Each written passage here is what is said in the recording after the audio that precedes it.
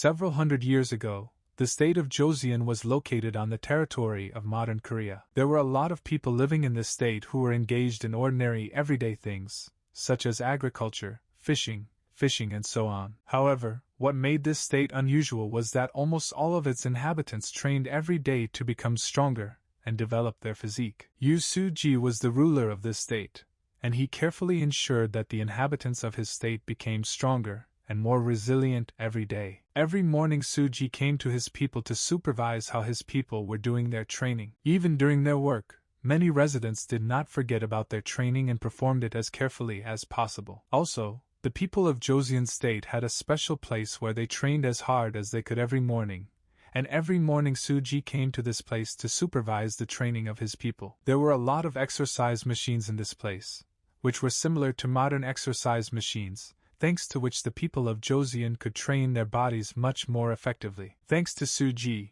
most of the men in Joseon had a strong and pumped-up physique. In addition to training, some men also adopted a special diet to make it easier for them to build their muscle mass. However, not all men found it so easy to pump up their bodies, and many found it very difficult to pump up their bodies. While some men pumped up their muscles with ease, others tried their best not to pass out during training. Many Joseon men found it difficult to endure such training, but they still tried their best to become even stronger. Suji was very proud that his people were becoming stronger and more courageous every day. Several centuries have passed since then, and modern Korea was formed in the place where the state used to be. Choi Young-jik was an ordinary Korean who was actively involved in sports and began to study the history of his country at one of the state universities. Young-jik began training since he went to serve in the army, where there were extremely harsh conditions and strict discipline. During his service in the army, Young-jik began to become very interested in bodybuilding, and after the army he began to study at one of the state universities at the history department. However, even after Young-jik started studying at the university,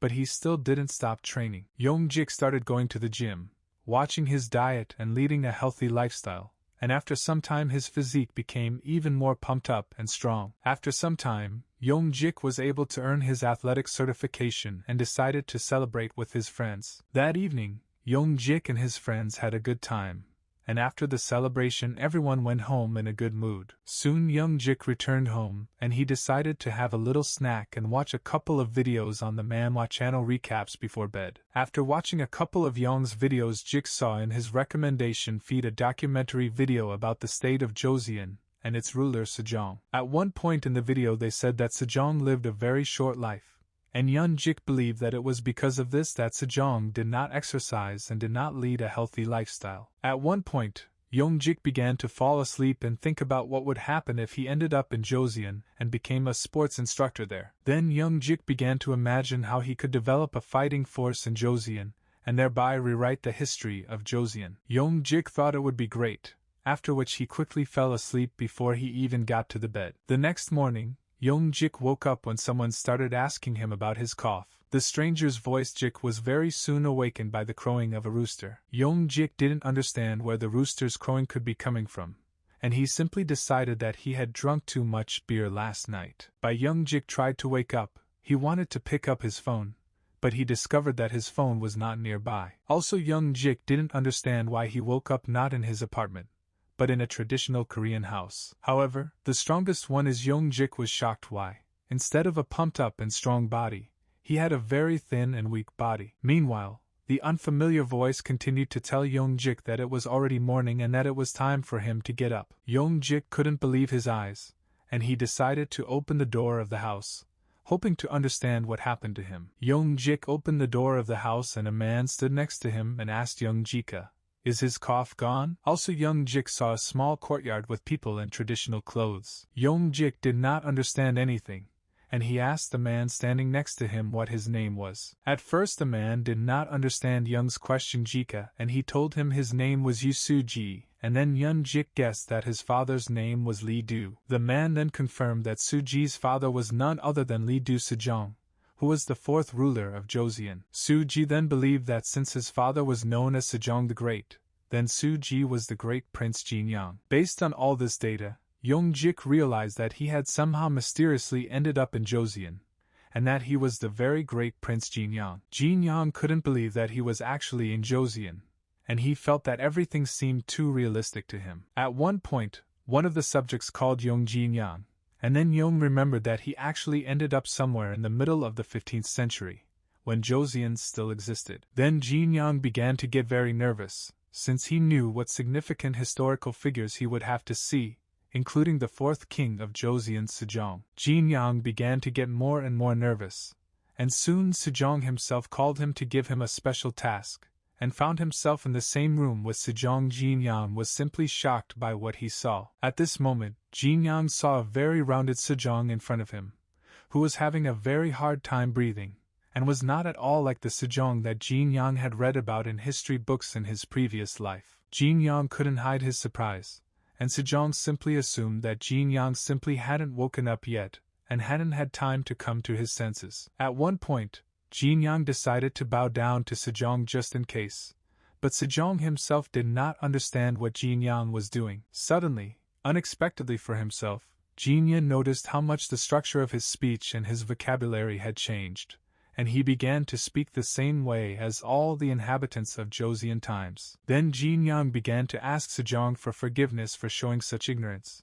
but Sejong himself said that he did not hear any ignorance in his son's words. After this, Sejong told Jinyang that he greatly appreciated his talents, and so he asked Jinyang to rewrite the Kangmak, which described all the events in Joseon. Sejong said that in order to carry out this assignment, Jinyang must go to the Chihyunjang Educational Institution, after which Jinyang went to Chipyeongjing. After some time, Jinyang reached Chipyeongjing, where many different scientists usually gather, where they conducted their scientific research. Once in Chipyeongjang, Jinyang thought that if he found himself in this era, he would have to regularly visit this place in search of various historical data about Joseon. One of the visitors to Chipyeongjang told Jinyang that if he could rewrite the Kangmak, he would receive many eulogies, and the people of Joseon would honor Jinyang even more. However, Jinyang told the stranger that Yong, the Grand Prince of Anpyeong State, had much better handwriting, and the stranger thought that Jinyang was just being a little modest. After a couple of minutes, Jinyang began to study Kangmak, and he was surprised that he not only understood the local speech well, but also perfectly understood the local written language. After a couple of seconds, Jinyang noticed that the Kangmak had very large characters, and he believed that Sejong had some vision problems. Jinyang also applied his knowledge as a sports instructor from a past life, and he concluded that his father Sejong suffered from second-degree obesity, which led him to serious health problems. In addition, Jinyang noticed that even though it was quite cool this morning, Sejong's face was dripping with a lot of sweat. Jinyang then concluded that the fourth king of Joseon, Sejong, suffered from severe diabetes. From his past life, Jinyang knew that with such indicators, Sejong would soon die and leave behind a successor. Sejong's successor will be Jinyang's older brother Li Hyang, who will receive the title of King Munjang, who will also die soon after the coronation from severe weakening in the body. After King Munjang, Tanjong will sit on the throne,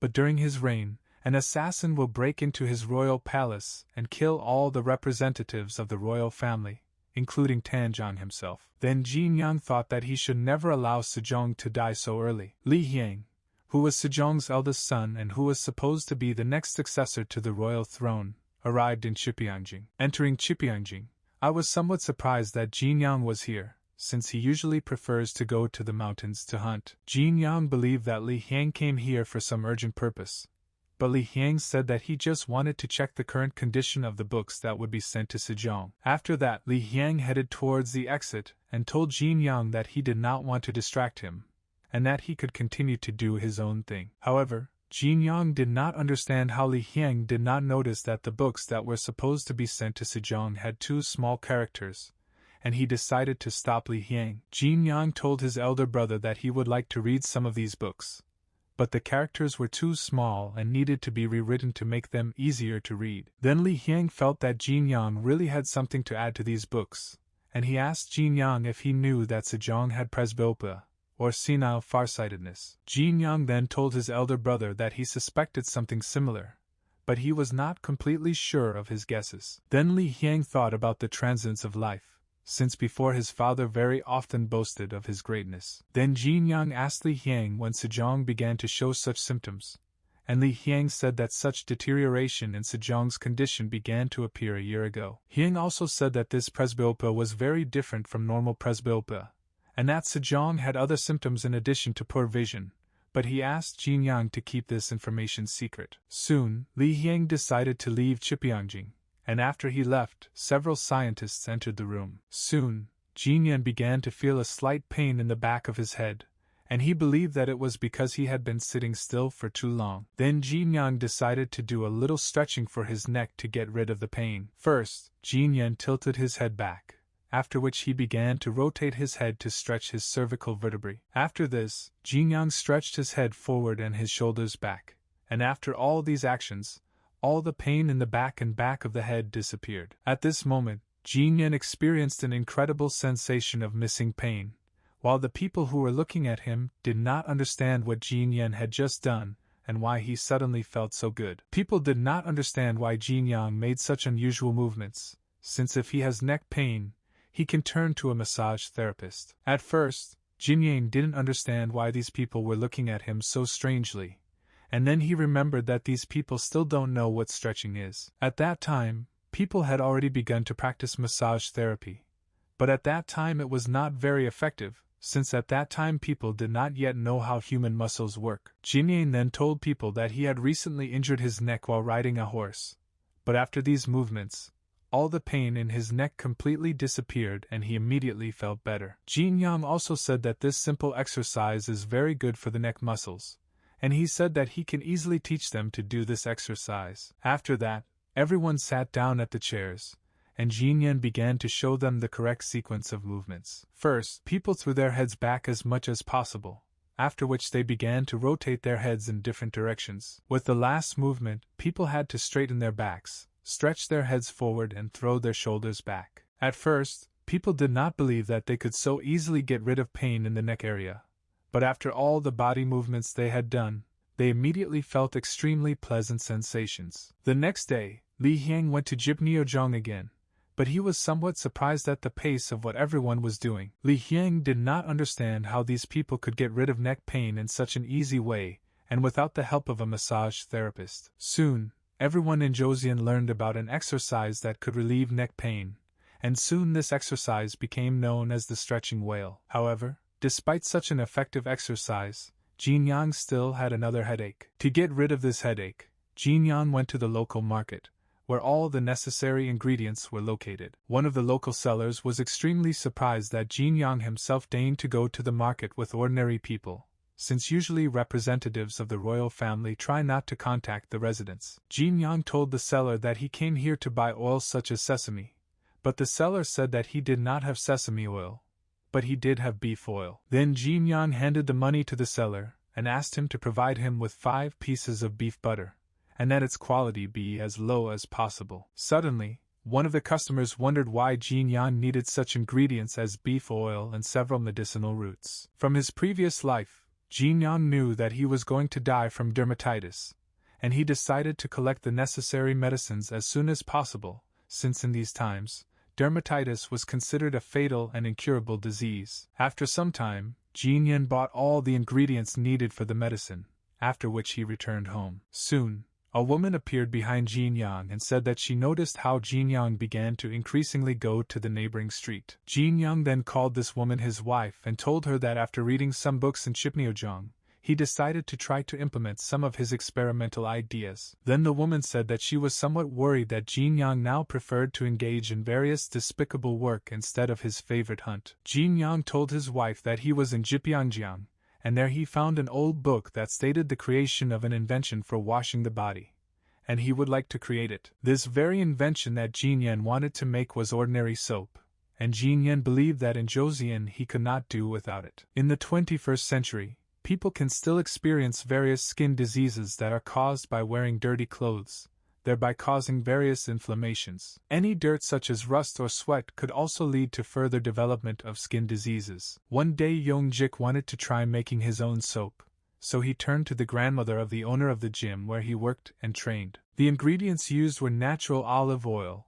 water and the ash of burnt rice straw, and when all these ingredients were mixed and heated, an excellent soap was produced. Jin Young's wife did not understand how to wash herself with oil, because if the oil gets on the skin, the body will only become dirtier. Then Jin Yang told his wife that thanks to soap, you can not only wash yourself, but also wash away various stains and dirt on clothes, which made the process of washing clothes and washing your body much easier. After that, Jin Yang's wife was silent for a while and moved on, and Jin Yang for a moment thought that his wife was dissatisfied with something, and he felt that his relationship with his wife was very strained. Jin Yang did not dwell on his wife's behavior and went to the kitchen, where he wanted to prepare soap. Jin Yang experimented with the proportions of the ingredients, and after several attempts he was able to achieve the desired foaming. Despite the good foaming, Jin Yang was wondering how effective his soap would be. The resulting liquid began to give off a strong unpleasant odor,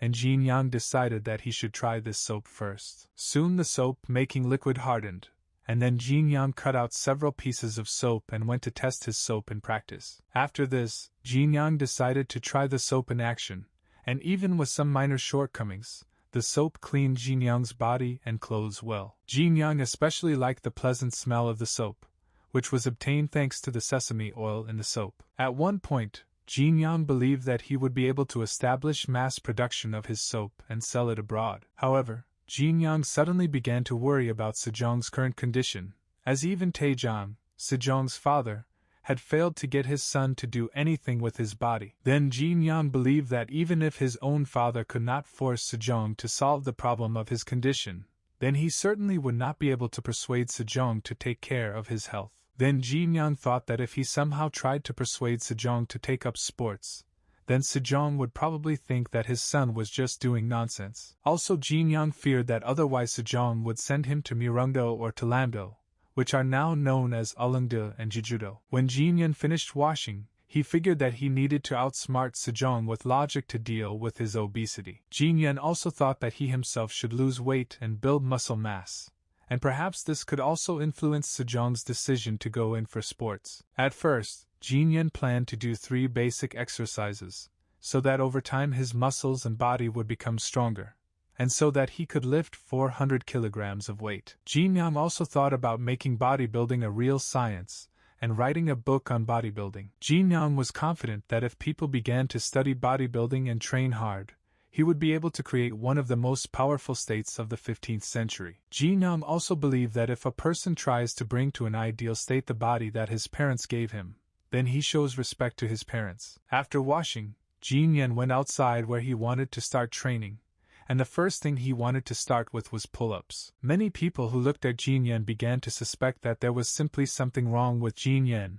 and that he had gone crazy. After doing the pull-ups, Jin Yang noticed that this body had a very interesting natural predisposition. After the pull-ups, Jin Yang began weighted arm extensions and curls, and managed to complete this exercise 29 times. After doing arm extensions and curls, Jin Yang began doing push-ups, and he was able to do as many as 82 push-ups in a row. After doing the push-ups, Jin Yang decided to do the dragon plank, and he did this exercise so many times that at one point he just stopped counting how many times he did the dragon plank. Suddenly Jin Yang noticed that even with such a large and sagging belly, he performed all the exercises without any difficulty. Then Jin Yang believed that this was all thanks to the genes of Taejo Lee Songjiwai, the founder and first ruler of Joseon. Soon, Jin Yang finished his training, and at that moment, people came to him and brought him his goods. These people brought Jin Yang several iron dumbbells, with which Joseon could perform even more different exercises. After this,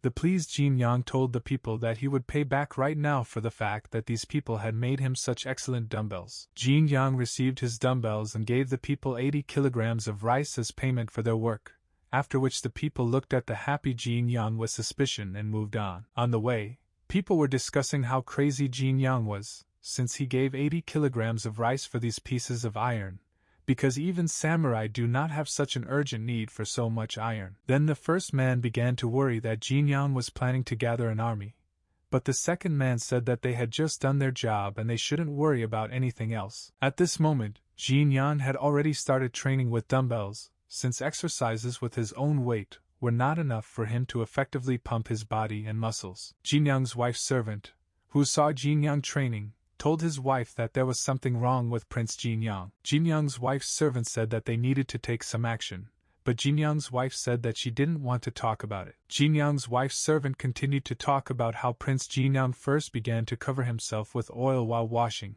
and now he gave 80 kilograms of rice for an ordinary pile of iron. Also, Jinyang's wife's servants remembered the times when Prince Jinyang used to enjoy hunting with his friends and began to completely ignore his wife. Then Jinyang's wife's servant asked her mistress what she did in her past life that her husband stopped paying attention to her. Then Jinyang's wife again asked her servant to stop talking about it, after which the servant immediately apologized and fell silent. At this moment, Jinyang's wife began to remember with warmth in her heart the times when she and her husband walked around the palace grounds, and how cherry blossoms grew everywhere. During another walk through the palace courtyard, Jinyan gave his wife a cherry blossom branch as a sign of his love and devotion to her. At this moment, Jinyang's wife picked up that same branch to cut it into 2 parts, thinking that every day she was losing her husband more and more. Jinyang's wife cut a cherry blossom branch and told her servants that she would like to go to bed early today, and that she would like to be alone with her thoughts. Jinyang's wife went to wash herself, and next to the candles she saw the soap that Jinyang had made. Jinyang's wife took the soap in her hands, looking at it, and trying to understand exactly how they should wash. Jinyang's wife decided to try washing herself with soap, and she began to slowly and carefully rub the soap over her body. Jinyang's wife was surprised at how the soap started producing so many bubbles and how effectively the soap cleaned her skin. After another workout, Jinyang decided to wash himself again, and he thought that at his next workout he should start training with even more weight. Suddenly someone entered the bathhouse, and then Jinyang noticed that it turned out to be his wife. Jinyang was very happy when his wife told him that she liked his soap, which cleaned her body perfectly. The only thing that did not suit Jinyang's wife was that the soap had too much of an oil smell, and she was afraid that people passing by would think that she was the wife of a soap merchant. Then Jinyang thought that he should replace the sesame oil with pork or beef oil, but all these oils were very expensive, which would interfere with the mass production and sale of soap. Then Jinyang's wife suggested that her husband use linseed oil instead of sesame oil, which would make the soap have a more pleasant smell and make its production cheaper. After that, Jinyang thanked his wife, to which Jinyang's wife herself said that it was all nothing, after which she immediately became embarrassed. After this, Jinyang went to a coastal village where one of Jinyang's acquaintances lived. Soon Jinyang reached this village, and there he met the same acquaintance who had been a beater during his last winter hunt. During a hunt, this man was seriously injured when he was attacked by a deer, and that time this man saved Jinyang by taking all the wrath of the angry deer upon himself. Jinyang said that even though a lot of time has passed since then, he still remembers how this man helped him, and Jinyang wanted to thank this man. Jinyang told the man that he would now send his family 2 bags of rice, 2 bottles of sesame oil, eggs, chicken and other food items once every 2 weeks. In exchange for this, Jinyang only asked the man to report to him every 2 weeks information about changes in the height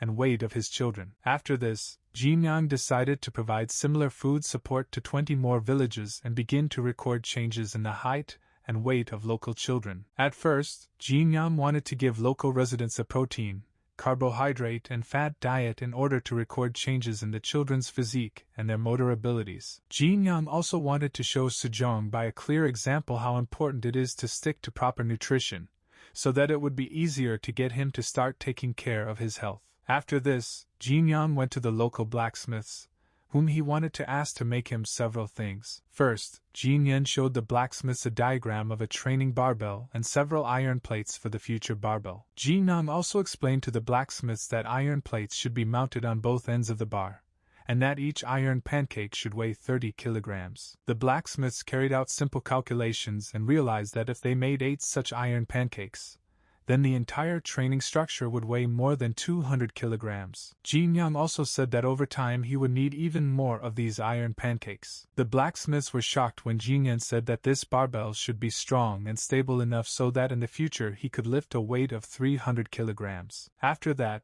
Jinyang put his hand into his sleeve, pulled out another diagram, and said that he had one more thing to do. Jinyang took out a drawing and asked the blacksmiths to make 1 iron plate and roll its rod about 3 feet long. Jinyang wondered whether, given the technical conditions of the Joseon era, it would be possible to make a working jokian, a firearm that was previously used in Joseon. On the way home, Jin Yun thought about how he had undergone many positive changes since he arrived in this era. Also on the way home, Jin Yun told one of the blacksmiths with whom he was walking that now with all his heart he wants to restore order in Joseon. At one point, Jin Yang decided to evaluate some of the physical parameters of the blacksmith with whom he walked to the royal estate. Jin Yang was shocked that this blacksmith had a surprisingly very strong and muscular body, to which the blacksmith himself said that he had had such a physique since childhood. Then Jin Yang believed that this blacksmith would be ideal for his first tests, and he invited the blacksmith to become his student on the path of improving his body. The young blacksmith immediately accepted Jin Yang's offer,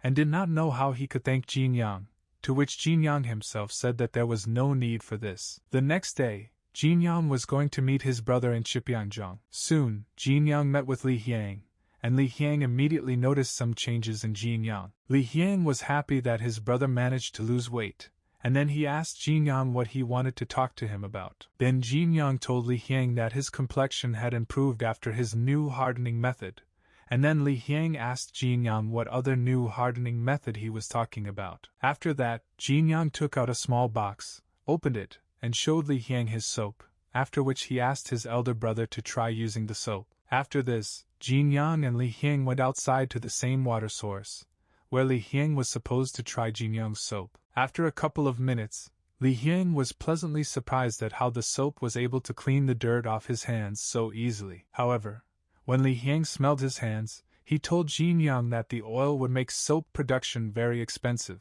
Then Jin Yang remembered his wife's words that if in the process of making soap he used tetradium oil along with a couple of handfuls of rice, the production will be cheaper. After that, Jin Yang and Li Hyang returned back to Chipyeongjong, where Li Hyang took out a piece of paper and began to write something down there. Jin Yang picked up a piece of paper on which Li Hyang wrote that he managed to get rid of severe dirt thanks to soap, and that now all officials should wash their hands with soap every day. Li Hyang believed that despite the price of soap, almost anyone could afford it, but due to the unknown nature of soap, no one would buy it in large quantities. Li Hyang also said that first he would like to force all officials to wash their hands with soap, so that in the future they will start washing their entire bodies with soap. In addition, Li Hyang proposed to first start selling soap at private auctions so that he could impose his own tax on it, and thereby receive a new source of income. Then Jin Yang was once again convinced that Li Hyang truly fully justified his status as the future king of Joseon. Meanwhile,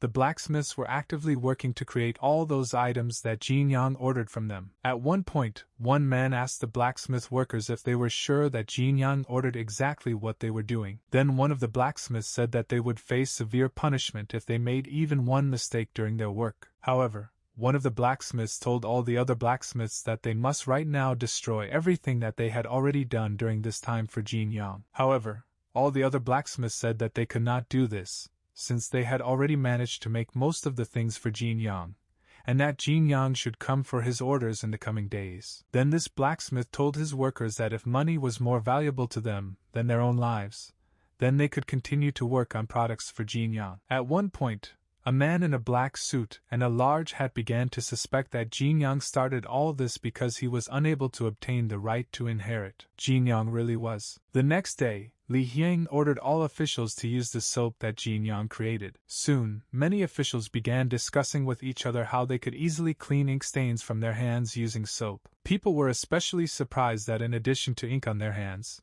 soap also helped remove oil from the skin, considering soap to be some kind of incredible miracle cure. The officials were also very surprised that all this soap was created by Jin Yang, who had never before done such things that were useful to people. Meanwhile, Jin Yang was actively training with new barbells and iron plates for them. The first thing Jin Yang wanted to do was do some bench presses, which were great for pumping up the chest and arm muscles. After a couple of minutes, Jin Yang managed to bench press 10 times in a row with a total barbell weight of 120 kilograms. After the exercises, Jin Yang was amazed that his muscles were developing so quickly, as if the god of bodybuilding himself was helping him. Jin Yang finished doing the bench press, and the blacksmith who was belaying Jin Yang during the exercise told Jin Yang that he was doing a great job lifting such a large weight. Jin Yang believed that even though this barbell was more like the barbells that no one usually uses in the gym, it was still very useful. However, at first Jin Yang had some difficulties in making all these rods and iron plates,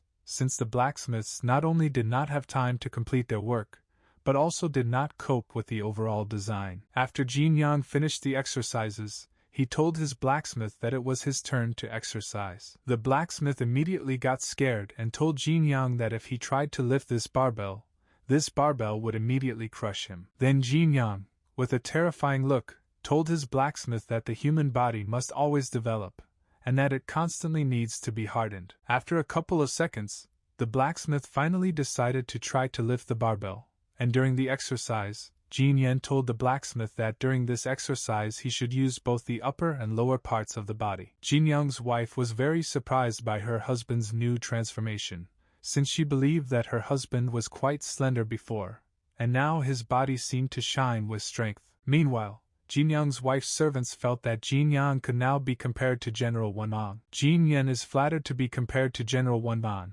and for a moment, he even forgot that he had to ensure the blacksmith. Then Jin Yang began to tell his wife and her servants about how brave and courageous Wanman was in his youth, and how in adulthood Wanman became one of the best generals in the entire history of Joseon. While Jin Yang continued to talk about General Wanman, the blacksmith could no longer hold the heavy barbell normally. At one point, everyone heard a very loud sound coming from the direction of the door. Later, everyone realized that someone started knocking very hard on the entrance gate. Then Jin Yang headed towards the gate with thoughts of who dared to knock on the gate so unceremoniously. Jin Yang did not have time to approach the gate, and people in dark outfits had already begun to approach from there. Among the uninvited guests was also Captain Li Qi, who was Jin Yang's longtime rival. Jin Yang's wife began to express indignation that these people had broken into Prince Jin Yang's domain, and such bravery greatly frightened Jin Yang's wife's servants. One of the men in dark clothes extended his hand towards Jin Yang's wife,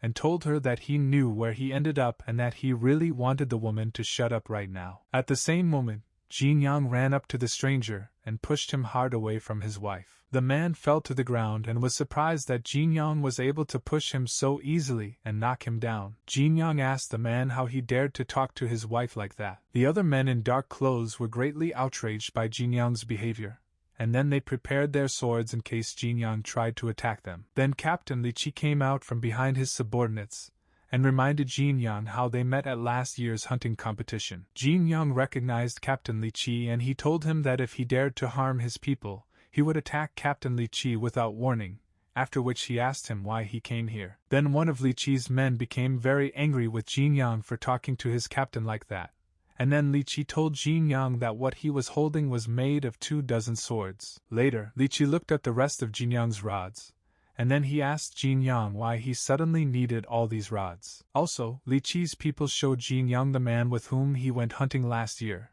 and now this man was in very serious condition. Then Li Qi believed that Jin Yang was planning to organize a rebellion against his own family with the help of ordinary residents, in order to later become the rightful ruler of Joseon. Then Jin Yang told Li Qi that these were just his personal speculations, and then he said that Li Qi was neglecting his authority since he brought his soldiers to his house. However, Li Qi told Jin Yang that he did not need any proof, as he was fully confident that Jin Yang was planning to organize a rebellion with the help of ordinary people. Li Qi also told Jin Yang that he and his people always act this way and always reach the truth. Then Jin Yang asked Li Qi what would happen if it turned out that he was wrong in his arguments, but Li Qi completely ruled out such an option, and he was confident that he was right. Li Qi also told Jin Yang that until he told the truth, he would torture people from the villages to which he provided supplies. Jin Yang then felt that even if he told Li Qi the whole truth, he would still not calm down, and would continue to try to show his worst side. Jin Yang also thought that after he ended up in this body and in this era,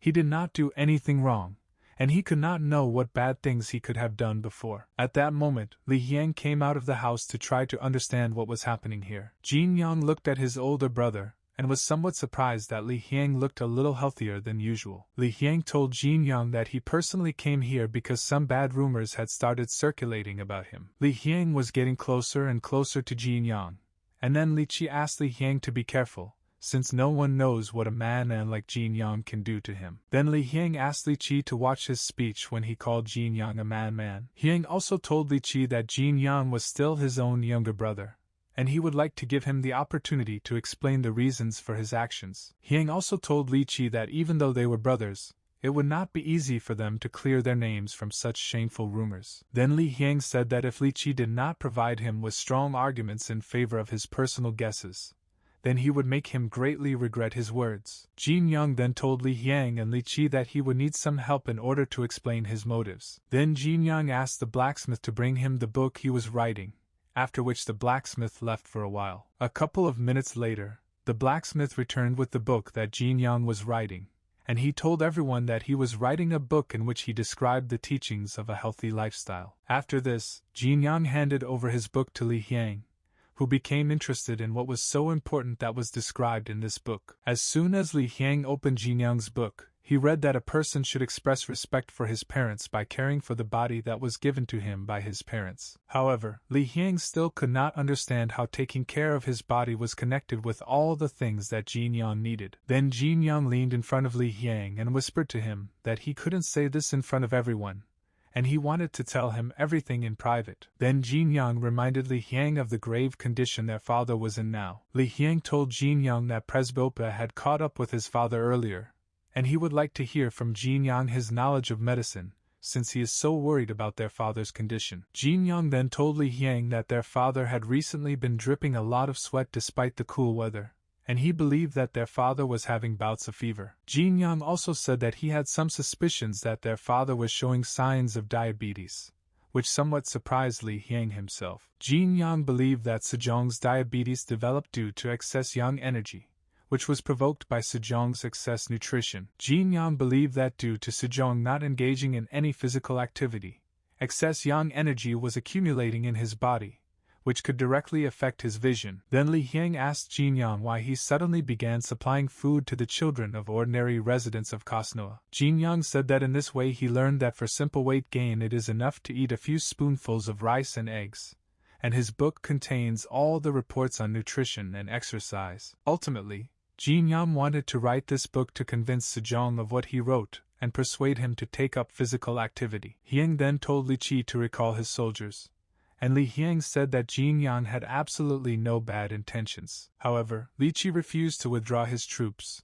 and he said that he and his men were monitoring the behavior of the citizens of Joseon, and that the king would not like the fact that someone dared to challenge the rights of his soldiers. Li Qi also pointed to his soldiers and said that among them were the most competent inspectors of various ranks, among whom there was even one young official who had only recently joined the ranks of his inspectors. Then Li Qi said that he could not leave here until he knew all of Jin Yang's true intentions. After that, Li Qi took out his fan, extended it towards Jin Yang, and said that if they want to drive them away, then let them start with him. Li Qi also told Li Hyang that he should not cover up someone's intentions just because of his relationship with that person. Li Qi also demanded from Li Hyang that he be firm and show the whole world the greatness of the laws of his country. Jin Yang looked at Li Qi and thought that he became the chief inspector for a reason, and he believed that if some measures were not taken, then this problem would not only affect him and Li Hyang. Then Li Hyang told Jin Yang that he would no longer be able to tell Li Qi, and he asked Jin Yang to explain on his own why he bought all these iron devices. Then Jin Yang told Li Hyang that he was ready to personally show the purpose of all these iron products with the help of his strength. Then Jin Yang once again told Li Hyang that due to excess yang energy, Sejong's vision had deteriorated, but Jin Yang was confident that if Sejong began to harden his body, he would be able to cope with his illness. Jin Yang also told Li Hyang that Sejong showed virtually no physical activity, and he hoped that over time he would be able to interest Sejong to take up physical training. Jin Yang also hoped that he would be able to convince his father to harden his body if Jin Yang showed strength comparable to that of Xiang Yu, a general of the Jin Empire. Then Jin Yang believed that if he could not convince Li Qi and his soldiers of the correctness of his intentions, then he certainly would not be able to convince his father. After this, Li Hyang told Li Qi and his soldiers that Jin Yang was developing methods for healing the human body, and all his iron devices were needed for training the human body. However, Li Qi still could not believe that all these iron objects, each of which weighed more than the heaviest cauldron, were intended for training. Then Li Hyang believed that it was because of all these iron devices that Li Qi came here with his inspection. Then Li Hyang invited Li Qi to show Jin Yang's strength in order to show them the true purpose of all these iron devices in practice, and clear Jin Yang's good name. Then one volunteer came out from the crowd of soldiers and wanted to compete with Jin Yang in strength. The volunteer told Jin Yang that if he lost to him in strength, it would become obvious to everyone that he was lying to everyone. After a couple of minutes, Jin Yen and the volunteer prepared to perform bench presses with the same barbell weight to see which of them would be stronger. Before starting to perform the bench press, Jin Yang explained to the volunteer that this exercise is good for strengthening the arm muscles from the elbow to the hand, chest, and shoulders. However, the volunteer did not accept Jin Yang from fishing, and he believed that everything depended on the strength of the person. Then Jin Yang began to perform the bench press and believed that the volunteer was simply afraid that he would be able to defeat the volunteer. Such words made the volunteer even more angry, which only motivated him more to defeat Jin Yang. It was very difficult for the volunteer to hold the barbell, but he could not give up so easily, since now the honor of the chief inspector was at stake. Then the volunteer put in even more effort to be able to lift such a heavy barbell. After a few seconds, the volunteer still managed to lift the barbell for the first time. After this, one of the soldiers who was ensuring the volunteer wanted to see how Jin Yang lifted the same barbell. At this moment, Jin Yang put a little more effort into lifting the same barbell. The volunteer looked at Jin Yang and grinned at the fact that at first Jin Yang pretended to be so strong, but now he couldn't lift the barbell. However, by that time, Jin Yang had already performed the bench press 8 times, and now he is finishing lifting the barbell for the 9th time. Everyone was shocked that Jin Yang managed to perform so many bench presses in such a short time, and Li Qi was the most surprised. After this, the competition ended, and everyone was completely convinced that Jin Yang actually used his iron equipment specifically for training. At this moment, the volunteer felt very ashamed that he could lose so easily in trying to defend the honor of the chief inspector. Then Jin Yan told the volunteer that nutrition and the amount of training depend on the goal. The volunteer was also very surprised when Jin Yang said that thanks to his diet and training system, he was able to lift weight up to 175 kilograms. The volunteer could not believe what he heard, and he believed that the victory over him simply turned Jin Yang's head, after which he left with Li Qi and the rest of the soldiers. Li Qi and his soldiers headed towards the exit, and Li Qi told Jin Yang that this time they would let them go, but he was still under suspicion. Li Qi also told Jin Yang that he would continue to do his duty, and Jin Yang believed that Li Qi was hinting that he would continue to watch over him. Then Jin Yang told Li Qi that in that case he would also watch him and his soldiers. After that, Li Qi finally left, and Jin Yang was glad that this time they managed to avoid a serious conflict. From then on, Li Hiang began to help Jin Yang complete his book, and then Jin Yang felt that along with one problem, he also received a good opportunity. Jin Yang also believed that if everything had gone differently, he would have found himself in a more hopeless situation. After Li Qi left, Jin Yan apologized to his wife and told her that he would now be more careful and discuss all his future plans with her. Jin Yan wanted to say something else to his wife, but suddenly his legs began to give way, causing him to almost fall. Jin Yang's wife managed to catch her falling husband and prevent him from falling to the ground. At this moment, everyone, including Jin Yang's wife herself, felt that Mr. Jin Yang was behaving somewhat indecently. After a couple of seconds, Jin Yang was able to get back on his feet, and his wife told him that if he wanted to do this with her, then they should retire to their chambers, after which Jin Yang retired to his wife. That same evening, volunteer Li Qi began to apologize to his captain for failing to defend his honor. Li Qi said that they should not worry about what had already happened, and he told his soldiers that he was able to gain some benefit from what had happened. Li Qi said that among all the metal products of Jin Yang, he was able to notice one interesting thing, which was very similar to a metal tubular weapon. Then Li Qi felt that Jin Yang needed this item for a reason, and Li Qi thought that Jin Yang was going to improve the existing firearms. At last year's hunting competition, Li Qi saw how Jin Yang, without any pity, dealt with one of the prey, like a ferocious and bloodthirsty beast. Li Qi could not believe that the Jin Yang whom he saw then was now busy with issues of improving the health of the human body. That day, Li Qi promised himself that he would personally monitor him in order to later reveal all his true plans. 3 months have passed since then, and one day something happened that Jin Yang could not have expected. That day, Jin Yan was training as usual, and at one point his wife approached him with the news that she was pregnant. Jin Yang couldn't believe what his wife had just told him, and he thought that they had conceived a child that day when they secluded themselves after Li Qi and his soldiers left. At this moment,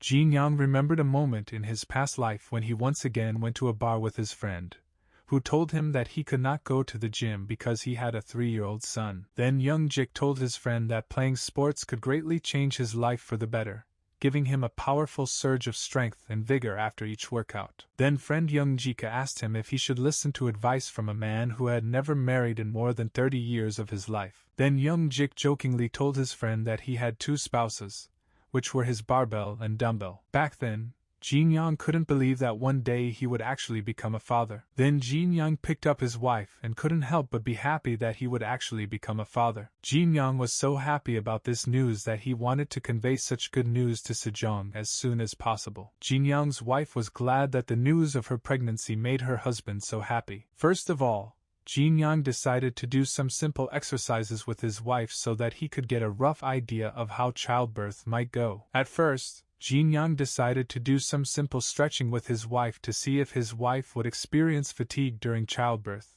but this was not enough. Jin Yang remembered that in this era, childbirth could lead to death due to some complications, and then Jin Yang felt that he needed to create a disinfectant in time to reduce the risks of childbirth. Within a few days, Jin Yang was able to create sojukori, a special container used to store soju, a traditional ancient Korean alcoholic drink. After this, Jin Yang called a local doctor to see him, to whom he wanted to show his invention. Jin Yang showed the doctor that he first pours alcohol into a container, which passes through a special narrow tube that cools the contents in the container. After this, Jin Yang ordered to bring him all the soju that was in the house in order to test the operation of his device in practice. After a while, Jin Yang was able to extract the alcohol he needed from soju, and he wanted to test the purity of the alcohol. In order to check the purity of the alcohol, Jin Yang took out another container, which was 80% filled with water. The specific gravity of pure alcohol must be 0.8%,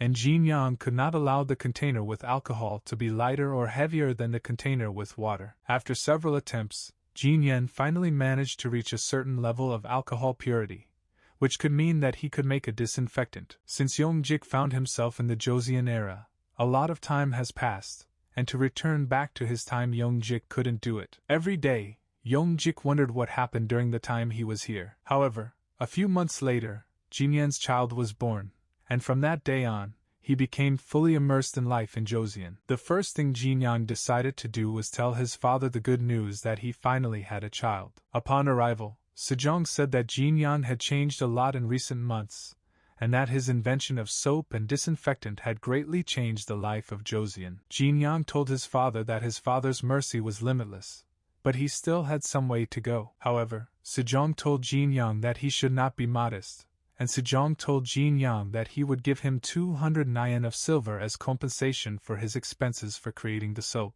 Sejong also told Jinyang that the birth of his son was the blessing of the entire royal family, and Sejong remembered that thanks to Jinyang's remedy, his wife returned to normal within a week after giving birth. Sejong then said that from this day forward, Jinyang's disinfectant should be used in the treatment of newborn children and their mothers after difficult births. At this moment, Sejong looked at Jinyan and thought that Jinyan used to be a simple youth, but now he has matured and is benefiting both families and the entire Joseon. Sejong's health deteriorated greatly, making it suddenly difficult for him to breathe. Within seconds, Sejong fell from his throne, and his subjects immediately called doctors to try to bring King Sejong back to his senses as quickly as possible. That same evening, Li Hyang told Jinyang that their father's condition had worsened, but this time Sejong was still able to come to his senses, but he was still worried about his condition. Li Hyang also told Jinyang that Sejong is now constantly thirsty, and his eyesight has deteriorated so much that he now has to hold a book right in front of his eyes to read something. Li Hyang also said that doctors are now giving Sejong a special healing decoction,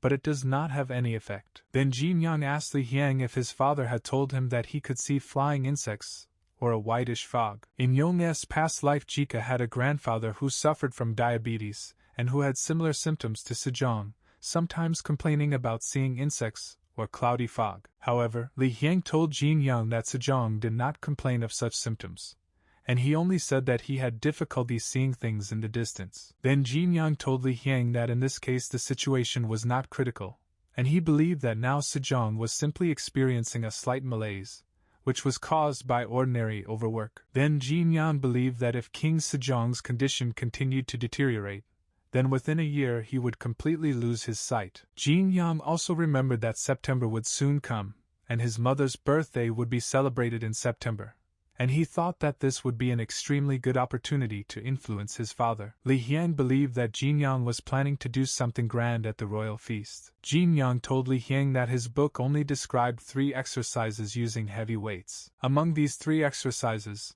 Jin Yang described the squat, bench press, and deadlift in his book. During a deadlift, Jin Yang should try to lift a barbell with a very heavy weight to waist level. Then Jin Yang calculated that by his mother's birthday he should reach 400 kilograms in these exercises. Li Hiang he was shocked that Jin Yang seriously decided to lift 400 kilograms of weight at his mother's birthday. Li Hiang then told Jin Yang how he had recently asked one of Joseon's most experienced soldiers to lift 600 kilograms. However, a barbell with such weight turned out to be too heavy for the soldier, and he was unable to lift the barbell. Jin Yang said that at the moment he is not able to lift 900 kilograms of weight, and to lift 400 kilograms he needs to try hard. However, Jin Yang believed that he should put in all his efforts to become strong enough to lift 400 kilograms of weight, and for the sake of his father. Hiang then told Jin Yang that he would also help him, and he said that his book described too many things that would be difficult for an ordinary person to understand,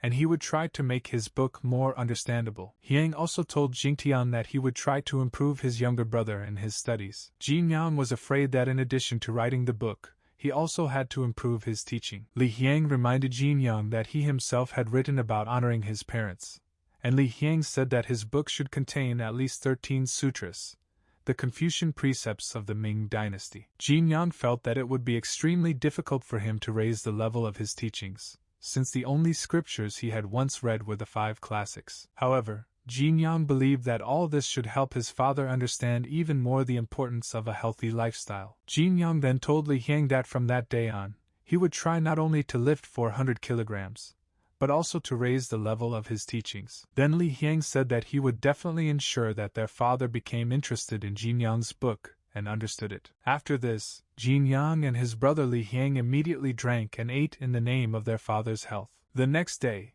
Jin Yang began to think about how he should prepare to lift 400 kilograms for his mother's birthday. Jin Yang also thought that if he himself did not try to lose all his excess weight, then he would definitely not be able to convince his father to think about leading a healthy lifestyle. Then, before starting his attempts to lift 400 kilograms, Jin Yang decided to first get rid of 8 kilograms of his excess weight. Then Jin Yang believed that in the conditions of this era of smama, an effective way to lose excess weight is to climb a mountain. Jin Yang began to climb the mountain with Li Hiang, who hoped with all his heart that Jin Yang would actually be able to lift 400 kilograms on his mother's birthday. Soon, the Jin Yang finished their climb up the mountain, and he immediately began to raise his level of teachings. Jin Yang began to read a book with various teachings, and he did not understand how he would be able to learn everything that was described in this book. Then Jin Yang remembered Li Hiang's words that he managed to learn all these teachings in 2 weeks. He believed that with such talent,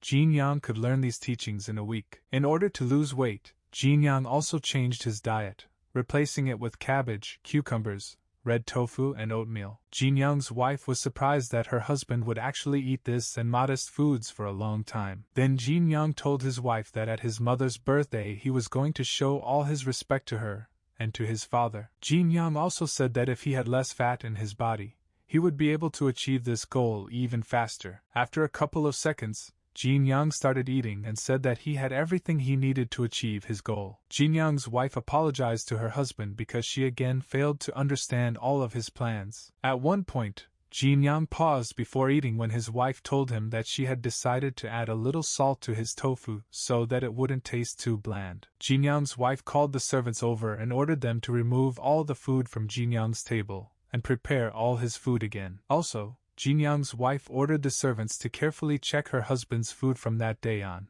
so that all of Jin Yang's food would always be fresh. For a long time, Jin Yang continued to train hard, lifting more and more weight every day. Jin Yang also continued to try to get rid of excess weight by climbing mountains with Li Hiang, and every day they climbed higher and higher. In between training sessions, Jin Yang also did not forget to increase his level of teachings, memorizing more and more wisdom each time. At one point, Jin Yang and his brother were able to climb to the very top of the mountain that they climbed together every day. Jin Yang looked down at Josian and thought only that the time he had spent on all this had passed too quickly. Soon the birthday of Sejong's wife arrived, to which a lot of guests came. There were a lot of people at the birthday party who entertained Sejong and his wife in every possible way. Sejong's wife was very pleased with how people could ride horses in such an unusual way. Sejong himself pretended to like everything, but in reality he could not properly see everything that was happening around him. Jin Yang was scheduled to perform last,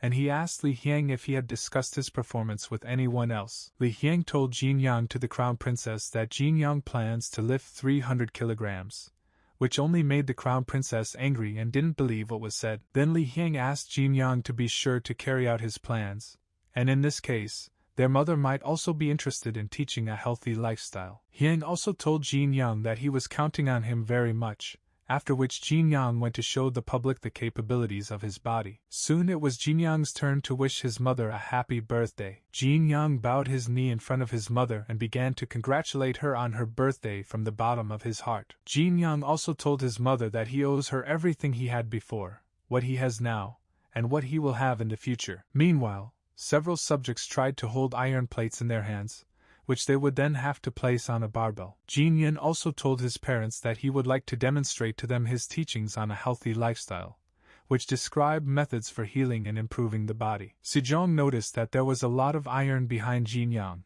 and he asked Jin Yang what he was going to do with all these iron things. Jin Yang told his father that all this was just a small performance that he would like to repay his parents with. After that, Jin Yin took off the canvas and told his parents that today he would like to demonstrate to them the capabilities of his body, which they gave him at birth. At this moment, the entire royal guard was shocked by how strong Jin Yang seemed. At this moment, Jin Yang's servants had already managed to place the required number of iron plates on the barbell. The first thing Jin Yang planned to do was bench press, but no one understood what Jin Yang wanted to do. At this moment, Jin Yang was being observed by Li Qi and his undercover soldiers, and they noticed that the barbell had become several times larger and heavier since their last meeting. Meanwhile, Jin Yang had time to prepare to perform a bench press, after which he removed the heavy barbell from the support racks. After a few seconds, Jin Yang was able to lift such a heavy barbell almost effortlessly. Everyone who looked at Jin Yang was shocked that Jin Yang was actually able to lift such a heavy barbell. After the exercise, Jin Yang put the barbell back on the support stands,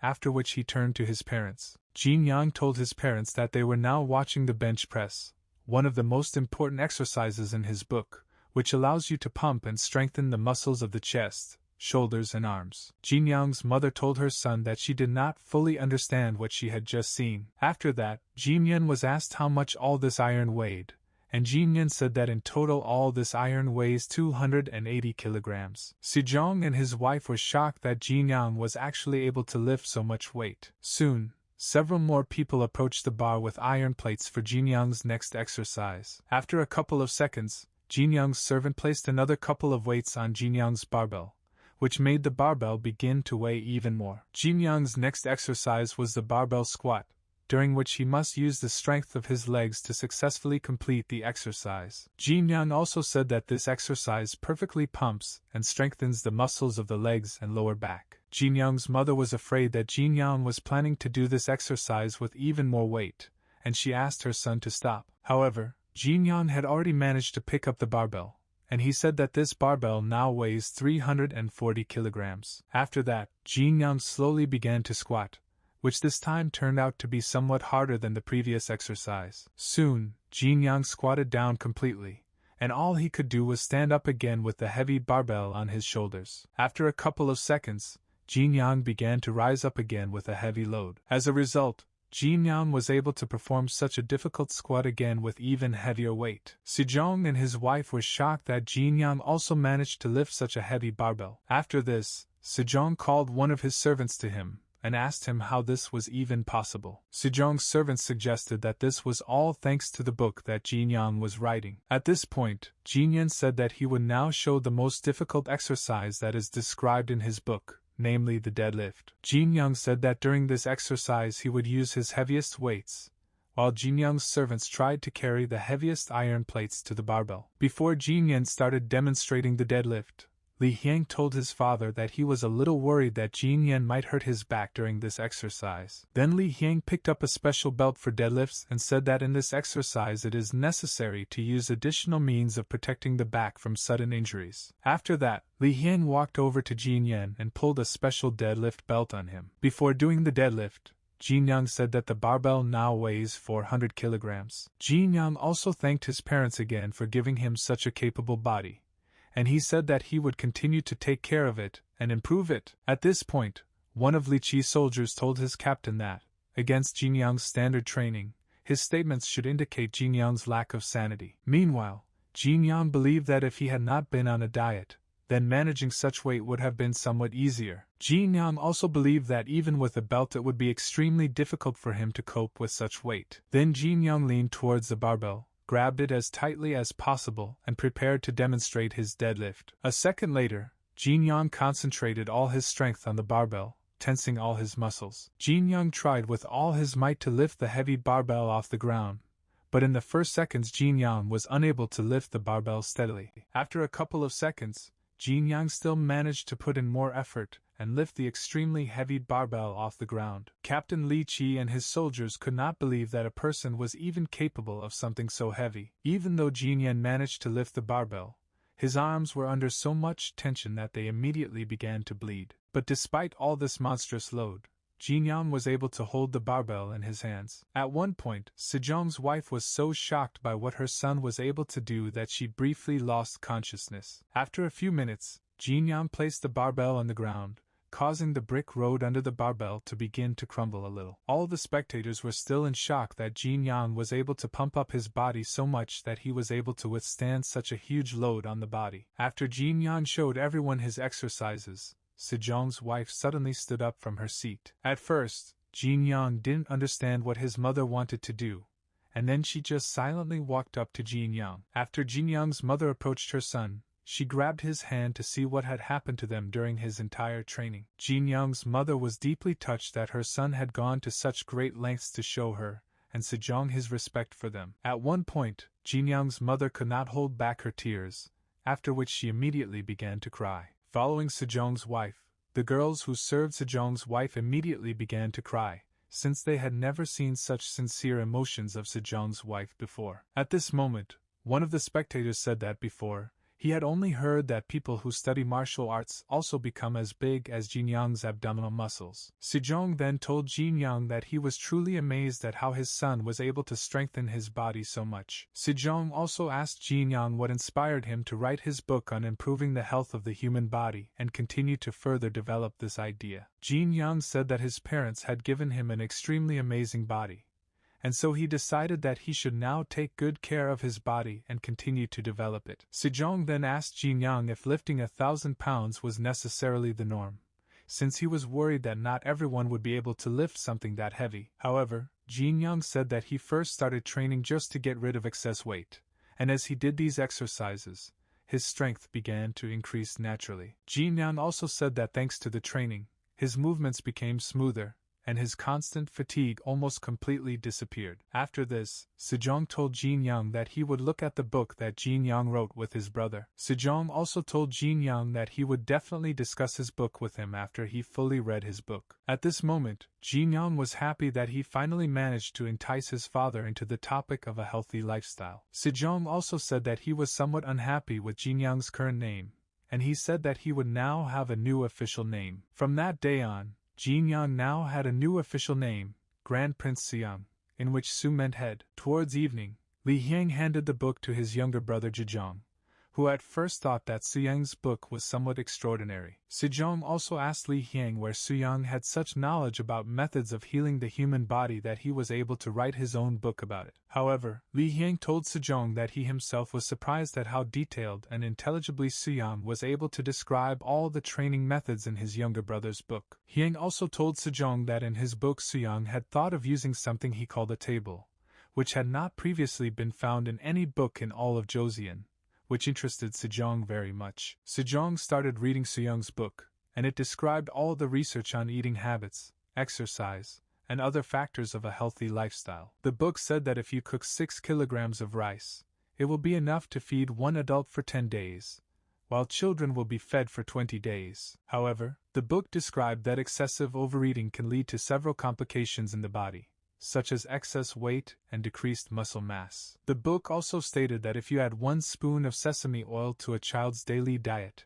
his body will always be full of strength and energy. However, with such a diet, the child will gain 300 grams of fat per month, after which Sejong looked at his plump body and thought about something. The next day, Li Hyang came to Suyang, and Suyang asked his elder brother what his father said about his book. Li Hyang told Suyang with a smile on his face that his father wanted to study Suyang's teachings, which made Suyang very happy. The joyful Suyang told Li Hyang that he had already prepared all the supplies necessary for Sejong for his first training. Happy Suyang wanted to start training with Sejong as soon as possible, since first he was going to teach him to hold the correct position while doing the exercises. However, Li Hyang told Suyang that Sejong was somewhat busy right now and that he would like to discuss things a little later, which surprised Suyang somewhat. In fact, Sejong simply walked around the territory of the royal estate, regularly asking the servants to bring him jokyeon, a Korean toffee diluted in water. Then Suyang decided that if Sejong was not going to come to the training on his own,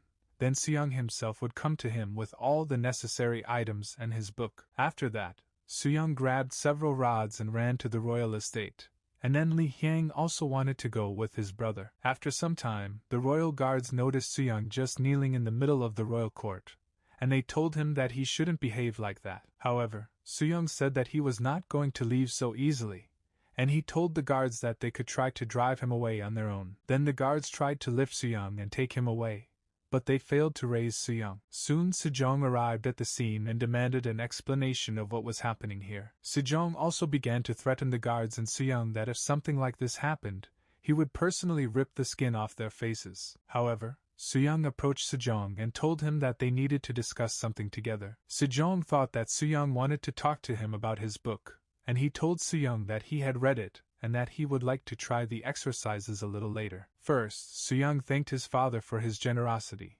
after which he said that they should start studying from today and continue studying further. Suyang insisted that Sejong start studying with him now, but Sejong himself firmly insisted that he was busy now and that he would like to start studying later. Sejong also began to suspect that Suyang wrote this book solely because he knew about Sejong's illness. Suyang said that all of Sejong's symptoms had already become extremely noticeable, and he believed that Sejong should recover from it as soon as possible through exercise. Sejong then asked his royal physician what symptoms Suyang was talking about, and the doctor said that Suyang was most likely talking about King Sejong's constant thirst and excessive sweating. Then Suyang believed that Sejong consulted a doctor precisely after his book, since it was after reading it that he began to worry about his health, but he still rejected physical exercise. Then Suyang decided to scare Sejong a little and said that he suspected Sejong of diabetes, and he decided to bring his body to the state of a person who suffers from this serious illness. Then Sejong was very surprised by what Suyang had just told him about diabetes. Suyang told his father his idea so seriously that even Li Hyang for a moment believed Suyang's words that he had conducted such experiments on himself.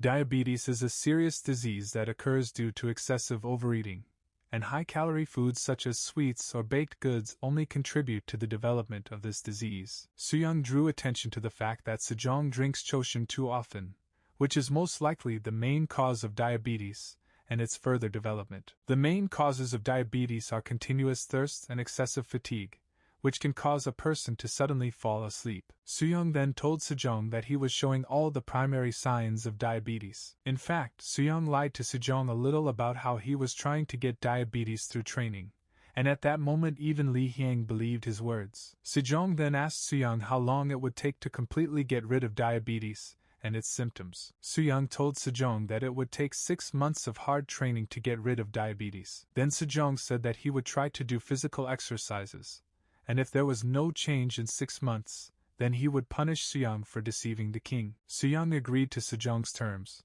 after which they went to train together. First of all, Suyang decided to give Sejong a little warm-up in the form of horse riding. While riding a horse, Sejong found it very difficult to sit with his back straight. Sometimes Sejong began to slouch, and Soo-young constantly reminded him to keep his back straight. Sejong could not look at such a stern expression on Soo-young's face, because if Sejong leaned over even a little, then Soo-young would immediately show his dissatisfied face and point out to Sejong his mistakes. During this training, Sejong only dreamed of finishing this exercise as soon as possible. An hour after starting the exercise, Soo-young told Sejong that he could finish this exercise, which made Sejong very happy. However, Soo-young told Sejong that this exercise was just a small warm-up before the main exercises, which made Sejong very upset. After horse riding, Soo-young told Sejong to do barbell squats. Sejong that this exercise was even more difficult than riding a horse, which made Soo-young look at his father more and more sternly, pointing out his mistakes when performing the exercise. During the barbell squat, Soo-young gave Sejong tips on how to properly perform the exercise, such as the required number of repetitions, leg and back position. After a few exercises, it was time for lunch. Sejong was incredibly happy that he would finally be able to eat and regain his strength. Sejong was brought rice, oatmeal, tofu and other foods that Soo-young ate during his training. Sejong was very disappointed with his lunch today, as he was already used to eating various delicious dishes every day. The first thing Sejong decided to try was rice, but it seemed to him that the taste of rice was more like horse feed. Then Sejong decided to stop eating what they brought him, after which he called his cook to him. Soon, Sejong's personal chef arrived, and Sejong then began to express his dissatisfaction with him about his food today. Then Sejong demanded that they bring him what they usually cook for him, and throw what was now on the table to the horses. Meanwhile, Soo-young watched his father from the side and listened as Sejong began to complain about his food today. After a couple of seconds, Soo-young looked at Sejong again with his intimidating gaze and asked him why he refused to eat the food that was just brought to him. Sejong was scared by his son's sudden appearance in the room, and Soo-young explained to his father that he himself asked the cook to prepare such food. Soo-young also said that in order to control sugar in the body, he also asked the cook and the rest of the servants not to pour Sejong any more jokian, to make it easier for Sejong to lose weight. However, Sejong was still dissatisfied with his food, as he thought that these dishes tasted very bad. Then Soo-young himself reminded Sejong that he himself had promised to follow his instructions for 6 months. Soo-young also recalled one of the Confucian teachings, which said that for a noble man, any promise he makes should be even more valuable than life. Then Soo-young showed Sejong all his dissatisfaction with the fact that his father could not follow such a simple thing as a proper diet. Then Sejong calmed down a little and continued to leisurely eat his lunch, while thinking about how Soo-young could be so stubborn and expedient. After one of his regular workouts, Sejong went to his bedroom to do some work. However, Sejong was so tired after another training session that his hand was constantly shaking from tension, which made him unable to write on paper normally. Due to the constant tension in his hands, Sejong had already ruined several sheets of paper, but he still tried to write normally. That evening, Sejong thought only that after 2 weeks of hard training he had not achieved any result. At this moment, Sejong suddenly became hungry, and he ordered his servant to bring him his night meal. However, at that moment, instead of the servants, Soo-young arrived to Sejong, who again looked at Sejong with his creepy and cold gaze. Sejong was very frightened by such a sudden appearance of his son, which is why Sejong thought that now he would simply die of fear. Soo-young then apologized to his father, and told him that he just wanted to check on him and make sure he was okay. A few seconds later, Soo-young left Sejong's bedroom, who at that moment thought that now this cold gaze of Soo-young would appear in his nightmares. Soon Sejong decided to go to bed, and he began to somewhat regret that he agreed to these trainings, since because of them he could not normally carry out his government duties. Sejong soon fell asleep, and the guards who stood at the entrance to Sejong's room were very surprised that for the first time in a long time, Sejong stopped snoring in his sleep. At this moment, Sejong had a dream in which he still managed to strengthen his body in the same way as Soo-young once did. It's been a month since Sejong started following a healthy lifestyle. One day Soo-young decided to contact Chan Young-silyu, who was an inventor at the royal estate. When Soo-young arrived at Chan Young's place, he saw that Chan Young was sleeping right at his workplace. Soo-young was also somewhat frightened by the unusual wooden doll that stood on Chan Young's desk. After a couple of seconds, Soo-young noticed that Chan Young began to become delirious in his sleep. However, after a second, Chan Young raised his head, looked at his head and continued to rave. Soo-young felt that Chan Young had some mental problems if he was talking to a doll, which made him feel a little awkward watching Chan Young. Meanwhile, Chan Young was still delusional, and his behavior became more and more creepy with each passing second. At one point, Soo-young finally decided to try to talk to Chan Young, who did not expect that there was someone else in the room with him. Then Chan Young apologized to Soo-young for his impartial appearance, and politely asked Soo-young about what issue Soo-young came to him. From his past life, Soo-young remembered that Chan Young was a true genius of his time who made invaluable contributions to the life and development of Joseon. At one point, Soo-young felt that the Chan Young he was looking at right now was very different from the Chan Young he had read about in his previous life. Soo-young decided not to pay attention to Chan Young's mental state, and then he told Chan Young that he would like to ask him to make one device for him. Soo-young also handed Chan Young his drawing and said that the emperor himself wanted Chan Young to create this device. However, Soo-young said something wrong, which instantly caused Chan Young to become extremely hysterical. Soo-young didn't understand what he did wrong, while Chan Young continued to scream. Soo-young then asked Chan Young if he knew about his book on living a healthy lifestyle. And then Chan Young said that there are literally no people left in Joseon who don't know about his book. Young also said that he saw with his own eyes how Soo-young lifts a monstrously heavy barbell. Then Soo-young believed that Chan Young was probably aware that Sejong had begun to independently study health promotion techniques. But due to the upcoming cold weather, the king would not be able to train outside. Then Soo-young showed Chan Young his drawing and said that he would like Chan Young to assemble special stilts for Sejong that would simulate a real run. Chan Young said that he had not worked with such structures before, and he told Soo-young that it could take up to several years to create such a device. At this point, Soo-young realized that it would be difficult for Chan Young to design a device similar to a modern treadmill. Then Soo-young told Chan Young that when he began to strengthen his body, he also experienced a lot of difficulties and torment. Soo-young also said that every time he tries to imagine Sejong going through the same torment, his heart becomes heavy, and then he said that they should not count on this path yet. At first, Chan Young thought that this device should help strengthen the body, to which Soo-young said that along with the growth of skills, the weight with which one has to strengthen one's body also increases. Soo-young also said that when he himself was just starting to strengthen his body, he repeatedly felt unpleasant sensations such as pain in his arms,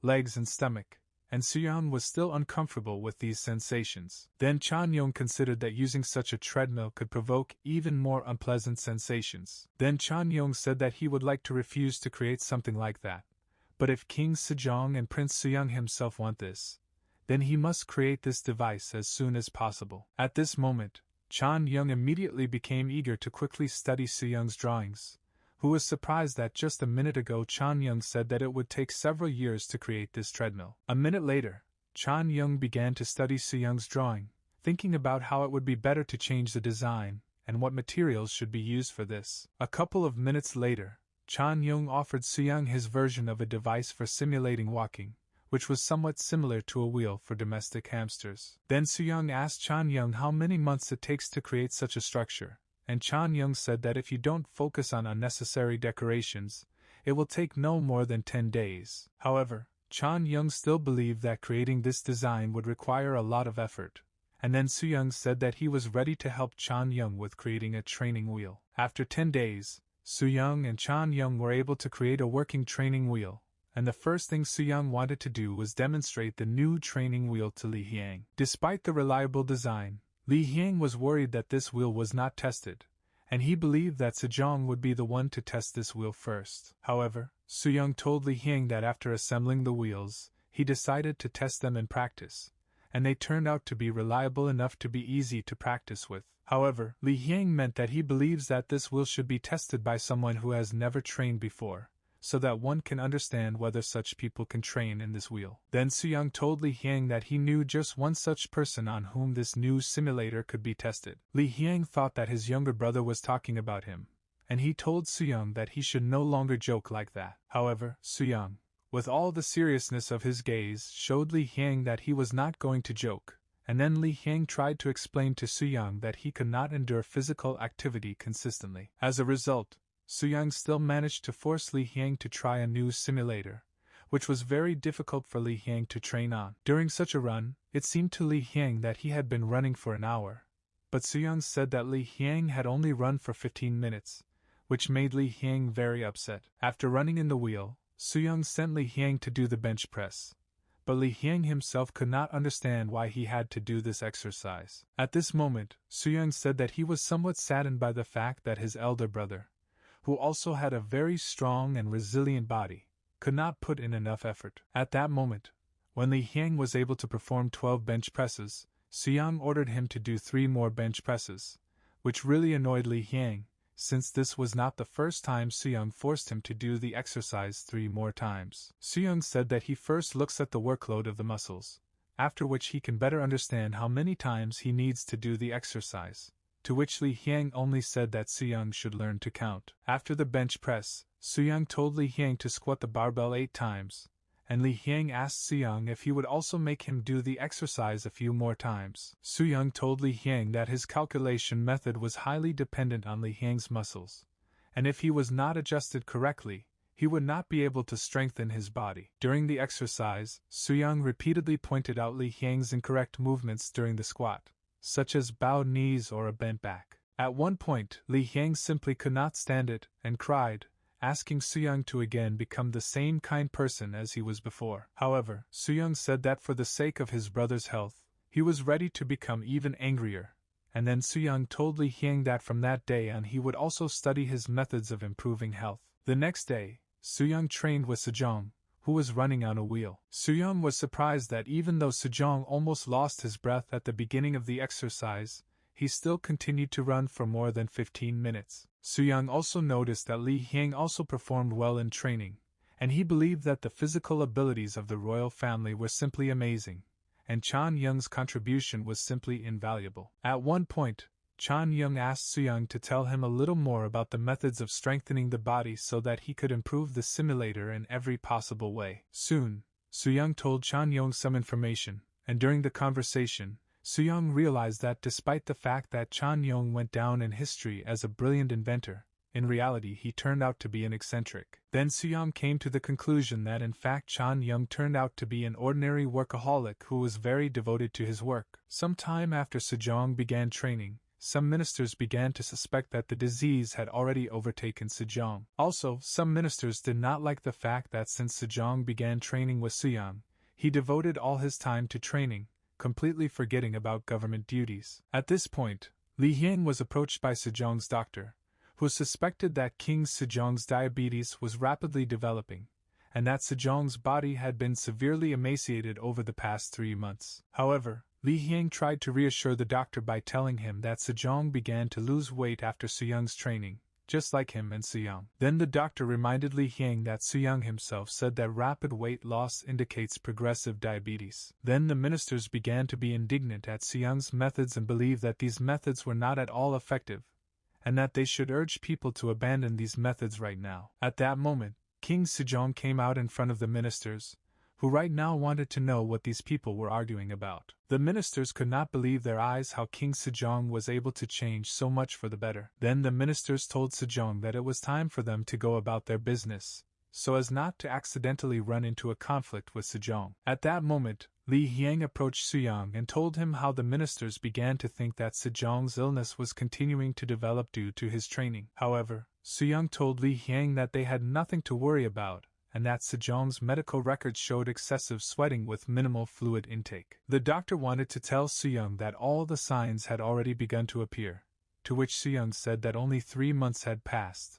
and that they needed another 3 months to finally be sure of everything. Soon, severe frosts began in Joseon, during which a lot of snow began to fall on the ground. Suyang looked at the sky and thought only that with every day he lived, his past life seemed more and more like a dream to him. At this moment, Inspector Li Chi approached Suyang, who wanted to talk to Suyang personally. The inspector, with a good-natured expression on his face, pointed out to Suyang that he had arrived at the estate very early. In response, Suyang also decided to ask Li Chi why he also decided to come to the estate at such an early hour. Li Chi told Suyang that Sejong has been unable to fulfill many government obligations recently due to excessive fatigue, and he wants to help him with his duties. Then Suyang expressed his admiration that Li Qi also wants to preserve the strength of Sejong's body and spirit. Suyang also decided to ask Li Qi whether he was going to start strengthening his body after all. However, Li Qi said that he has too little time to take care of his health,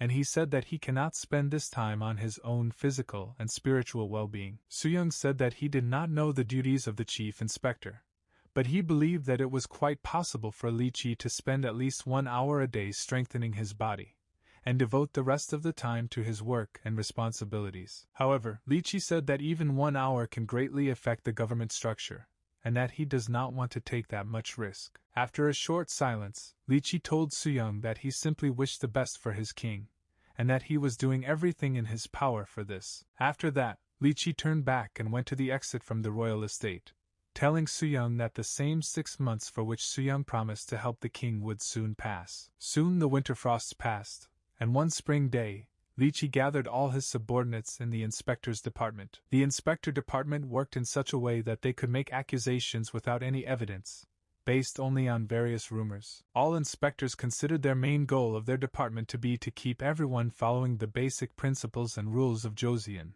as well as to keep all royal officials at bay. This time, the inspectors' department met to discuss their further actions before the start of the royal hunt tomorrow. After a meeting at the inspectors' department, Li Qi and her subordinates went to the royal estate to personally talk with the king about leading a healthy lifestyle. At this time, Sejong was just at his daily training, and Li Qi and his subordinates asked Sejong to stop practicing health promotion techniques. Li Qi told Sejong that he was very worried that after Sejong began studying methods to improve his health, government issues still remained unresolved. Sejong then told Li Qi that he had never neglected his royal duties, to which Li Qi said that the king should always set the right example for his officials. Li Qi also argued that Sejong should never put state matters on the back burner, and he wanted Sejong to give up on little things like improving his health. In response to such rudeness, Sejong told Li Qi that his principles were already more like a challenge to the king than loyalty. In response, Sejong said that the real reason for his training is to try to keep himself in good shape to set an example for everyone in the royal hunt. Then Li Qi said that this was too huge a risk,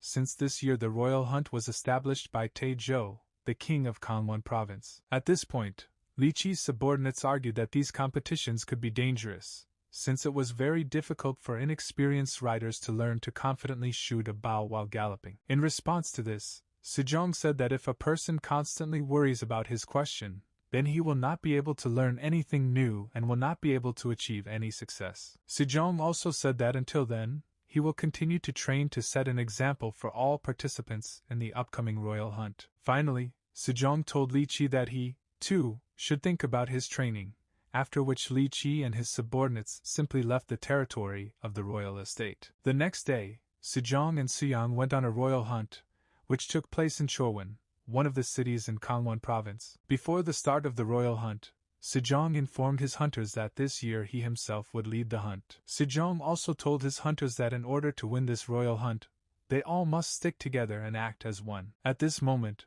the royal inspectors could not believe that for the first time in many years, King Sejong himself was taking part in a royal hunt. During the last royal hunt, Sejong had such difficulty moving on his own that his subjects had to use a special stretcher for the king. After some time, the start of the royal hunt was announced, and Sejong was very pleased to ride a horse again. While riding the horse, Sejong began to realize why King Taizhou strongly recommended that Sejong take up horse riding. At this moment, Suyang looked at his father, and did not imagine that one day he would ride horses with him. At one point, Sejong turned his attention to the boar, and he was shocked that he could now clearly see into the distance. Meanwhile, a couple of royal inspectors were discussing that the king had decided not to hunt with Li Qi this time since Sejong wanted to catch his prey on his own this time. At that moment, Li Qi was watching Suyang and trying to understand why and how he was hiding his true plans so subtly. Li Qi also thought about the fact that, in essence, the royal hunt is a kind of preparation for a war in which almost anything can happen. At this moment,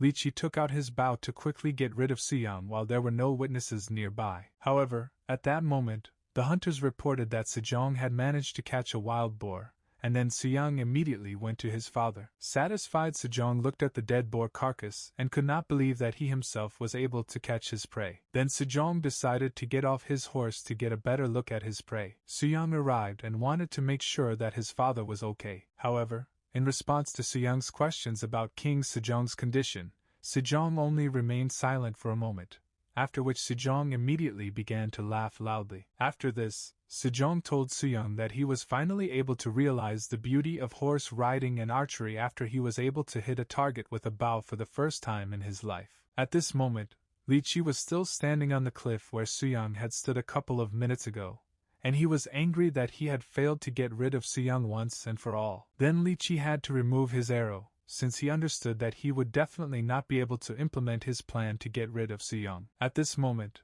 Sejong thanked Suyang for writing such an outstanding book on strengthening the body. After that, Sejong looked at Li Qi's subordinates and told them that now it was their turn to start training, and all the subordinates said that they would definitely work on themselves. The day after the royal hunt, Chan Young presented Suyang with the lat pull-down machine that Suyang asked him to make. Suyang was very happy about the appearance of the new exercise machine, and he immediately prepared to perform new exercises. After that, Suyang sat down at the simulator and began to pull the crossbar of the simulator down to check the reliability of the structure. After a few repetitions, Chan Young asked Suyang if he was satisfied with the new exercise machine. Suyang then apologized to Chan Young for being distracted from the conversation, and he told Chan Young that this machine was just perfect for pumping up his back muscles. Chan Young then told Suyang that during the creation he had learned a lot of information for himself, and he was able to understand the method of using a movable pulley,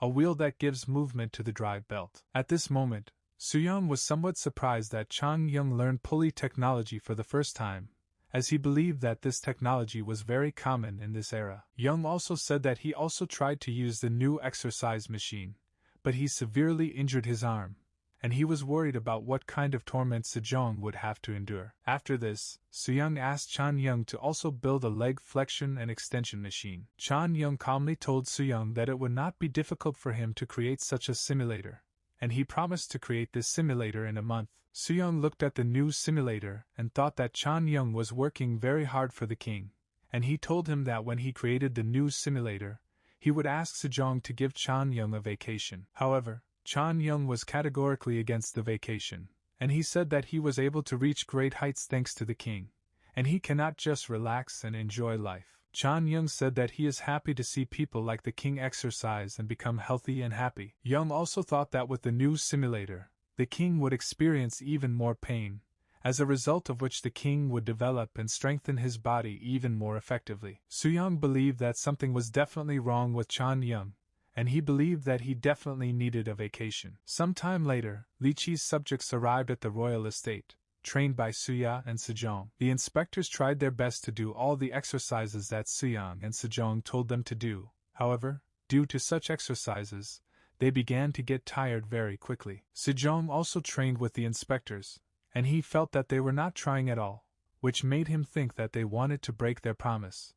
But the inspectors said that they would keep their promise. At the same time, the inspectors looked at Suyang and asked him to persuade the king to stop for a while. However, Suyang only looked at the exhausted inspectors with a wide smile on his face and told them that he would never dare to stop the king from doing anything. Then the inspectors believed that these exercises were Suyang's revenge for the incident when they suddenly burst into the estate. During a warm-up run, one of the inspectors accidentally tripped over one of the dumbbells, causing him to fall to the ground, and his comrades wanted to know if he was okay. Then the fallen inspector told his comrades that they urgently needed to continue running after Sejong. At this moment, Suyang did not take any action to help the inspectors in any way, and he simply continued to watch the inspectors suffer. Suyang also enjoyed the sound of the inspectors barely breathing, and he believed that this particular sound was a sign that very soon Joseon would become even better. A week after the royal hunt, Li Qi announced that very soon he would have to leave Joseon for a short time and go to Hamgyando. Some of the inspectors believed that soon unknowing people would begin to gossip that Sejong had demoted Captain Li Qi in rank and sent him into exile. However, Li Qi reminded that he is already 50 years old,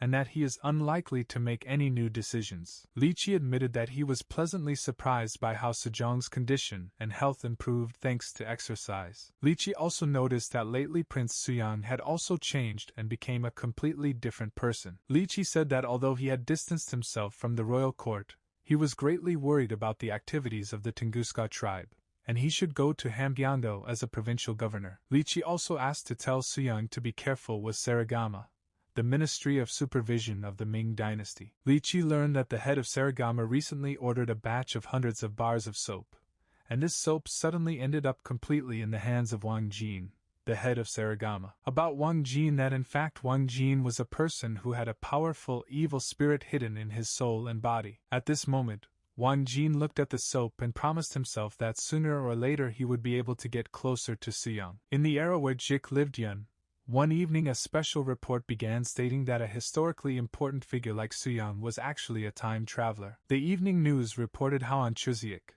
a traditional Korean holiday, one guy deadlifted 20 kilograms more than last year. The reporter said that the main reason why everyone in Korea was so strong was Suyang, who developed such an interesting traditional game as the deadlift. The reporter also said that it was Suyang who invented soap, from which it could be concluded that Suyang was a time traveler. Lee Dongwon, director of the History Museum, believed that Suyang had the physique of a modern bodybuilder, and was so talented that it would seem that Suyang was a time traveler. Li Dong also said that over time, Suyang has become more negligent and lazy, which makes Suyang's personality subject to a lot of criticism from historical experts. Li Dong also said that if Suyang's book on methods of strengthening the body had become more significant, then Suyang would have gone down in history as a significant person, and not as an author of simple entertainment. However, all this turned out to be just a nightmare, from which Suyang suddenly woke up. Li Hyang was very concerned about Suyang's condition, and he was interested to know what was so terrible that Suyang dreamed that he woke up so quickly with loud screams. Suyang only thought that his nightmare was too plausible, but there was still no way he could become some kind of time traveler. Then Suyang looked at the large pile and believed that if he didn't put in enough effort, he would actually go down in history as the author of entertainment for traditional holidays. However, Suyang felt that he could not spend so much time on books, and he decided that tomorrow he would create a new writing system. At that moment, Suyang remembered how Sejong suggested that he make a joint effort to bring as much benefit as possible to Joseon and its people. Sejong also remembered that Sejong knew Sanskrit, and Sejong believed that Suyang could help him write the Hongminjeonam that Sejong wrote. At that moment, Suyang began to remember all the things he had to do, and now he began to understand what Chanyeong was like right now. Due to his constant work, Suyang was also unable to spend quality time with his wife and his child, as he only came home late at night, after which he would sleep for several hours and then leave again for errands. At this moment, Li Hyang noticed how often Suyang began to sigh, reminding him of Chanyeong. Then Li Hyang reminded Suyang that he wanted to appoint someone as the head coach, and he suggested that Suyang take on a student. Then Suyang immediately remembered Ma Liang, who was a commoner who could not achieve the highest government position even with his extraordinary abilities. Despite such a good candidate, Suyang also wanted to appoint people from several classes to the positions of head coaches. Previously, Li Hyang believed that in a healthy lifestyle, a person should have a desire to respect his parents, but Suyang also believed that high-ranking people were also needed here. Suyang believed that in order to train people on the territory of the royal estate, the position of head trainer should be filled by one of Sejong's relatives. Suyang believed that his cousin Seo Sang-gun could be cast in the role, but he also needed to somehow entice him. Sang-gong was the son of the former King Yang-ning, who was overthrown for adultery in secret from the royal family and for committing corruption, after which Sejong became king. Also rumors in Joseon that Sang-gun was not much different from his father, and Suyang believed that Sang-gun could very well become a bad person like his father. The next day, Suyang was still able to personally meet with Sang-gong, who did not stand out in any way. Suyang believed that his cousin had gone mad after his father subjected his concubine to cruel trials. However, now Sang-gun looks like a completely normal and calm person, and Suyang believed that this event simply had not happened yet. Suyang asked Sang-gong if he knew about his book on healthy living, and Sang-gong said that he was aware that Suyang was able to open a new scientific field. Then Suyang invited Sang-gun to become his student. to learn all the secrets of a healthy lifestyle, and Sang-gun immediately agreed with this proposal. Soo-young was then happy that Sang-gong agreed to train with him, and he told Ma-il that he would train him. Ma-il approached Sang-gun and told him that they first needed to warm up on a wooden block, after which they could begin the main exercises. However, at this moment, Sang-gun immediately began to insult Ma-il, telling him that he stinks very much afterward. Soo-young and Ma-il were amazed at such a sudden change in Sang-gong's behavior, and Sang-gong asked Soo-young how he could even have such an illegitimate and low-born commoner like Ma-il in his circle. Ma-il was a little confused about why Sang-gong suddenly became rude, and then Ma-il didn't pay attention to Sang-gong's words, and he simply told him to go train. After a few minutes, Sang-gun began to try to squat with a barbell, but after a couple of minutes he began to get very tired. Then Soo-young drew Sang-gong's attention to Ma-il, who could easily withstand a lot of weight, while Sang-gong couldn't even handle 60 pounds. At this point, Sang-gong began to beg Soo-young to do the exercises with lighter weights. After a couple of seconds, Sang-gong, exhausted, simply fell to his knees in front of Soo-young and Ma-il. At this moment, Soo-young asked Sang-gong why he treated Ma-il like that if people had treated him so rudely before. Soo-young also said that everyone used to treat Ma-il the same way because he was an illegitimate son, and Soo-young didn't understand why Sang-gong was acting the same way people treated him before. Sang-gun said that if he had not done this, he would have started to feel so humiliated that he simply would not have wanted to live anymore. Sang-gun said that his older and younger brother were better than him in everything, and because of this, Sang-gun had no chance to conduct government affairs. Sang-gun was also constantly surrounded by people who were afraid that he might pose some kind of threat to the royal throne. Sang-gun said that he was very upset by his powerlessness, which only made him more anxious about his unsuccessful attempts to change something in his life. Then Soo-young told Sang-gong that in any case he should not behave as basely as those who offended him, since he believed that the oppression of a nobleman was the worst thing for any commoner. Then Sang-gun said that he was very ashamed of that, and promised that he would not behave like that again. At this moment, Soo-young and Ma-il were glad that Sang-gun realized everything, since this could have a positive impact on Sang-gun's future. Soo-young then told Sang-gong that Ma-il should teach him the 3 basic exercises. Soo-young also told Sang-gong that if he could lift 650 pounds in each of the 3 exercises, then he would make him responsible for a healthy lifestyle in the royal palace. Sang-gun could not believe that Soo-young could put him in such a position, and Soo-young reminded Sang-gun that Sejong had personally verified the effectiveness of his training. Soo-young said that now anyone who wants to become part of the royal palace must definitely know everything about a healthy lifestyle, and the coach will have to control it. Soo-young also said that if Sang-gong becomes the head coach in the royal palace, then he will train Prince Li Hyang, that is,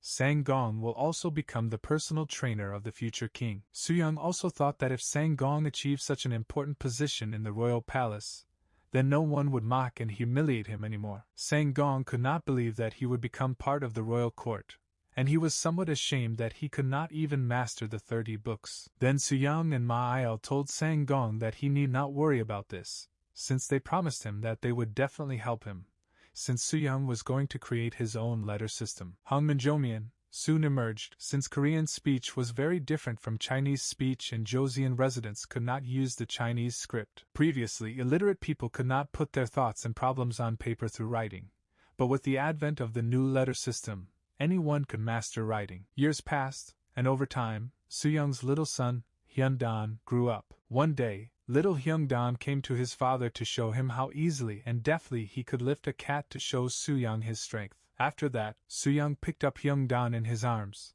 and the little boy asked Soo-young why Uncle Young-ho falls to the ground after every practice. Soo-young told his son that in order to become stronger, Uncle Young-ho and Sang-gun train every day, and if their muscles start to hurt, then over time they become bigger and stronger. After that, Soo-young and his son approached Sang-gun, and Hyun-dan noticed that Sang-gun always sits or lies down after training. However, Sang-gun said that it was hard for him to train because everyone around him was practicing longer than him, and he told Hyun-dong to start learning new sciences as early as possible. Then Hyun-dan took out his father's book on a healthy lifestyle and believed that Sang-gun was talking about it. Sang-gun was amazed that little Hyun-dan managed to learn to read and write, and then Hyung-dan invited Sang-gun to read his father's book together. Soo-young thought about the fact that he had been in this era for 5 years already, and during this time a lot of sports equipment, such as various barbells, dumbbells and weights, had already appeared in Joseon. A lot of time has already passed since Soo-young found himself in the Joseon era,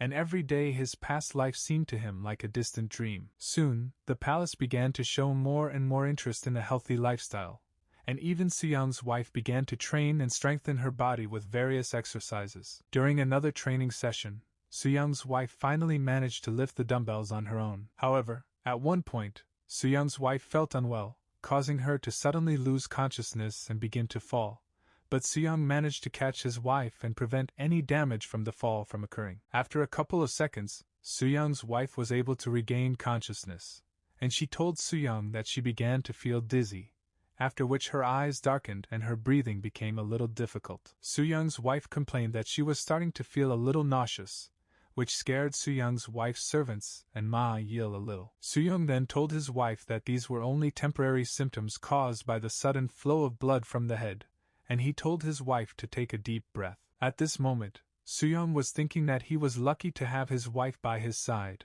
and that he was able to save her from more serious injuries that could have occurred after the fall. Soo-young also thought that as the number of people who began to practice exercises grew, the number of such cases would only increase, and he had to figure out how to reduce such cases to a minimum. During another training session, Sang-gun told Soo-young that he would like to introduce him to one person. Sang-gun said that he would like to introduce Soo-young to Hyun-gyu, who one day passed his exams and became an officer of Tonimum, one of the 8 great gates of Seoul. One day, Hyun-shio heard that Soo-young was able to lift 150 pounds, and Hyun-gyu wanted to repeat this exercise by lifting a stone of the same weight, and he managed to do it. However, after a while, Hyun-gyu was fired from his position because the exercise severely injured his back, causing him to be unable to straighten his back properly. At one point, it seemed to Soo-young that he had once heard about this man somewhere, and he remembered how this man was able to suppress an entire uprising. Soo-young believed that he still managed to somehow change the course of history,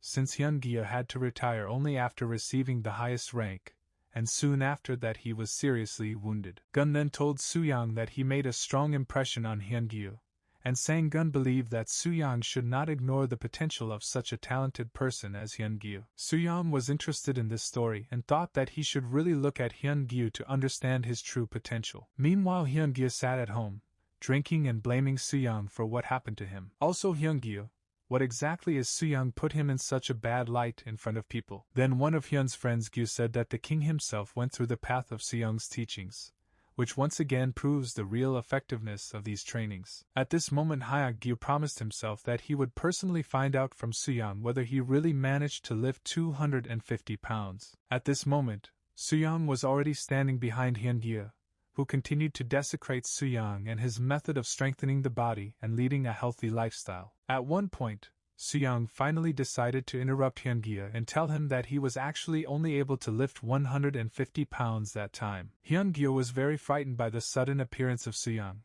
who had a visit with Hyun-gyu's small talk. At this moment, Soo-young was able to get a better look at Hyun-gyu, and he believed that after Hyun's injury Gyu began to neglect meals, which made him gain weight. Even though Hyun-gyu gained weight, about Hyun there was a rumor that even after a back injury, he still continued to enjoy horse riding. After that, Soo-young said to Hyun-gyu that due to the fact that he continued to train, his condition worsened somewhat, and Hyun-gyu believed that he would not be able to recover. Soo-young said that there is a way that can cure Hyun-gyu. However, there was no guarantee that this method could completely cure Hyun-gyu, and all he had to do was trust Soo-young and listen to him. First, Soo-young showed Hyun-gyu how to do lunges that stretch motor muscles and joints. Soo-young also showed Hyun-gyu how to do the Mackenzie exercise, which also strengthens and warms up most of all muscles. First, Hyun-gyu did not understand how these movement exercises could help him with his illness, and Soo-young decided to immediately tell Hyun-gyu about his treatment method. Soo-young said to Hyun-gyu that he will not be able to lift heavy weights,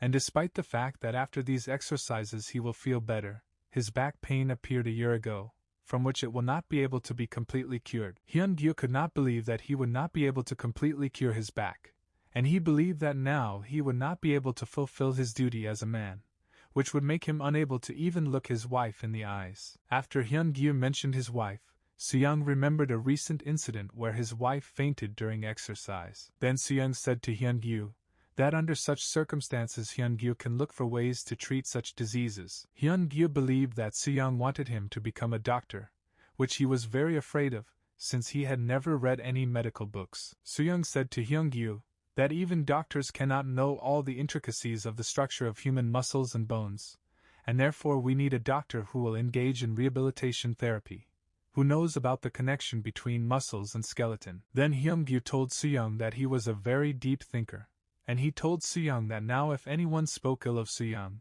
he would personally punish such people. Soon Hyun-gyu began training with Soo-young, and with each passing day, the number of people who wanted to start training and strengthening their bodies grew more and more. Soo-young believed that with the advent of the new language system, more and more people could learn to read, which made his book very popular, and at this rate, all people would practice on the street. At this moment, Soo-young began to think that he needed to design such sportswear so that even poor people could afford such clothes. After another training session, Soo-young and his wife went to the royal tailor, who made them special training clothes from cheap cotton fabric. However, at first Soo-young's wife was somewhat displeased with the fact that these clothes were made of cotton, since she believed that cotton clothes were worn only by ordinary people. Then Soo-young decided to try on new clothes so that his wife would appreciate the new clothes. It was the first time Soo-young's wife had seen such clothes, and Soo-young said that these clothes were specially designed for training. Soo-young also told his wife that he specifically chose cotton for these clothes because it is not only cheap, but also comfortable. Soo-young also told his wife that he was well aware that nobles were unlikely to wear such clothes because of the fabric. However, Soo-young's wife said that she was a little hasty with her conclusions, and she agreed that these clothes should be good for training. Soo-young was glad that his wife approved of such clothes, and then Soo-young asked the tailor to take these clothes as a sample and begin mass production of these clothes. Soon, mass production of sports t-shirts began, which consisted of cheap materials, which is why even ordinary people could afford such clothes. One evening, several young men spent time at Chingwangsa Temple, where they studied Soo-young's book together. Shin Suk-chu, one of the scholars of Jipyeongjiang, noticed that Meiju Xian, who was also a scholar of Jipyeongjiang, had been studying Soo-young's book a lot lately. At this moment, Meiju began to feel tired, and he did not even notice how quickly time passed while he studied Soo-young's book. At this moment, Xing-chu wanted to ask Meiju why he suddenly started spending so much time studying. Meiju then told Xing-chu that he could not sit idly by while Soo-young set such an example for them through his book. At this moment, Xing-chu noticed Soo-young's book Unhealthy Living in Meiju's hands,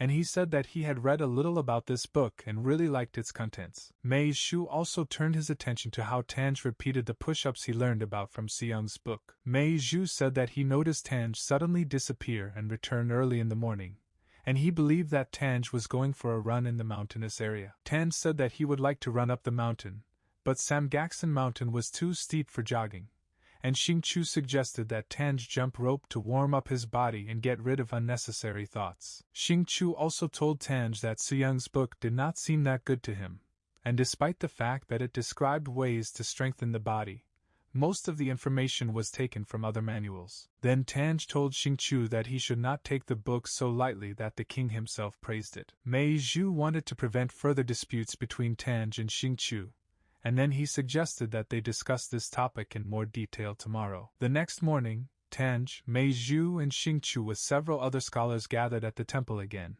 and Meiju asked Tange to give his opinion on Soo-young's book, since he had read the most books. Tange said that the book showed many ways to strengthen the human body, but there was no clear description of developing an understanding of the essence of these exercises. Xing-chu said that usually religious books contain the thoughts of true sages, and he doubted that Soo-young was one of those sages. Meiju also asked Tange how cultivating one's body allows one to show respect for one's parents, if one's respect for one's parents should be manifested in one's reputation. Meiju also learned from the book that developing one's body allows one to survive any heat and cold, But Mei Zhu himself was not entirely sure of the correctness of this idea. Xing Chu said that he is somewhat concerned about the fact that many exercises require a person to use a lot of different expensive equipment. Xing Chu also asked Tange how many people were able to change for the better thanks to the exercises described in Siyang's book. To dispel all doubts of Mei Zhu and Xing Chu as much as possible, Tange cited King Sejong himself as an example of change. Tange then believed that Mei Zhu and Xing Chu were trying to belittle the king and his achievements in developing his body, but Mei Zhu and Xing Chu immediately began to refute this theory. Tange said that from the moment Sejong began studying Suyang's book, he became a completely different person, and even Joseon ministers believed that the king became even more active than in his youth. Tange also said that despite the fact that the book had its flaws, the body is still transformed, and even if they start training as well, they will still be able to walk normally the next day. After Tange's words, Mei Zhu believed that Tange was suggesting that they buy the same expensive exercise equipment to start training their muscles. However, Tange said that even though they won't be able to afford such expensive machines, they can still use nearby tools of the same weight, such as rocks or logs. Tange also told his comrades that if they were not going to start training their muscles, then no one would force them to do it. After this conversation,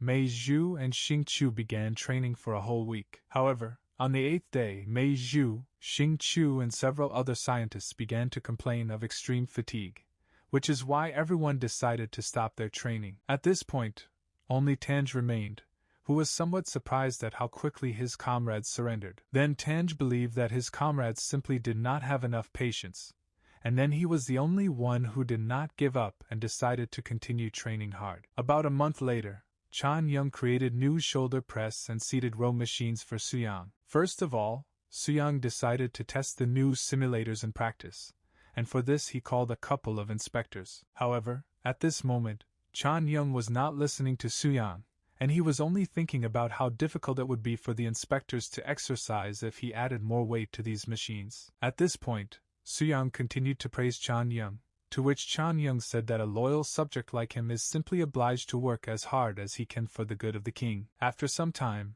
Chan Young noticed that the inspectors were still exhausted after testing the new simulators for strength.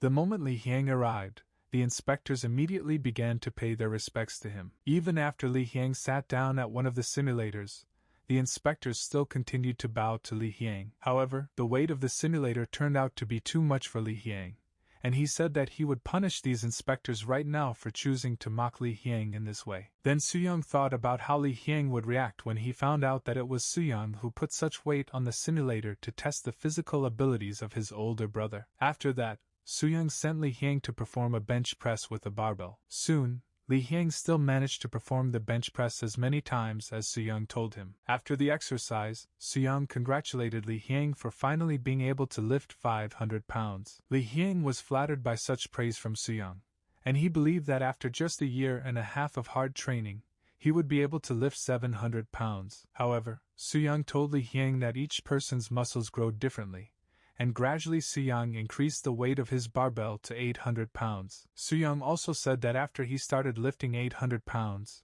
his muscles began to grow much more slowly. Suyang believed that even though he and his brother had equally strong muscles, due to Li Hiang training less, it would take him 2 to 5 years to be able to lift 700 pounds. However, Suyang believed that it did not matter how much time it took him, because it was important for him that Li Hiang did not go astray.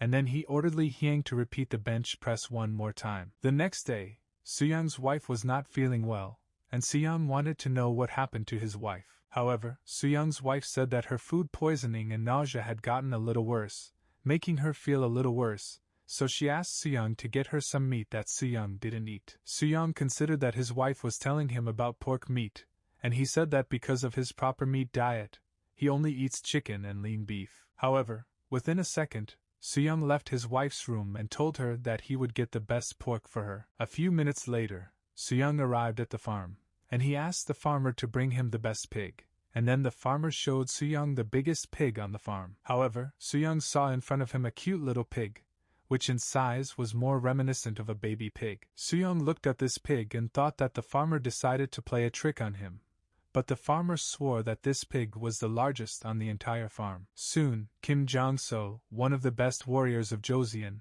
arrived at Sejong, who wanted to tell Sejong the news that he had managed to defeat the northern barbarians. Sejong told Kim Jong that he had come a long and hard way, and that with the coming of winter it would be more difficult for the northern savages to reach the borders of Joseon. Kim Jong paid his respects to Sejong, after which the king hosted a small private banquet to celebrate Kim Jong's return. A few minutes later, the servants set the table especially for Kim Jong, and Soo-young invited Kim Jong to drink to the king. While Soo-young was pouring Kim Jong a drink, Kim Jong told Soo-young that he had heard about how Soo-young was able to strengthen his body, and he said that Soo-young could now rival the Joseon general himself. Soo-young was pleased to hear such compliments from Kim Jong addressed to him, and he said that he did not build muscles in order to shoot a bow or swing a sword. However, Kim Jong told Soo-young that he was sending something more valuable than bows and arrows to the north, but Soo-young did not understand what exactly Kim Jong was telling him. Kim Jong then explained that he was talking about the alcohol that was sent to him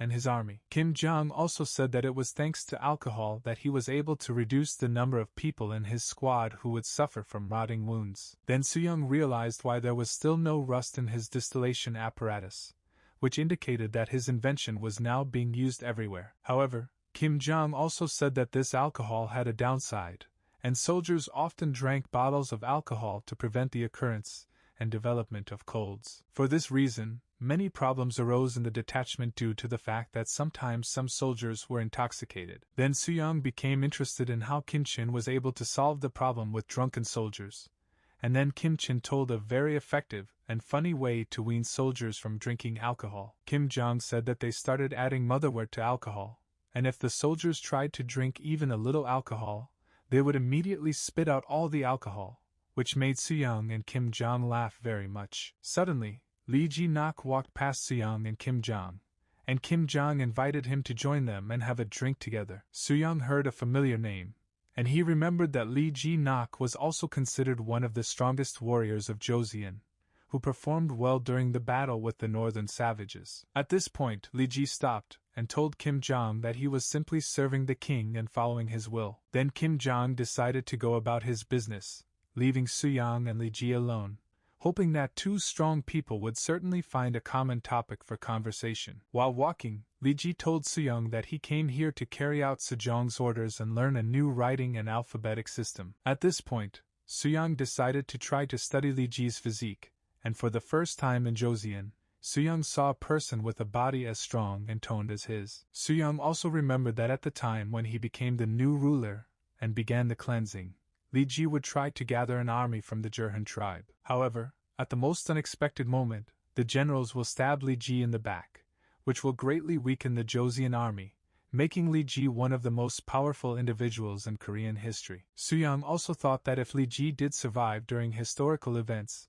then Soo-young would have to get rid of Lee Ji on his own. Such thoughts made Soo-young very uncomfortable being around Lee Ji, and he believed that Lee Ji wanted to talk to him about this topic. At one point, Lee Ji broke the silence and told Soo-young that rumors that Sejong had changed a lot had reached the very north. Lee Ji also said that he had some questions for Soo-young about his work, and he asked Soo-young if he could personally visit his estate to learn more about his teachings. At this moment, Soo-young felt that Lee Ji just wanted to compete with him, but he still allowed Lee Ji to visit him sometime. The next day, Sang-gong trained with Ma Il again, and on the same day, Lee Ji arrived at Soo-young's estate. Seeing Lee Ji, Sang-gong and Ma Il couldn't believe that Lee Ji was an ordinary person. At this moment, Lee Ji looked at Sang-gong's hand and saw a dumbbell in it, and then Lee Ji asked Sang-gong to let him try to lift it. Before handing the dumbbell to Lee Ji, Sang-gong told him to be careful, as this dumbbell might be much heavier than it might seem at first glance. Lee Ji took the dumbbell in his hand and began to lift it,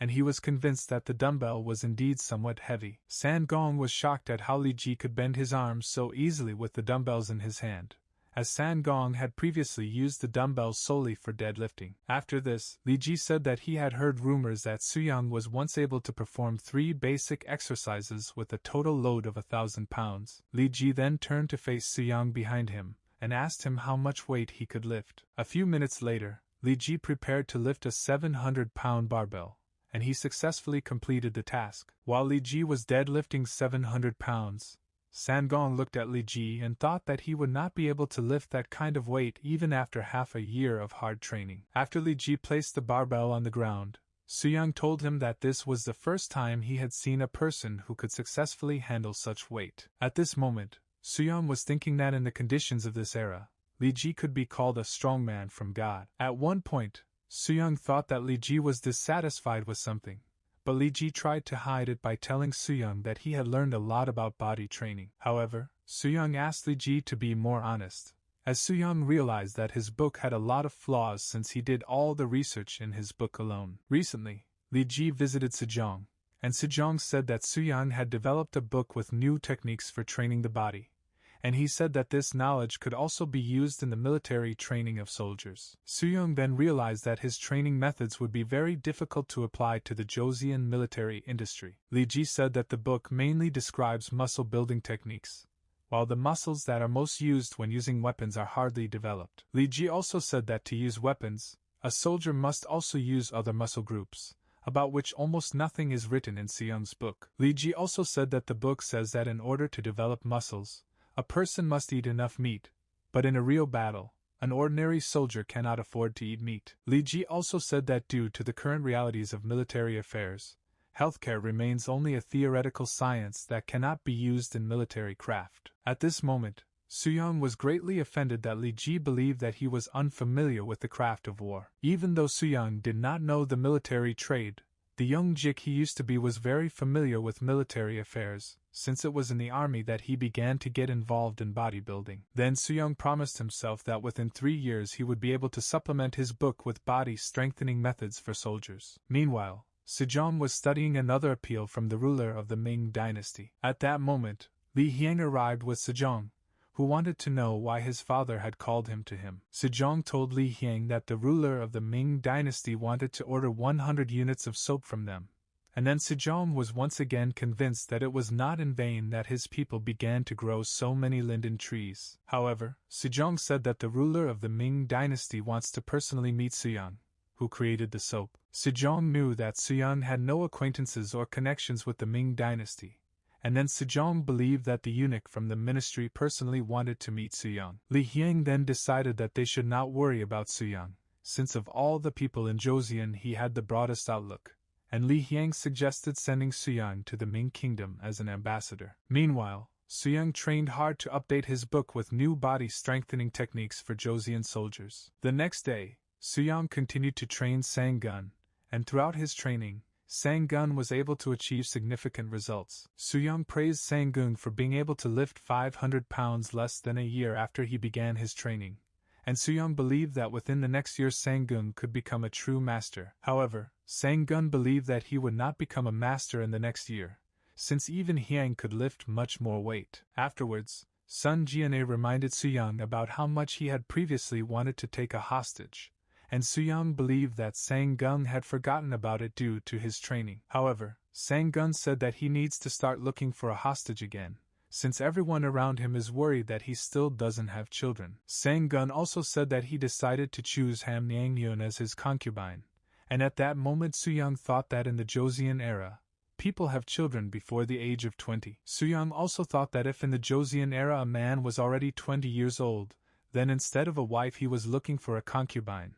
And Sejong at one time had a similar problem, and then his first son was born at 23 years old. Sang-gong believed that Suyang suspected something, but Suyang did not know how to explain to Sang-gong that his future one would be killed by his own father. Then Suyang told Sang-gong that he had read fortunes from the Book of Changes, and he learned that if Sang-gong marries a second time, then a mysterious atrocity will overtake his wife. Sang-gong was somewhat surprised that Suyang was able to foresee not just something bad, but a mysterious atrocity. Suyang then told Sang-gun that physical strength would help him avoid such a sad fate. At this point, Sang-gong thought that by evil, Suyang meant something like a thief who would attack him and his wife. Then Sang-gun wondered if a woman could develop her physical abilities. Then Suyang looked at his wife, who was working hard, and he said that a woman can also develop and strengthen her body. Suyang also said that he could train his future concubine in martial arts. after which he asked Sang-gun to capture him. Sang-gong grabbed Soo-young by the collar of his t-shirt, and Soo-young told Sang-gong that this grab is the most common move before a fight. Sang-gong then said with a smile on his face that he had also grabbed people this way before, after which he apologized to Soo-young for that he had to grab it like that. At this moment, Soo-young tensed his hands and said that he knew a great way for a person to get out of such a grip. After that, Soo-young tensed his hands even more and hit Sang-gong's forearms, causing Sang-gong to immediately let go of Soo-young. After this technique, Sang-gong fell to the ground, and Soo-young told him that this technique could easily break the attacker's joint. After this technique, Soo-young offered to bring Nyen-yun to him so that his wife could teach her similar techniques. For several years, Nyen-yun and Soo-young's wife studied self-defense techniques, after which they moved on to practical training. First, Soo-young's wife showed Nyen-yun how to hold the opponent from behind, after which Nyen-yun tried to repeat the technique,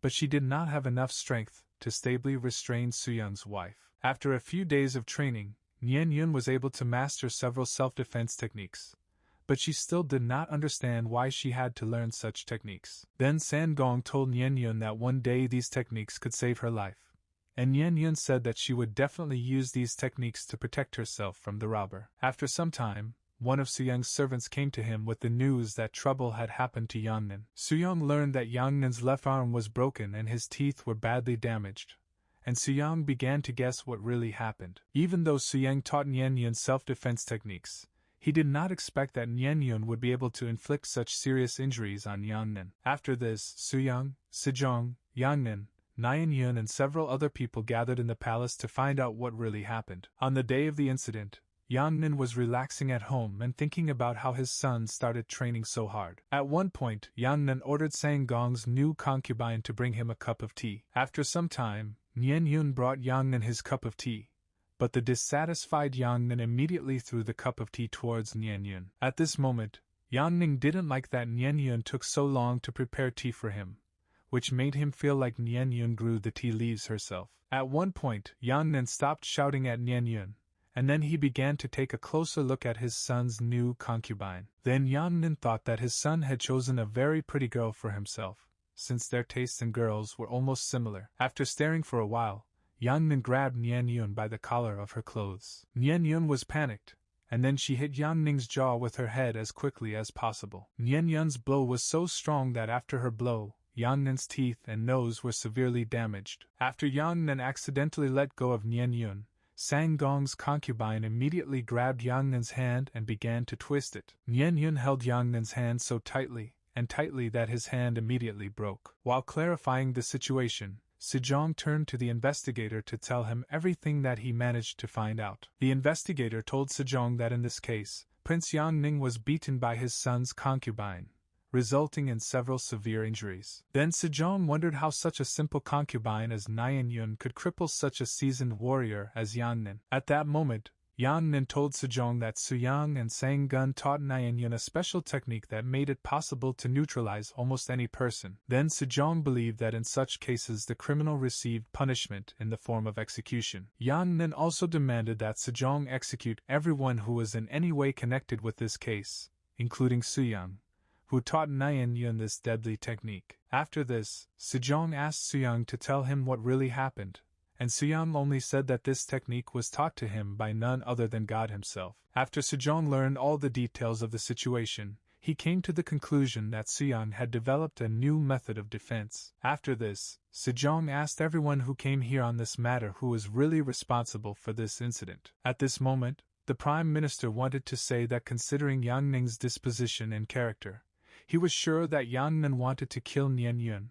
while she was simply putting up proper resistance. After that, the head of the judge's order, Yu Jaemin, said that even though Yang-nin was to blame for all this, Nyen-yun also committed a serious crime by damaging Yang-nin's body. At this moment, Sejong found himself in a very difficult position, because even though he knew about Yang-ning's previous atrocities, he still had to make a decision based on state laws. At this moment, Sejong thought that for such actions Nyen-yun was subject to the same punishment as for treason, namely the death penalty. Sejong could not give Nyen-yun the death penalty, and he gave Nyen-yun the punishment of 20 lashes. A couple of minutes later, Nyen-yun was tied to a special wooden cross, after which one of the guards approached her with a whip. Nyen Yun was afraid that this guard would start beating her so hard that after the punishment she would simply not be able to move normally. Suddenly, after a second, the guard prepared to deliver the first blow of the whip to Nyen Yun's legs. However, the guard's blow turned out to be so weak that at first Nyen Yun did not even realize that she had already been hit. Nyen Yun didn't understand why she didn't feel the blow, and then she realized that this guard felt a little sorry for hitting Nyen Yun, and he only decided to pretend that he hit Nyen Yun hard enough. Then Nyen Yun decided to play along with the good guard a little, and then she began to scream very loudly, feigning unbearable pain. At one point, Yang Nin noticed that something was wrong here, and then he stopped the guard, who was already ready to strike a second blow at Nyen Yun. Yang Nin noticed that the guard decided to spare Nyen Yun, and then he demanded from the guard that after her blows, her legs would be mutilated. However, after just a couple of seconds, Yang Nin pushed the guard aside and grabbed the whip. Yan Nin said that he would do the rest of the blows on Nyen Yun himself, after which he swung the cut with all his might. However, within a second, Sejong was standing behind Yang Nin, who told his brother to stop right now. Yang Nin didn't understand how Sejong ended up behind him so quickly, since Yang Nin was much stronger than Sejong before. At this moment, Yang Nin believed that Sejong wanted to leave the person who crippled his brother unharmed. However, Sejong no longer wanted to listen to Yang Ning, and he demanded that he shut up right now. Sejong also told Yang Nin that if he tried to do something like that, Yang Nin would immediately end up in eternal exile. After that, Sejong let go of the whip that Yang Nin was holding so tightly, who immediately fell to the ground. Sejong then reminded Yang Ning that King Taejong had forbidden him to enter Joseon territory, but today Sejong showed mercy and allowed him to return. Sejong also said that many of his subjects had repeatedly begged him to send Yang Ning into exile, and that he was no longer going to tolerate his grave atrocities. After this, Sejong asked the guards to put Yang Nin under house arrest, and the guards happily prepared to arrest Yang Nin. While the guards were tying Yang Nin's hands despite his injury, Yang Nin insisted to Sejong that he could not do this to him. After one of the guards tied up Yang Nin, he told Sejong that he was ready to proceed to arrest Yang Nin. After one of the guards began to take Yang Nin away, Sejong asked one of the guards to release Nyen Yun right now. At this moment, Sang-gun was expressing his sincere gratitude to Sejong, and he did not know how he could thank such a merciful king as Sejong. However, Sejong told Sang-gun that he would right now provide him and Nyen Yun with separate housing, where they could live together peacefully. Sejong also felt that Nyen Yun had gone through a lot of difficulties in life, and he said that from now on they cannot worry about anything and rest peacefully. Soon, Yang Nin found himself under strict house arrest, and a few days later Suyang had a daughter, whom he named Ju Hyun. For some time, Suyang lived quietly with his wife and children, but one day an unusual guest came to Suyang's house. This very guest turned out to be Tanj, who was persistently studying Suyang's book on strengthening the human body and leading a healthy lifestyle. Suyang thought that he had already seen this young man in Chipyeongjong, and Suyang suddenly became curious as to what exactly prompted Tanj to put aside all his affairs and visit Suyang. Suyang also noticed that since the last time he saw Tanj,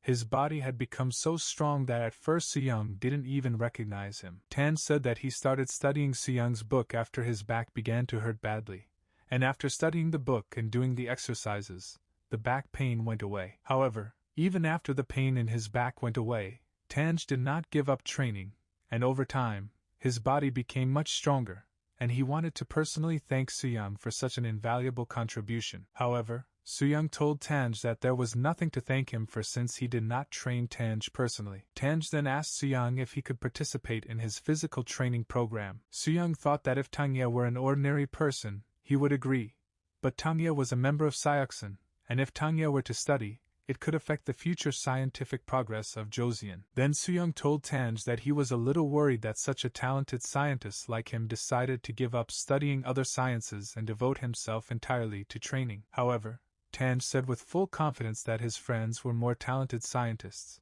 and that it was unlikely that anything could happen if he suddenly decided to change his occupation. Then Suyang believed that Tanj wanted to become a sports coach, and Tanj confirmed his guesses. Tanj also told Suyang that he had already informed the king that he would like to leave Chipyeongjong. Then Suyang told Tanga that he was ready to train him, after which they went together for another training session. Before starting the training, Tange decided to introduce himself in front of everyone. Sang-gun was already familiar with Tange, and he believed that Tange had only recently started training, and then Sang-gun told him that he still had a lot to learn. Tange did not argue with Sang-gun, and he asked him to teach him all the necessary exercises. Before teaching Tange new exercises, Tange felt that the first thing he needed to do was check what he was already capable of. At first, Sang-gong suggested testing how many pull-ups Tange could do, and Sang-gong thought that it would be difficult for a beginner like Tange to do this exercise correctly. Sang-gun also decided to brag a little to Tange that in 6 months of hard training he was able to master 4 skills. However,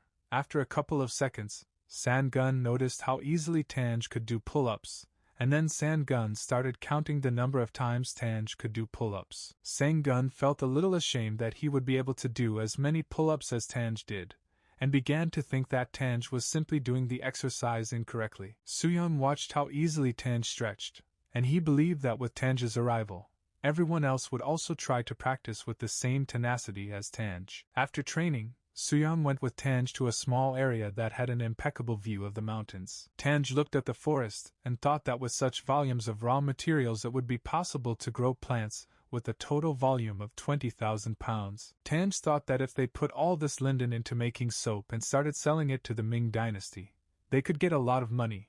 But Soo-young said that they could get something more than money. At first Tang Ye didn't understand what Soo-young meant, and Soo-young said that they could achieve a bright future for all of Joseon. Soon Sejong called Soo-young to tell him that one man named Ugan was able to heal his lower back thanks to Soo-young's book, and even doctors could not help this man with his illness. Sejong also told Soo-young that for such achievements he was entitled to a worthy reward, but Sejong had one small request to Soo-young. Sejong asked Soo-young to meet with Prime Minister Hwang Hee, who resigned a month ago due to some health problems, and Sejong asked Soo-young to try to help him. Sejong understood that most likely nothing could be done about the Prime Minister's current condition due to his advanced age, but it would be nice to at least try to do something. Soon, Soo-young went to the estate where the Prime Minister lives, and the local servants were very frightened that Soo-young arrived to them so quickly. At this moment, the Prime Minister's servants began to make a big fuss about Soo-young's arrival, but Soo-young himself believed that these people were just a little strange. After this, Soo-young entered the estate,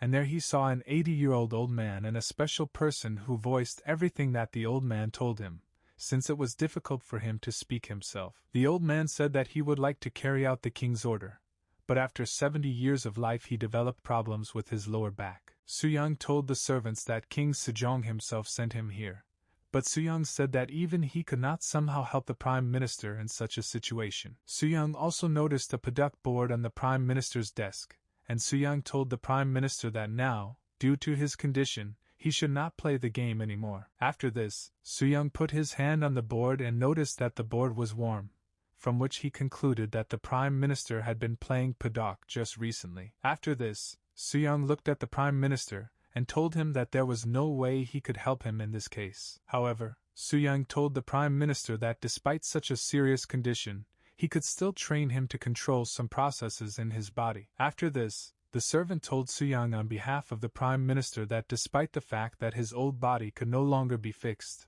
he was still pleased that Soo-young was trying so hard for his health. The servant also told Soo-young on behalf of the Prime Minister that he was very sorry that he could not look at Soo-young on his own, and he said that he would definitely follow his advice. After this, Soo-young stood up and told the Prime Minister that he, too, hoped that the Prime Minister's condition would improve over time. Before leaving the Prime Minister's estate, Soo-young told his servant that they should warm up the Prime Minister's room, but they should not overdo it, because this could lead to disastrous consequences. Soo-young also told the Prime Minister's servant that it was so hot here that even the paduka board was very warm. After this, Soo-young said goodbye to the Prime Minister and his servant, and he returned back to his estate. When Soo-young returned to the palace, he told Sejong that it was almost impossible to cure the Prime Minister, since the main cause of his illness was his natural old age. Then Sejong thought that if they had started treating the Prime Minister at least 10 years earlier, then perhaps they could have helped him somehow. At this moment,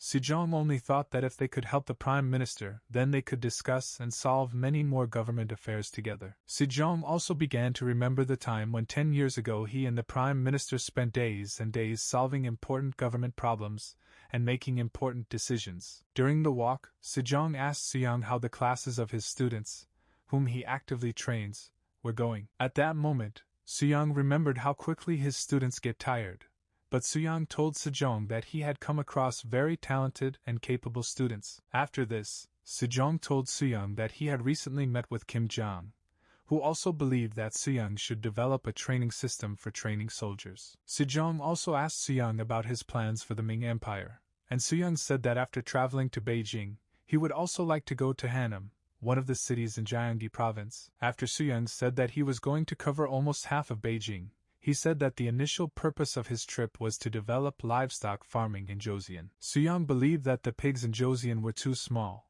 and he wanted to make sure that every person in Joseon could have the opportunity to eat enough meat. Suyang also noted that one Chinese character, which means meat, is associated specifically with a pig, and in the Ming Empire it is very easy to raise and fatten the required number of pigs. However, Sejong guessed that besides animal husbandry, Suyang had other reasons to travel halfway through the Ming Empire. At this point, Suyang believed that Sejong was not very happy about his imminent trip, since Suyang would be traveling around the Ming Empire for a whole year. Then Suyang told Sejong that in addition to livestock farming, agriculture was highly developed in the Ming Empire, which allows local residents to grow a lot of different vegetables. Suyang also said that in addition to agricultural samples, Suyang also wanted to be in Nanjing, where he wanted to get some books. Sejong then reminded Suyang that Nanjing was an ancient city with a very long and rich history, and he believed that there were indeed a lot of books there. However, Suyang told Sejong that he was almost completely confident that the head of Soragama,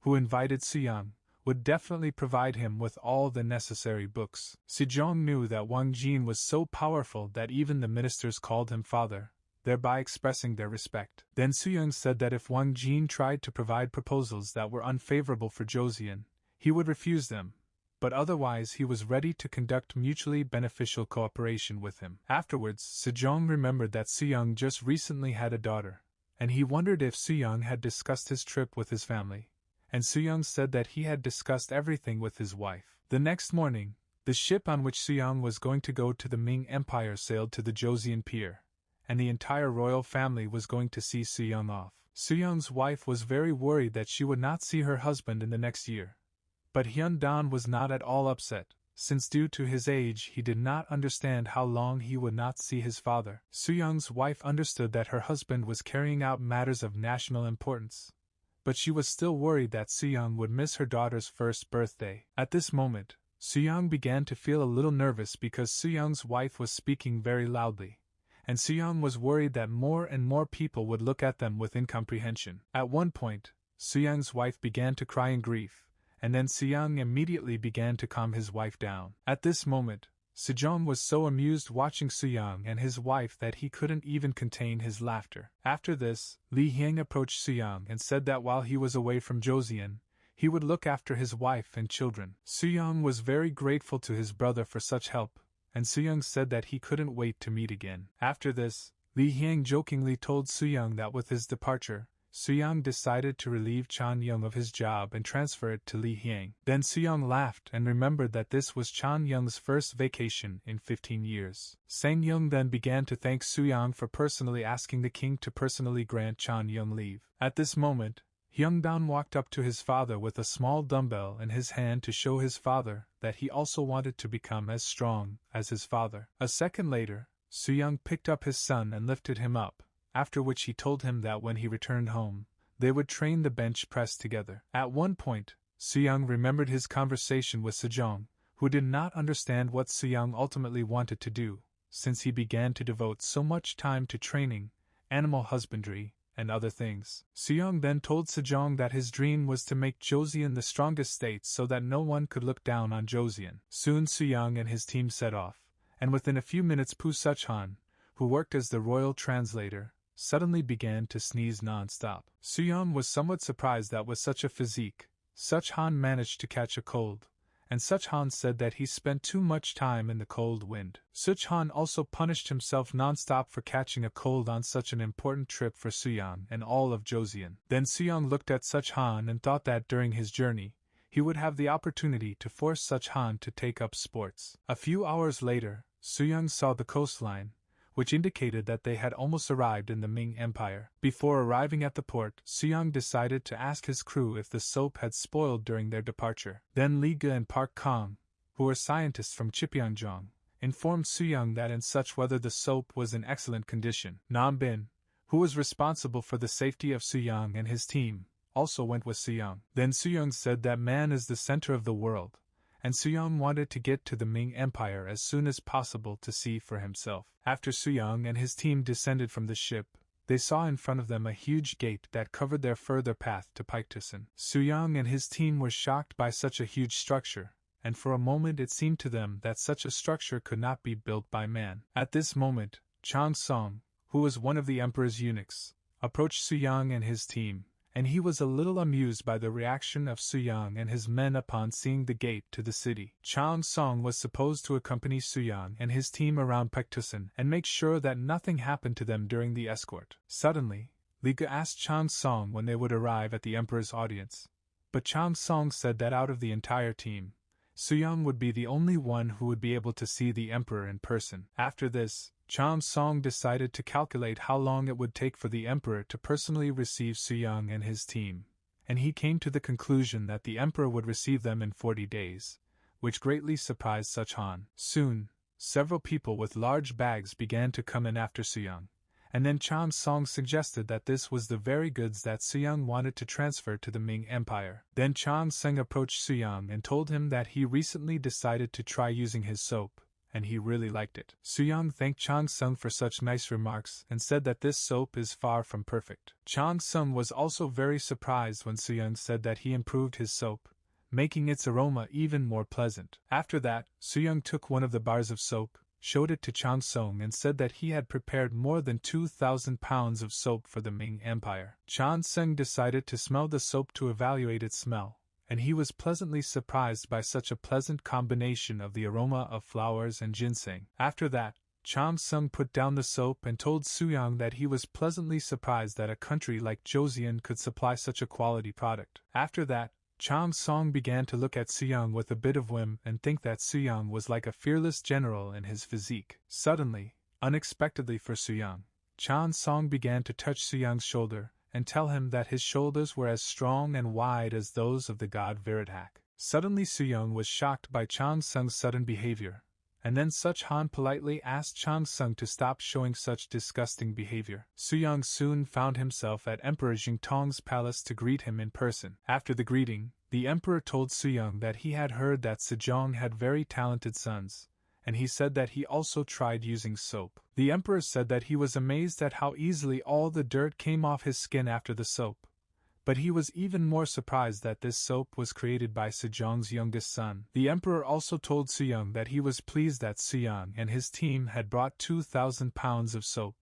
and the emperor wanted to talk to Suyang about establishing trade ties. After this, Suyang thanked the emperor, and at that moment it seemed to Suyang that the situation suddenly became somehow hostile and tense. After Suyang left the emperor's palace, he noticed that the emperor's servants around him began to look at him and his team with disgust. At this point, the servants began to discuss how much the emperor's eunuchs who accompanied Suyang and his team stank. Suyang continued to walk along the road, trying not to think about why these people were looking at him with such disgust. Soon Suyang and his team reached the exit, where they were met by the emperor's eunuchs, who were waiting for them. Suyang told the eunuchs that thanks to them, he was able to meet the emperor in person, and he told the eunuchs that thanks to them, he would be able to get an audience in just 10 days. Suyang also said that their future descendants would sing about this great event.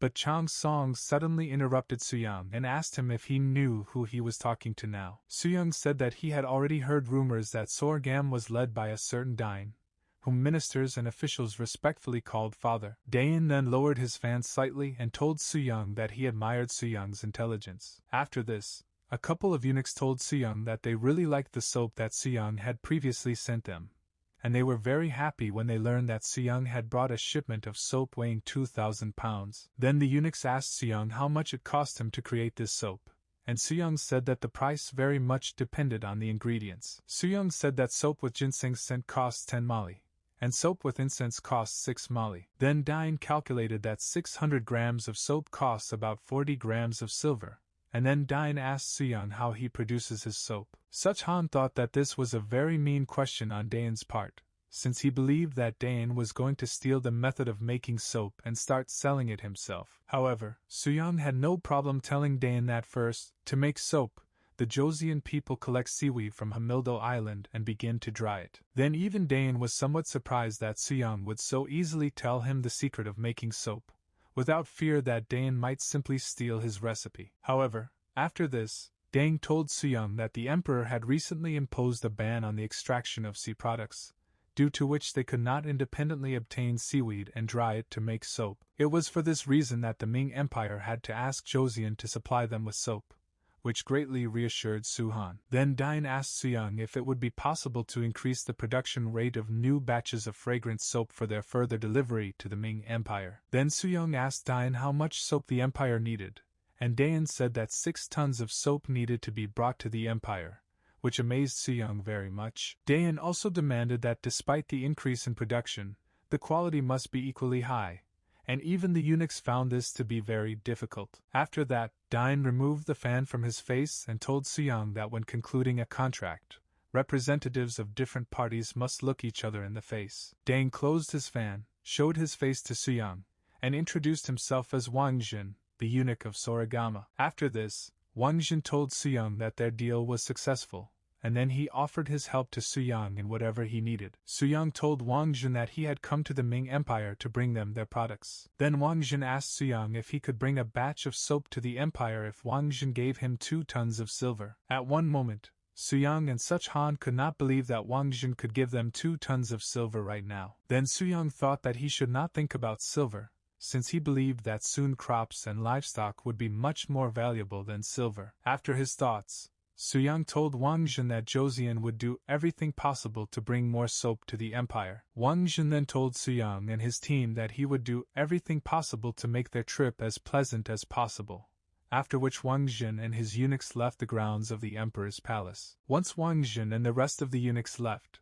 Such Han told Suyang that he probably understood why the eunuchs were actually so interested in fragrant soap. Such Khan told Suyang that in the empire, eunuchs are completely deprived of their male sexual organ, which shocked Suyang very much. Such Khan also said that because of this, the eunuchs cannot control the process of urination, which is why the eunuchs always had a very strong and disgusting smell. It was at this moment that Suyang realized why the eunuchs were so interested in supplying soap to the empire. After Suyang and his team left the territory of the emperor's palace, a luxurious carriage drove up to them. Soon 3 people got out of the carriage, who were just looking for Suyang and his team. Then one of the people who got out of the carriage told Suyang and his team that Wang Jin himself had told him to personally ensure that Suyang and his team's journey was as pleasant as possible. At that moment, Suyang and his comrades saw in front of them a luxurious cart, which was very similar to the cart that the emperor's son himself rode. Suyang could not believe that he was actually allowed to use this cart, to which the imperial servant told Suyang that the emperor's son's cart was twice as large, and that Suyang had nothing to worry about. Soon, Suyang and his group boarded the carriage, and everyone was amazed that this carriage could travel at 37 miles per hour so easily. However, due to the high speed and dusty road, a lot of dust got into the cart, which made it very difficult for Suyang and his group to breathe. At this moment, Suyang thought that roads with special coating began to be produced only in the 20th century, if we do not take into account the roads that were made in ancient Rome. During the ride, Suyang decided not to waste his time, and he decided to start training his legs by leaning his back against the wall of the cart and holding his legs in one position. Tired, Xingqiu did not understand what Suyang was doing, and he decided to ask him what he was doing now. Suyang told Xingqiu that respect for one's ancestors is expressed in the fact that a person should not feel sorry for himself and give himself concessions. Suyang also told Xingqiu that a person should never neglect the body that his parents gave him. Suyang also drew Xingqiu's attention to how large and noticeable his belly fat was. Especially unpleasant for Suyang to look at Xingqiu's third chin, which also appeared due to excess weight. Besides, Suyang noticed that it was so difficult for Xingqiu to walk that after taking just a few steps, he immediately began to sweat heavily. Xingqiu could not say anything in his own defense, since he himself understood perfectly well that everything that Suyang said about him was true. However, Suyang told Xingqiu that despite his grave condition, he could help him. Suyang told Xingqiu that they had to travel another 380 miles before they reached Chang'an, and they would cover this distance by cart in only 12 days. Then Suyang suggested that Xingqiu spend these 12 days to the benefit of his body, in order to at least get him in shape a little. Xingqiu understood that he would not be able to refuse Suyang, and he also understood that for him this would be the most difficult 12 days of his life. After 12 days, Suyang and his group arrived in Chang'an, and during this time, Xingqiu actually managed to lose some of his excess weight. Suyang was very grateful to the imperial servant for his help, to which the servant himself said that he was just doing his job. Soon, Suyang was approached by one of the high-ranking officials of Chang'an, who was very happy to see Suyang and his group. This official believed that Suyang and his group had come a long way to get here, and then he invited Suyang and his group to relax with a meal. Soon, the official escorted Suyang and his group to one of the most luxurious and expensive restaurants, which is visited exclusively by officials or representatives of the imperial family. First of all, Suyang and his group were given portions of unusual noodles, which contained a lot of meat, vegetables, and some spices. However, once Suyang decided to examine the noodles, he noticed that the noodles were somewhat similar in appearance to potato skins. Then one of the scientists from Suyang's group said that this is not just noodles, but traditional doxiamin, the recipe for which was invented during the Yuan dynasty. After everyone had finished their noodles, the table was served with assorted meats, which included pork and beef. One of the scientists from Suyang's group decided to try the meat first, and he thought that the pork was very tasty, while the beef just tasted terrible. After tasting the meat, the scientist said that the beef tasted so bad that it would seem that the cow used for the dish had suffered from improper feeding. While this scientist was describing the taste of beef, Suyang noticed the evil and intimidating look of one of the cooks who was watching Suyang and his group eat. However, despite such an unpleasant taste of beef, the cold cuts seemed very tasty to him, after which the rest of the guests also began to eat. As the evening progressed, more and more different dishes appeared on the table, which Suyang and his group ate with pleasure, praising the chef's efforts. Meanwhile, one of the eunuchs arrived to Wang Jin to tell him about how Suyang and his group reached Chang'an. Jin also learned from this eunuch that the officials of Chang'an showed utmost cordiality and hospitality to the guests, and that they asked Wang Jin to personally speak with the emperor about their partnership. After this eunuch told Wang Jin everything, he decided to ask him what was the reason that Wang Jin cared so much about commoners like Suyang and his group. At that moment, Wang Jin took one liang in his hand and told the eunuch that he once had to become a eunuch, since until that moment, he had nothing that would help him survive. After Wang Jin finally became an influential eunuch, he wanted to achieve such greatness with which he could give people what they really needed. At this moment, Wang Jin briefly looked at his face in the reflection of the liang, after which he simply threw the liang out the window. At this moment, Wang Jin wanted more and more every second to see what the second son of King Joseon could do. The next day, the farmers of Chang'an showed Suyang and his group the pigs they were keeping for their sustenance. Suyang was pleasantly surprised at how large the pigs were in Chang'an, as they were almost the same size as the wild boars he had previously hunted. The farmer also told Suyang that their pigs could reach a weight of more than 200 kyns in 2 years. Then Suyang asked the farmer to cut one piece weighing 1 kyn from the pig to ensure the quality of the meat. Sinchu told Suyang that he didn't fully understand why they should worry about the quality of the pork,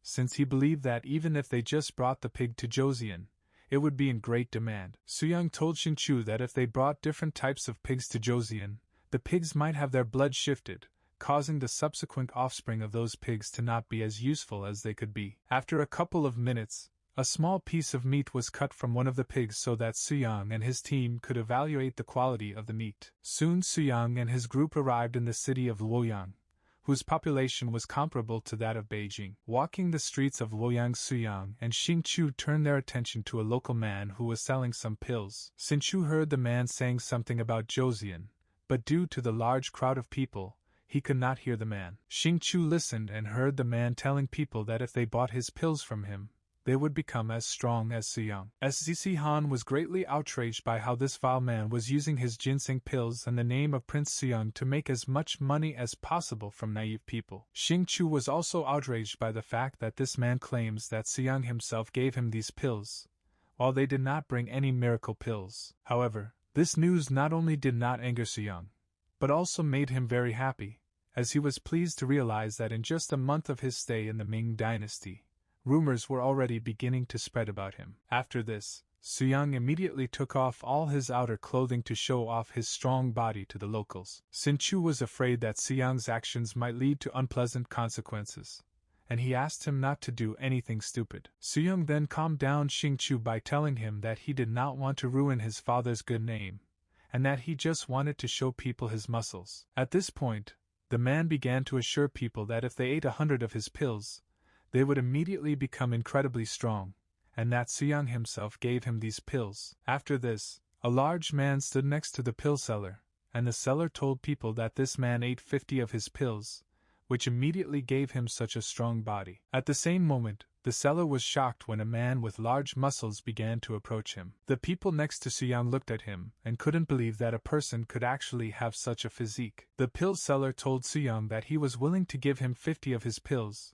to which Suyang told the seller that he didn't need his pills at all. After that, Suyang told the pill seller and his partner that he could easily defeat this big man, and then the seller realized that Suyang would now bring them to light. Suyang also told the seller that he was surprised that he did not recognize him as Prince Suyang, who, according to the seller, provided him with these pills. At this moment, the seller could not contain his anger, and then he asked Suyang who he was and why should he suddenly recognize him. Then Suyang tensed his muscles as hard as possible, and told the pill seller that he was the same Prince Suyang from Joseon, which scared the seller very much. The pill seller was at a loss, and then he told his assistant to try to defeat Suyang. A second later, Suyang and the pill seller's partner began to fight against each other, hoping to knock their opponent to the ground. Even though the pill seller's partner was much larger than Suyang, he began to quickly lose strength, and he could not understand how this was even possible. After a couple of seconds, Suyang knocked the pill seller's partner to the ground and told him that this was possible due to the fact that his muscles were many times stronger. After the fight, Suyang told the pill seller's partner that he must first learn to lift 1,000 kg in weights in 3 basic exercises,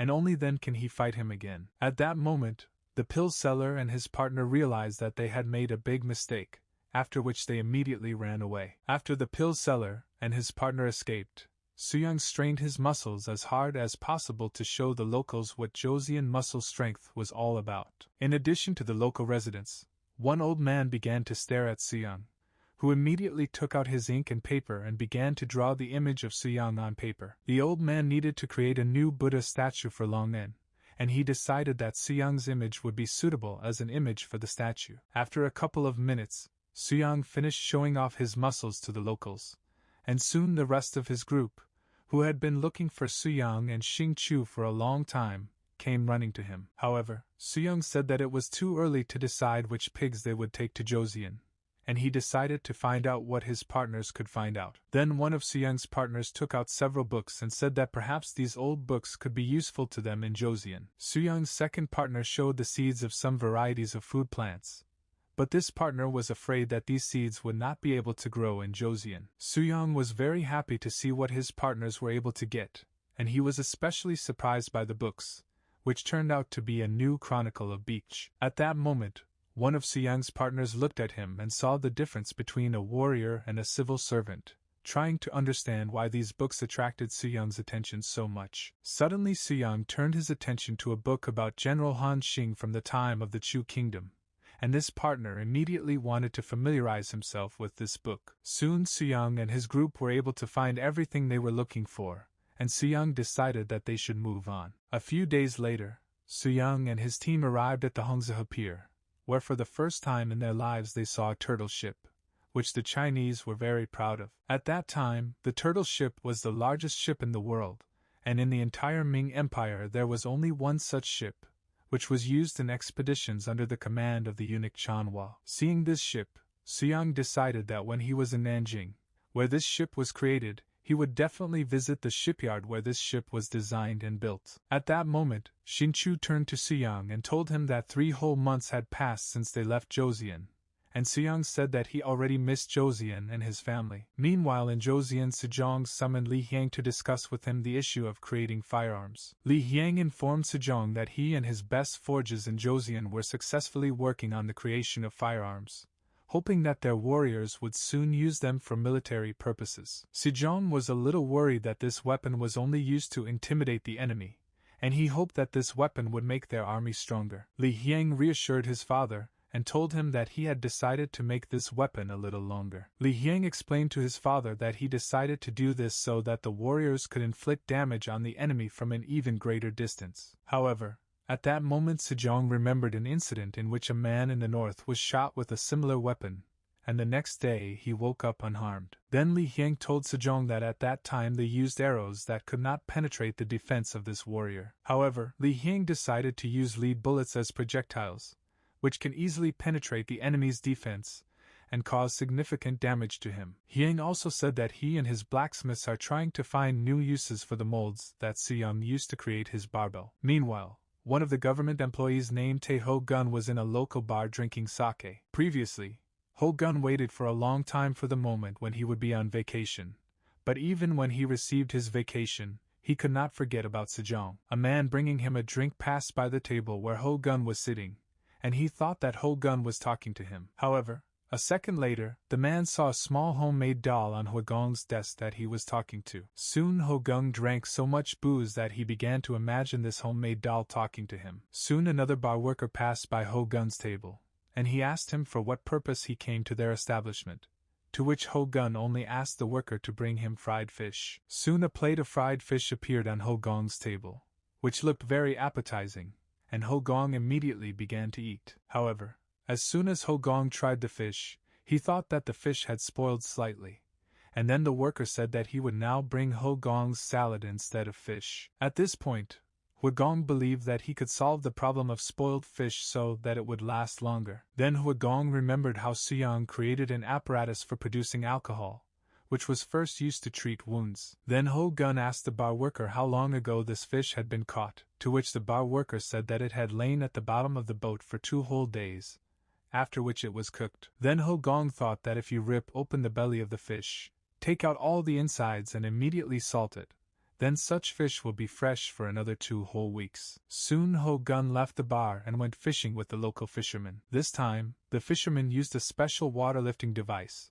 with which they caught much more fish than the fishermen had caught before. After the fishermen caught the required amount of fish, Ho Gong ordered them to lay out all the fish, cut the belly of all the fish, clean the fish from the entrails and immediately salt it. This time, Ho Gong used the same operating mechanism for his device that Sejong used for his overhead pulley machine. When the fishermen cleaned all the fish from the entrails, Ho Gong told them that if they did everything correctly, the fish would be suitable for consumption for another 2 whole weeks after it was caught. The fishermen were also very surprised at how many fish they were able to catch in such a short period of time. One of the fishermen told Ho Gong that before the ship could be overloaded with just 100 fish caught, but now they can easily catch and take away more than 1,000 fish. Ho Gun said that as the catch increases, the required area for storing fish will also increase, and with proper distribution, the amount of fresh fish for all of Joseon can be significantly increased. However, at this moment, Ho Gong believed that if they had a boat to go out to the open sea,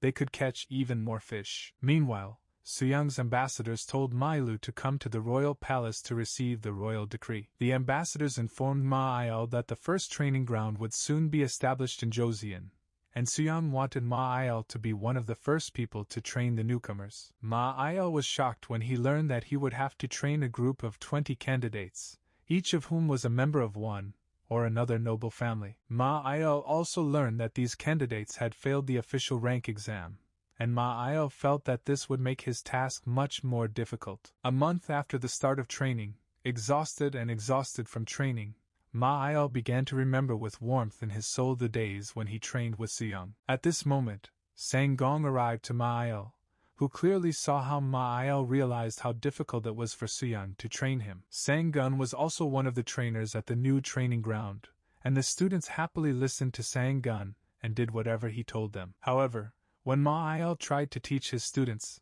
no one listened to him or took him seriously. Sang Gun also said that if these students failed to master their lessons, they would be urgently sent to Hamgildo, and judging by their behavior, they simply did not realize what awaited them if they failed. At this moment, Mailu felt a little sorry for his students, since they do not know what will happen to them if they do not listen to him, and he began to think about how to make his students listen to him. At this moment, Li Hyang arrived at the training ground to personally make sure that if Ma Il's students did not listen to him, they would be sent to Hamgildo. Ma Il looked at Li Hyang and couldn't believe that Sejong's eldest son was able to pump up his muscles so much. Then Li Hyang suggested moving on to practical training for students since they refused to listen to theory. At this point, Ma Il apologized to Sangong and told him that he could no longer watch the common people suffer. Then Li Hyang told Ma Il that those people who lack perseverance in training need to take up the barbell to strengthen their will. The next day, Ma Il had his students lift heavy weights while asking the students various questions about training their bodies. Ma Il asked questions to one of his students,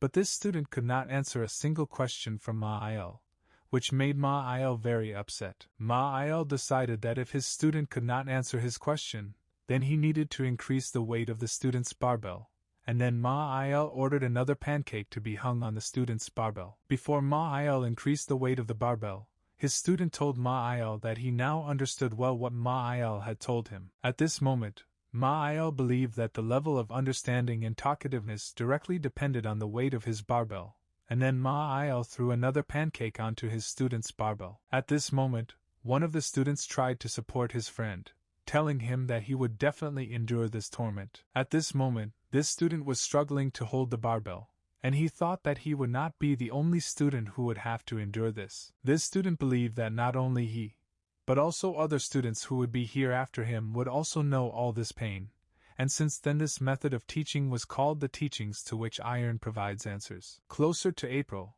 Suyang and his group arrived in Nanjing, and when Suyang found himself in this city for the first time, he believed that this city had almost the same crowd of people as in Beijing. Walking through the streets of Nanjing, one of Suyang's partners noticed that local residents had already begun to sell cucumbers, while in Joseon at that time they were just beginning to harvest rice. Then Suyang believed that growing and selling various vegetables was many times more profitable than selling rice alone. The fact is that after the invasion of the army of Red Turbans and the attack of Japanese pirates, the lands of Joseon were devastated, and Joseon had no choice but to grow rice. However, despite Joseon's current position in the food industry, Suyang believed that Joseon would soon also grow a variety of vegetables, both for local residents and for sale. Soon, Suyang and his group went to Gangnam, and they decided that this was a great opportunity to try various local dishes, so they went to one of the local restaurants. As soon as Suyang and his group arrived at the restaurant, they sat down at one of the tables and asked its owners to prepare something special for them, throwing a couple of silver liangs on the table. The restaurant owners were shocked as it was the first time they had seen one of their customers give them such a generous payment, so they immediately went to the kitchen to prepare food for Suyang and his group. First of all, Suyan and his group were brought several portions of fried carp in a creamy sauce, and if you touch the head of this fish, it will immediately jump. After Suyang and his group ate their carp, they were immediately served roasted pig, and the restaurant owners even completely deboned it. After Suyang and his group ate roasted pig, they were brought sea turtle soup. Suyen and his group were very well fed and they all enjoyed the food that was prepared for them. The owners of the restaurant were very tired while preparing all these delicious dishes, but they were sure that all their efforts were worth the income they received today. After a hearty meal, Suyang decided that it was time to meet with a very important person. After the meal, Suyang and his group went to the Joseon shipyard in Nanjing to meet the man who created the turtle ship.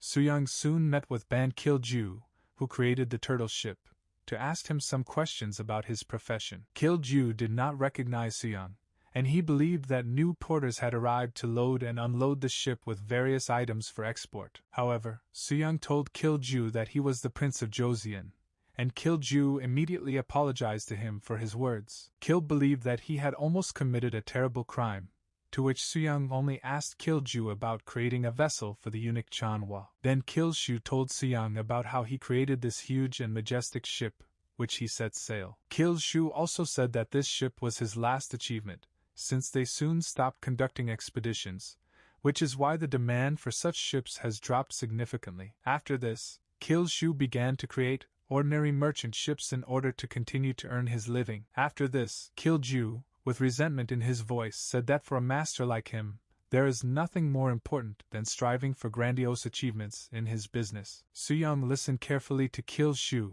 after which he asked him what other ships were created under his leadership. Kilju then spoke about how, in addition to the turtle ship, he also created a ship like Gwaesong, which was also famous in Joseon. Sooyoung then asked Kilju if he would like to start designing new majestic ships again, since he believed that Kilju was wasting his talents here. Kilju bowed down to Sooyoung and thanked him for inviting him to go to Joseon and build his ships there. Kilju believed that for a real man, nothing is more important than creating ships to conquer the vast oceans, and he believed that in Joseon he would create smaller ships. At that moment, Sooyoung realized that all masters of their craft were exactly the same, after which he put his hand under his robe. After a couple of seconds, Sooyoung showed Kilju a diagram of a ship that had only one sail and a few oars, and Kilju believed that it was an ordinary fishing boat. A little later, Kilju turned his attention to the lifting mechanism, and he asked Sooyoung what it was and what it was intended for. Then Sooyoung told Kilju that thanks to this mechanism it would be possible to raise a catch that would be 4 times larger than what could fit on a similar boat. Kilju thought that this was a great idea, since only one mast would be needed to raise one such catch. Ju then told Sooyoung that he was unlikely to be able to recreate such a boat, but he could still figure out how to design the individual parts of the boat. Then Sooyoung told Kilju that if the small boat of one master can surpass the large boat of another master, then this indicates the true skill of the first master. Sooyoung told Kilju that he could think about his proposal for the next 10 days until they returned to Joseon, after which Sooyoung and his group moved on. Soon Sooyoung and his group went to one of the farms in Nanjing to evaluate the local vegetables. Sooyoung and his group really liked the cabbage that grows here, since it was not only very large, but also very tasty, and if you pickle it, you can eat it all winter. Sooyoung also believed that this cabbage was a very distant relative of the cabbage that he ate in a past life. After this, Sooyoung turned to the owner of this farm to buy some seeds of this cabbage from him. The owner of this farm immediately brought Sooyoung and his group several bags of seeds from his cabbage,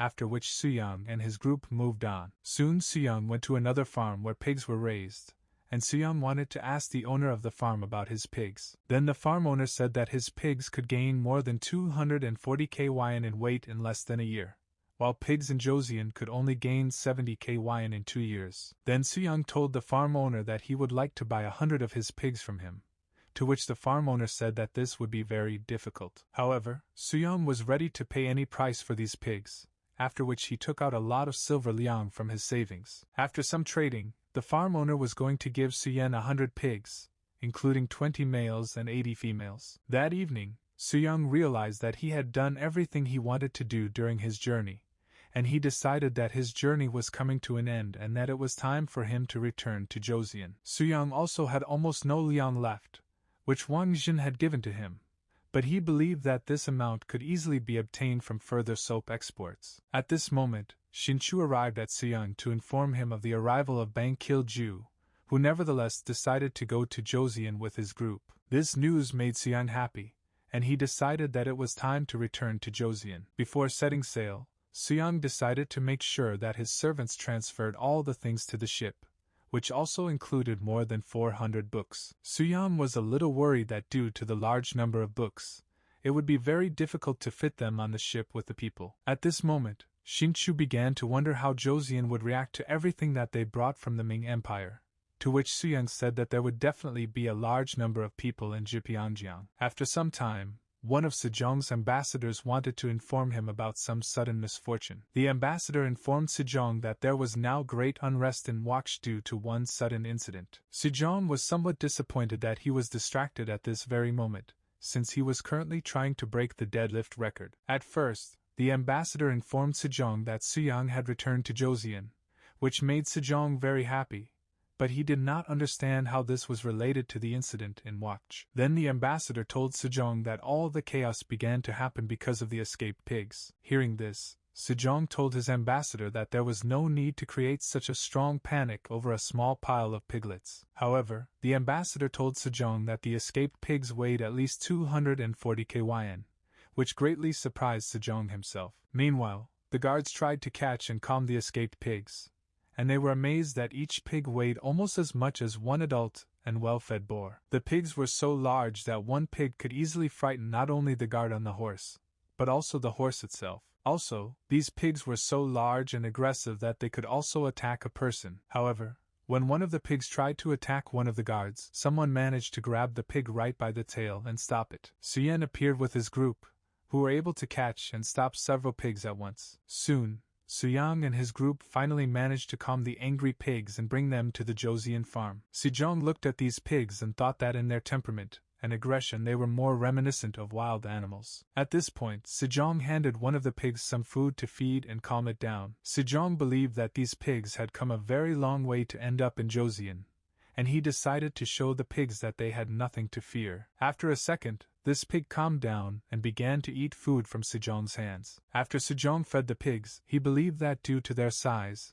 they would not have to worry about meat shortages in Joseon. At this moment, the pigs began to grunt together and cheerfully, thinking that Sejong did not pose any threat to them. However, at the same moment, Sejong said that tonight the chefs would cook the most plump pig for dinner. After that, Sejong and Seong left the pig farm, and Seong informed his father that he also brought many books since many books from Jipyeongyang were lost. Sejong told Seong that he had done a lot for Joseon, and he could ask Sejong for any reward without any problem, to which Suyang said that he realized something during his journey. Suyang believed that if they used the same farming methods as in the Ming Empire, it would have a positive effect on the nutrition of all Joseon residents. After this, Suyang introduced Sejong to Kilju, who would now reside in Joseon and create his own ships for him. Sejong promised Kilju that he would provide him with all the conditions for a comfortable stay in Joseon, for which Kilju was very grateful to Sejong. After that, Suyang went to the new training ground,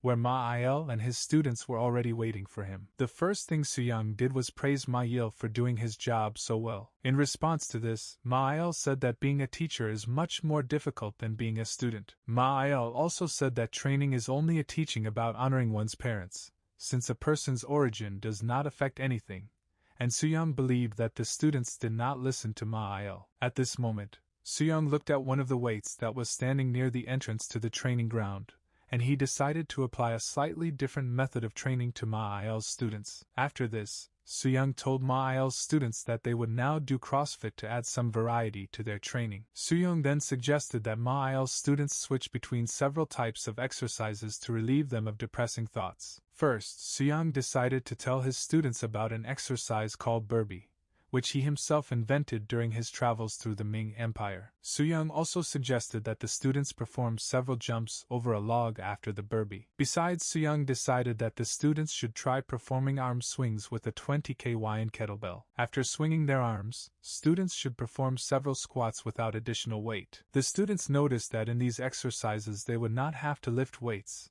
and they were happy about these exercises. Suyang also told the students that if they could complete each of these exercises for 2 sets, then they could finish their training for the day. At this moment, Suyang looked at the joyful faces of the students and believed that a strong hurricane would soon begin, but the students did not understand what Suyang meant by the hurricane. After just a couple of exercises, the students began to get very tired and feel severe muscle pain. At this moment, Suyang observed one of the students, who began to complain that he was going to throw up due to extreme fatigue. In response to this, Suyang told this student that he should not hold back his urge to vomit, and that he urgently needed to vomit, after which he should continue to train. The students decided that this training would be the most difficult training they had ever done. After 6 months of training, Suyang told the students to familiarize themselves with some books and focus on their teachings. Suyang believed that even 6 months later, the students still had the same poor physical preparation, and he believed that they should invest their energy in something useful and necessary. However, the students,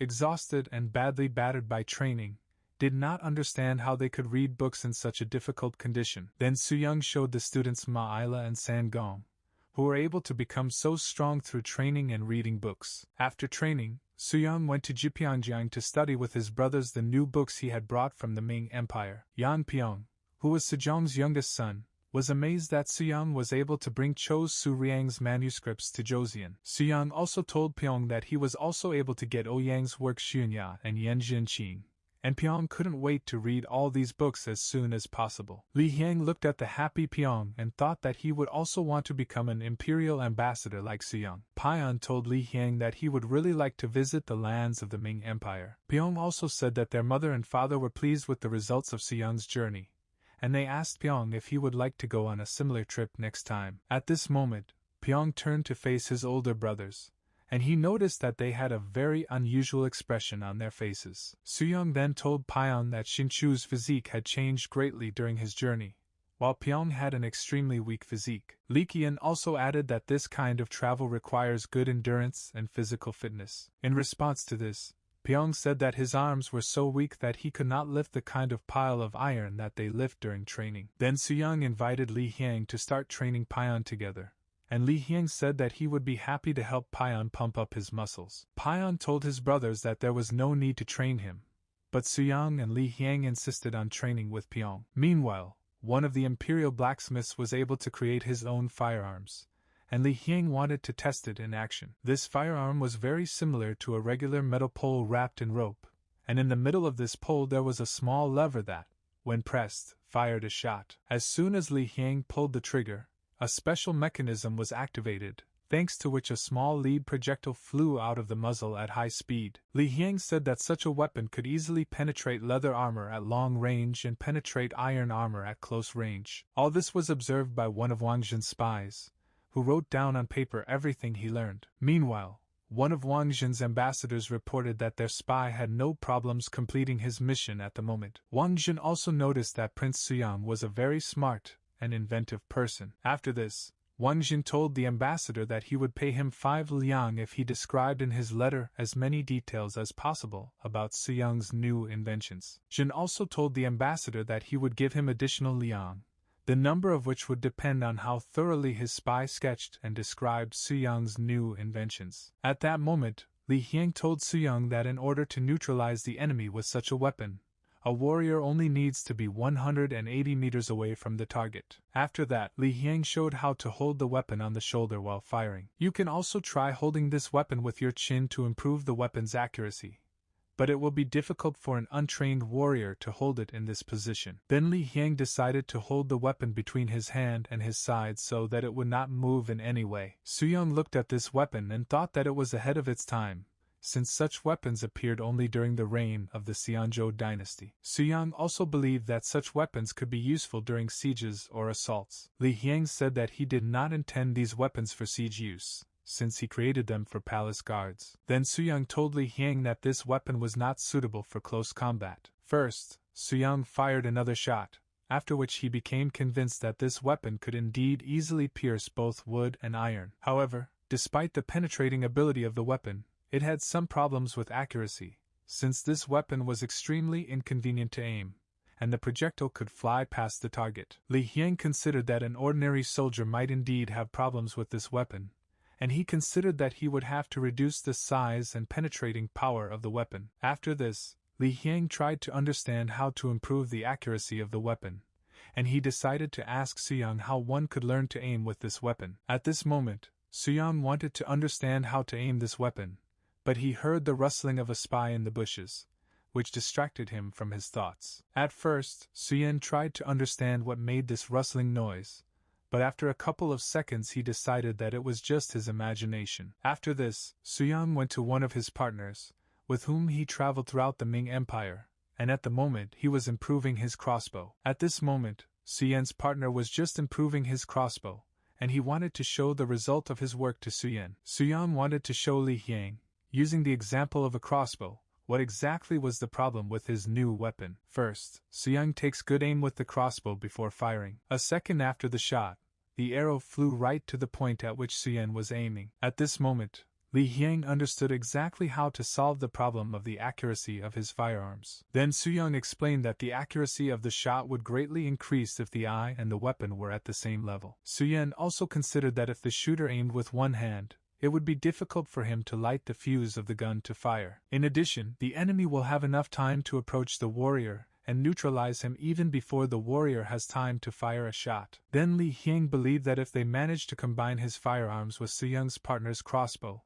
they would be able to create an excellent weapon. After this, Soo-young apologized to his partner for having to postpone the idea of his crossbow, to which his partner said that he would be happy to help Soo-young and Li Hyang improve their weapons. Soo-young believed that after a few shots the warrior would lose strength to fire further shots and injure his face. Then Soo-young's partner suggested stretching a wooden beam and attaching it to the shoulder, which Li Hyang said that in this case, the helmet could be damaged, and that the direction and location of the smoke should be changed. Hyang also suggested attaching a dagger to the end of the barrel in case the enemy was too close. 3 months later, Soo-young and Li Hyang had finished designing their first prototype firearm, and they wanted to show it in action. Sejong was eager to see the results of his son's work in practice. Before Soo-young and Li Hyang demonstrated the performance of their weapons, Sejong ordered all the military officials to gather in the palace so that they too could evaluate their work. Soon all the military officials arrived at the demonstration, and Li Hyang ordered one of the soldiers to prepare the weapon for testing. First, the soldier poured some gunpowder into the gun and pushed it as deep into the barrel as possible, after which he put one shell into the barrel of the gun. Military officials looked at how Hyang was preparing to fire the first shot, and they felt that such preparation for one shot was too loud. Also, military officials believed that these shooters lacked combat experience and discipline. Meanwhile, the soldier completed his training, and Li Hyang ordered him to shoot at the target. At that moment, the soldier took aim and pulled the trigger, after which a small projectile flew out of the gun. After the shot, another soldier approached the target to check where the first soldier hit, and his shell hit almost the center of the target. However, after the shot, the military officials immediately began to laugh due to the fact that this soldier spent so much time on just one shot. At this point, many military officials felt that such weapons took too long to hit the enemy, and they did not understand where the gun could be used. However, one military official said that in order to have any impact on the enemy, soldiers would need at least 10 of their conventional weapons, while this gun could easily penetrate the enemy's defenses. After this, a second prototype of a firearm was brought to the palace, which was designed for an even longer attack radius. As soon as the second warrior raised his gun, the military officials immediately became afraid, since they believed that if this gun was larger than the previous one, then its shells could cause even more heavy damage. Meanwhile, the soldier managed to fire a second gun, the shot of which was even louder than the shot of the previous gun. Even though the soldier was standing further away from the target when the second shot was fired, the shell hit approximately the same point as the previous soldier. Despite the fact that this gun fired further, military officials believed that this gun would have to be reloaded for a long time, since in the same time you could shoot 3 arrows from a bow. Military officials also began to joke that this gun was only intended to start running away from the enemy immediately after the first shot. After the soldiers demonstrated the second gun, Sejong asked Li Hyang to approach him to ask him some questions about his invention. The first thing Sejong said was that it was difficult for him to consider these guns to be at least somehow useful, since both of these guns were much inferior to the bow in speed. Then Sejong asked Li Hyang to explain to him what exactly these guns were intended for. Li Hyang told his father that the first gun was a replacement for the bow, since in order to learn how to shoot a bow, you need to spend more than 10 years of training. Meanwhile, in order to learn how to shoot a gun, you only need to study for 2 weeks, which surprised Sejong very much. At this moment, Sejong considered that in 2 weeks a person could hardly learn to hold a bow correctly, and in order to learn to shoot accurately, a warrior would have to spend more than a year on training. At the same moment, Li Hyang said that he had now shown the shooting skills of those warriors who had trained for 2 weeks, and now he wanted to show what could be learned over a longer period of training. At this point, several warriors came out who had been learning to shoot a gun for more than 2 months. After just a couple of seconds,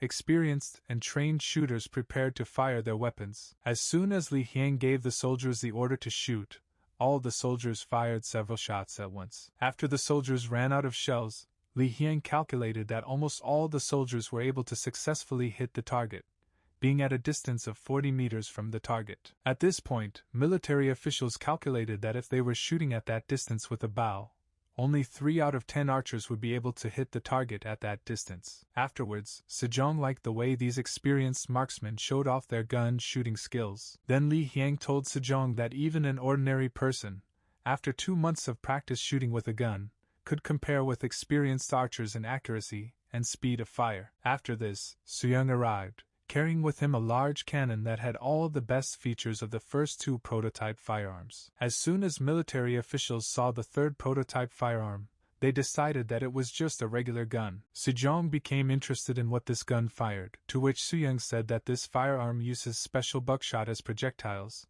which are used in shotguns. Soon Soo-young prepared to fire the third gun, and at the moment of the shot there was a very loud sound, from which one could easily damage one's hearing and go deaf. The force of the projectile was so strong that this gun easily destroyed one of the targets. Sejong was amazed at the force of the shot, and he decided that with such a weapon, Joseon could become the strongest state. Li Hyang was very pleased to hear such praiseworthy words from his father about his invention. Meanwhile, one of Wang Xin's ambassadors arrived to his ruler to inform him that the people of Joseon had already mastered various types of firearms. At first, the ambassador wanted to tell his spy to copy the drawings of the firearm, to which Wang Xin said that they were unlikely to be able to obtain accurate drawings of such a complex device. Wang Xin then decided that the best way to understand the mechanics of the firearm would be to get his hands on one of the prototypes and further study its operation. After demonstrating the new type of weapon, Sejong told Soo-young that despite all the advantages of firearms,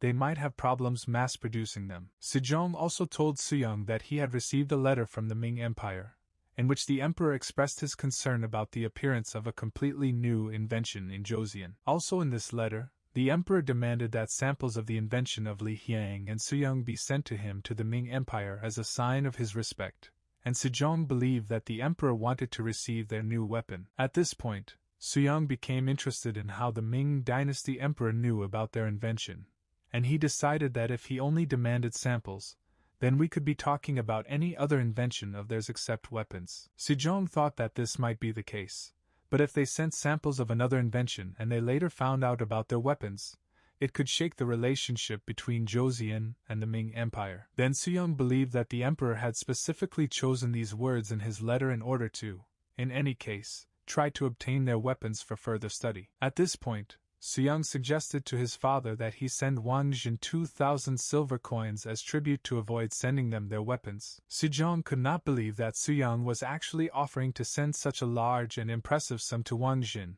since Joseon usually sends only 500 silver coins per year to the Ming Empire. However, Soo-young still insisted on giving Wang Xin so many silver coins, as he believed that in the current situation this would be the most thoughtful and cunning decision. A few days later, Wang Xin learned that instead of a sample of Soo-young's invention, he would receive 2,000 silver coins. Jin's ambassador said that Soo-young would personally bring part of this money to the Ming Empire this year. After this, the ambassador asked Wang Xin why he still indicated in his letter only a sample of the invention, instead of directly demanding a new weapon from Sejong. Then Wang Xin said that he deliberately did not indicate the specific name of the new invention in the letter, since if Sejong had sent him something else, he would have suspected some kind of secret plan in it. Wang Xin believed that if this had happened, the Joseon government could have run into some trouble, including an increase in the amount of tribute. However, in fact, the Joseon government made a very unexpected move,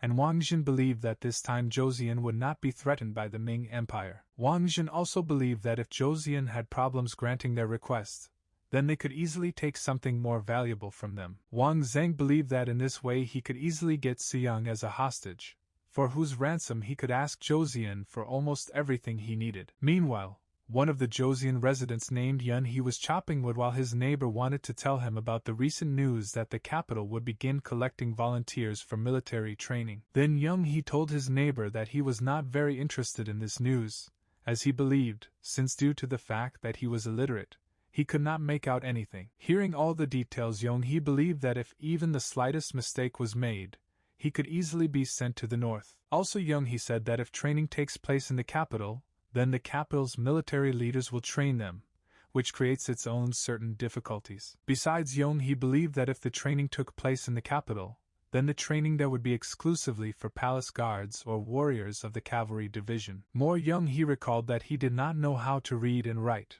which made him feel that he would be of no use in these exercises. However, neighbor Yun He told him that no one spoke about the cavalry, and among the conditions there was nothing said about the fact that only high-ranking people were recruited there. At this moment, Young He thought for a moment, and said that if all this was true, then he really had a chance of becoming one of these volunteers. The advertisement also said that a volunteer would only need to indicate his name and have a strong body paired with a strong will. At this moment, one of the slave owners, who lived in the northern lands of Joseon, sent one of his slaves to the capital for training, giving him some money, food, and warm clothes. Also, this slave owner told his slave that if he simply plans to run away from him, then his parents will suffer heavy punishment. Despite the inhumanity of his master, the guy was very grateful to him for allowing him to go to these capital exercises. A few months later, the day came when 1,052 volunteers from all over Joseon arrived in Nodalnaru, where present-day Noryangjin is located, for the exercise. Soo-young looked at all these people and thought that he would be able to gather a little more people. Then the man who stood behind Soo-young told him that these simply do not yet know what awaits them during their exercises. From this, Soo-young concluded that among all these volunteers there were quite a few naive people who expected some kind of privileges, and he believed that they would have to experience a lot and learn a lot. However, at this moment, Soo-young was wondering why this man suddenly decided to hide behind him. It was An-song, who was formerly a civil servant calligrapher, whom Sejong appointed as a military advisor. An-song was very scared, as he was afraid of screwing up in front of Soo-young and Sejong, to which Soo-young told him that if Sejong appointed him to this position, then he would definitely handle his new responsibilities. After this, Soo-young decided that there was no point in postponing his plans, and he decided that it was time for him to go out in front of the volunteers and give a speech to them. First, Soo-young came out in front of the volunteers, greeted them, and introduced himself to them as their coach. Soo-young also told the volunteers that, by order of King Sejong, he would personally train them in the coming months and teach them military skills. Soo-young also wanted to teach volunteers to master new methods and weapons for combat, which are very different from what the current royal troops can now do and possess. However, before the training began, Soo-young wanted to conduct a small series of tasks through which he could determine those who would continue the training, while the rest would be considered unfit. Soo-young recruits was to run from Nodalnaru to Tanshin. Before the test began, Soo-young explained to the recruits that if they were able to get to this place on their own, then their legs should be strong enough to withstand this entire difficult journey. Also, Soo-young told the recruits that the legs are an extremely important part of any soldier, and that a man must have exceptionally strong and resilient legs. After a short introduction, Soo-young told the recruits that they must run from Nodalnaru to Tanshin, following their teacher, who will guide them. Soon, some of the recruits prepared for the test,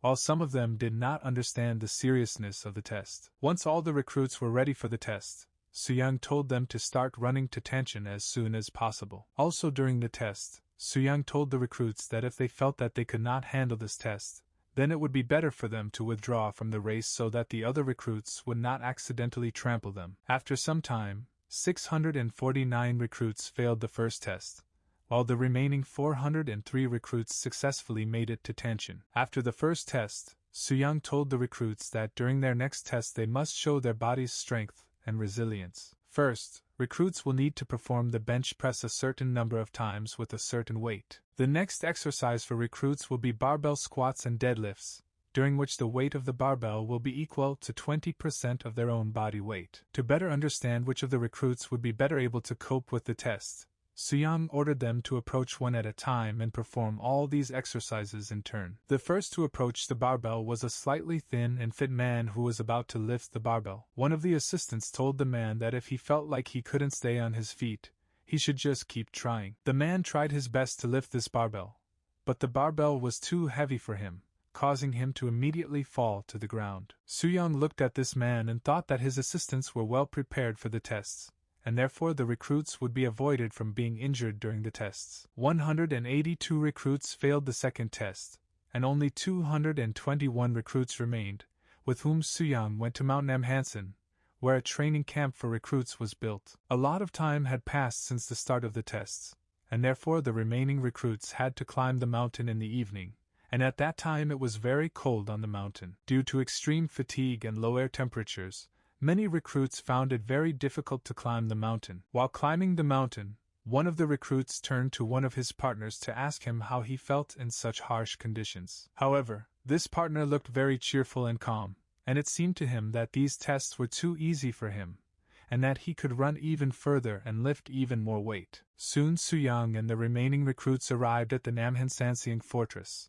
on the territory of which there was a training camp where the recruits would train. Upon arrival at the fortress, Suyang told the recruits that the structure was designed to repel enemy attacks and other unforeseen threats that might threaten Joseon. After this, Suyang suggested that the recruits go wash and go to dinner, to which one of the recruits asked Suyang if such things were not some kind of luxury for them. In response to this, Suyang told the recruit that while they were undergoing training, they could use the local bathhouse at least every day to wash and clean themselves up. Hearing this, the recruits were very happy, and they immediately began to thank Suyang for his concern for them. After this, Suyang told the recruits that tomorrow morning he would personally talk with each of them, and today they could calmly go to rest, after which the soldiers went to wash, have dinner and rest. The next morning, Suyang interviewed each of the new recruits to better understand their goals and motivations for training with the others. Suyang had almost finished interviewing the recruits, and he only had 2 more recruits left to talk to. The first to visit Suyang was Hong San,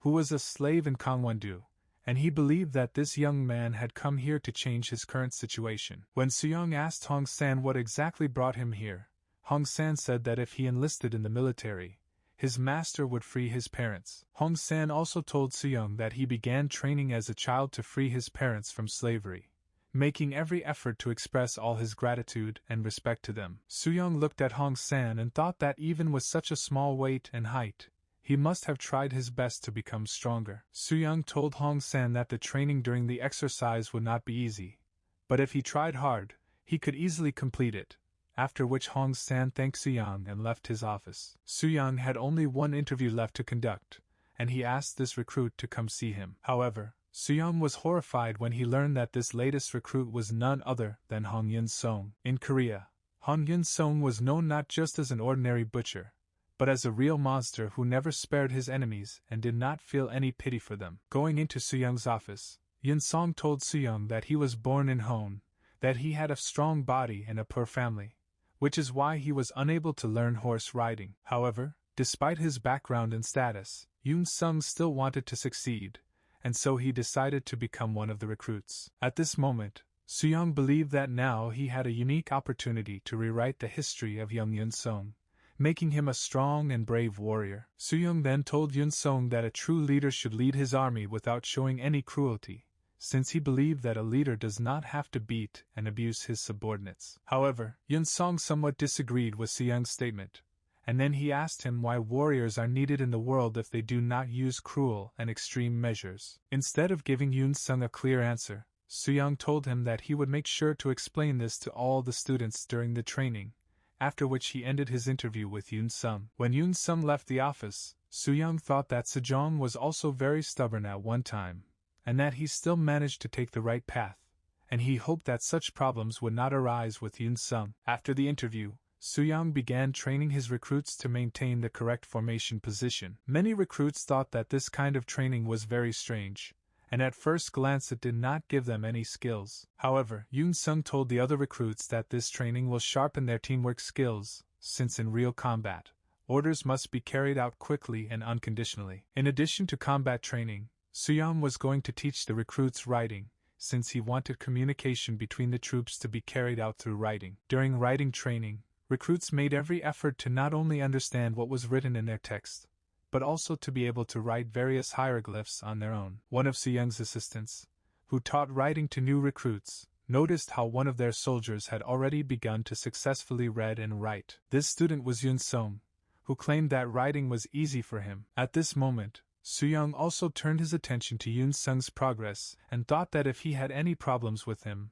he would have to take appropriate measures. However, now Suyang saw that he was not having any problems with Yun-sung yet, and he believed that if he continued to try so hard, he could become one of the first instructors. After writing lessons and a few extra drills, the recruits were allowed to take a break from training. While the rest of the recruits decided to play Go, Hong San decided to take a short walk around the training camp. The other recruits asked Hong San to play with them, but Hong San said that he wanted to get some fresh air. However, the recruits did not understand why Hong San decided to take an extra walk around the camp instead of resting, after which Hong San left the rest of the recruits and went for a walk. Walking outside, Hong San thought about his past and how his owner allowed him to go to these military exercises and about the last time he saw his parents. The day Hong Sang's father learned that his son was going to military training, he gave him some things and told him that this was his only chance to earn money and free himself from the shackles of slavery. Hong Sang's father also told him that he shouldn't worry about them and that he should just run away.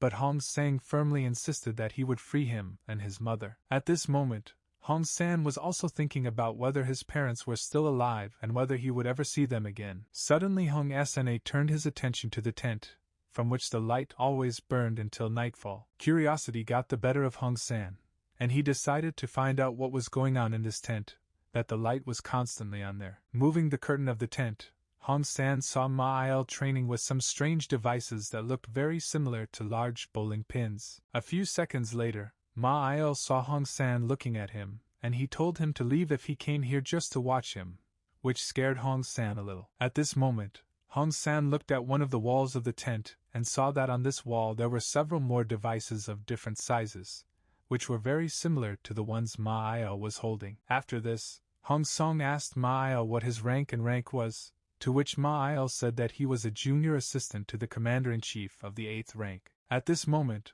Hong San turned to Ma Il as a junior assistant and asked him why he needed those big batons he was just twirling. However, before answering, Ma Il handed this club to Hong San and told him that he could explain everything to him and familiarize him with this device, which at first somewhat frightened Hong San. Then Ma Il told Hong San that this device is called Heavenly Condescension, which is used to teach a warrior how to properly wield his weapon. However, this baton was so large and heavy that Hong San could not only rotate it, but even hold it in his hands. After a couple of seconds, Hong San said that he wanted to personally look into the eyes of the person who came up with this training device. In response to this, Ma Il told Hong San that it was Mr. Suyang who developed these devices to make it much easier for recruits to master the skills of using their weapons. Ma Il also told Hong San that there are several types of such batons, the weight, size and shape of which depend on what kind of weapon the recruit wants to learn to wield. Hong San was afraid that Ma Il would now force him to try all types of these clubs,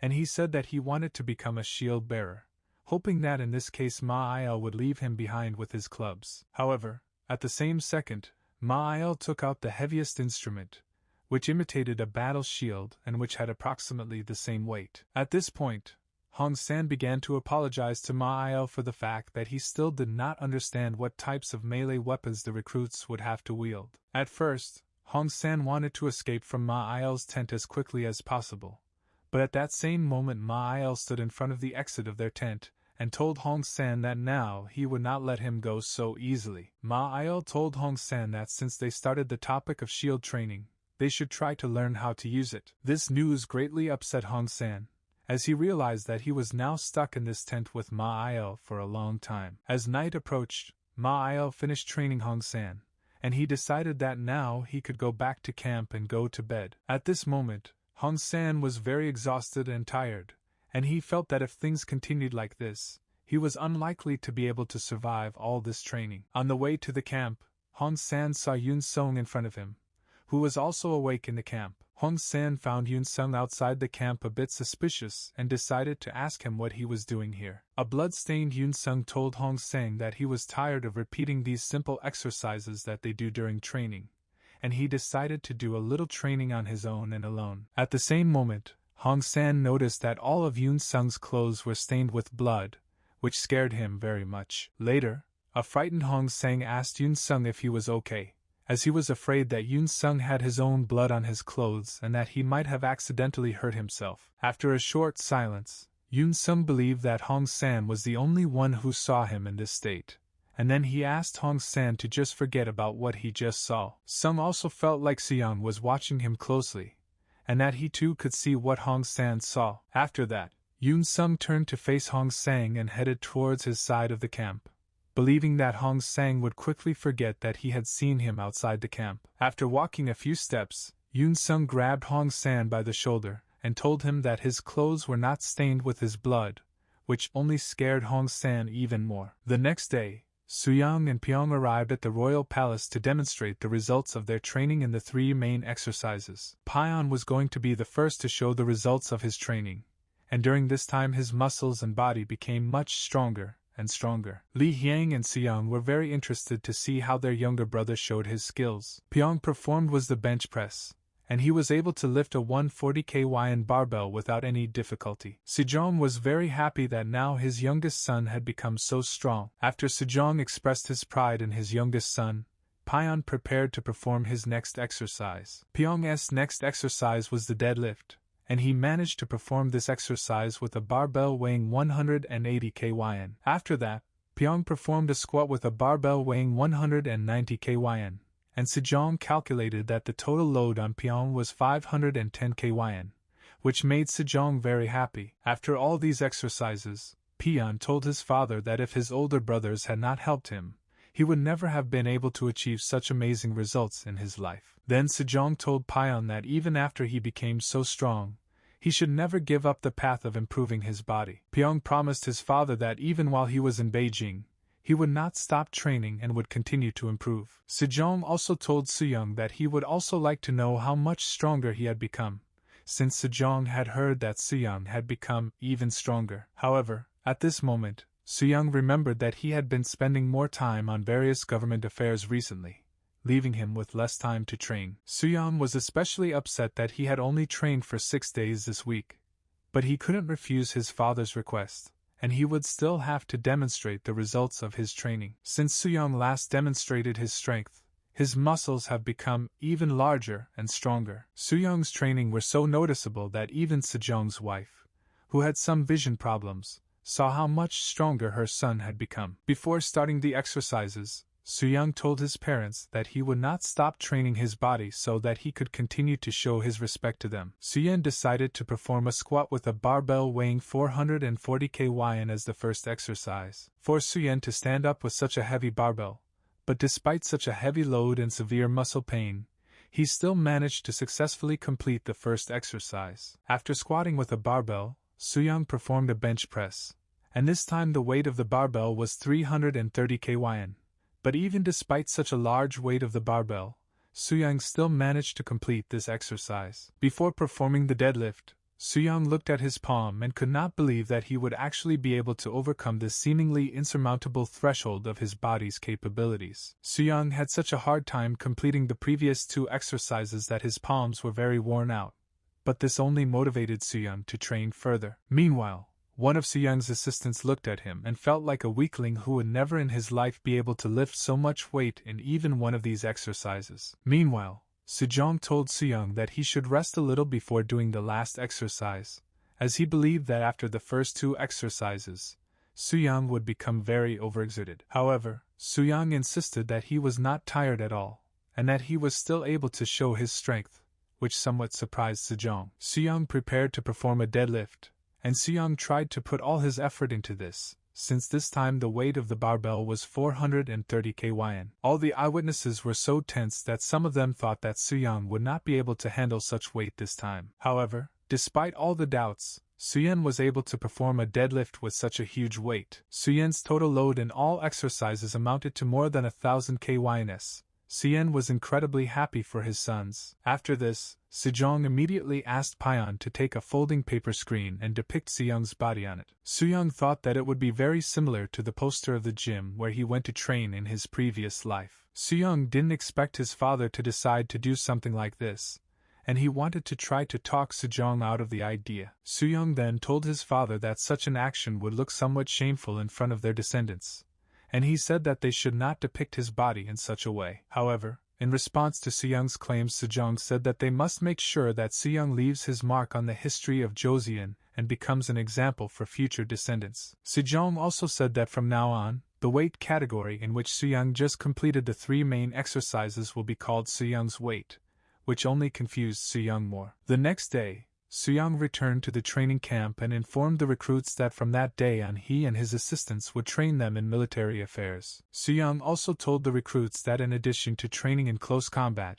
he would also train them in firearms skills, which were developed by Crown Prince Li Hyang. After this, Suyang distributed the warriors into various classes, among which were 41 shield bearers, 51 spearmen, 63 swordsmen, and 66 assistant commanders. Initially, Suyang expected that he would be able to gather fewer assistant commanders than he expected, and he simply believed that these people simply did not learn how to wield melee weapons well enough. Suyang also doubted that all the recruits would train well enough, and he felt that he should definitely control this as carefully as possible. Soon, the soldiers from the shield-bearer class saw the metal plates they would be training with, and they were confused not only by their weight, but also by their unusual shape. One of the shield-bearers looked at these plates and believed that these were the very shields that even a mountain falling on them could not break. Soon, one of the trainers yelled at the shield-bearers for their slowness, and then all the shield-bearers immediately grabbed their shields and headed to the training area. Upon arriving at the training site,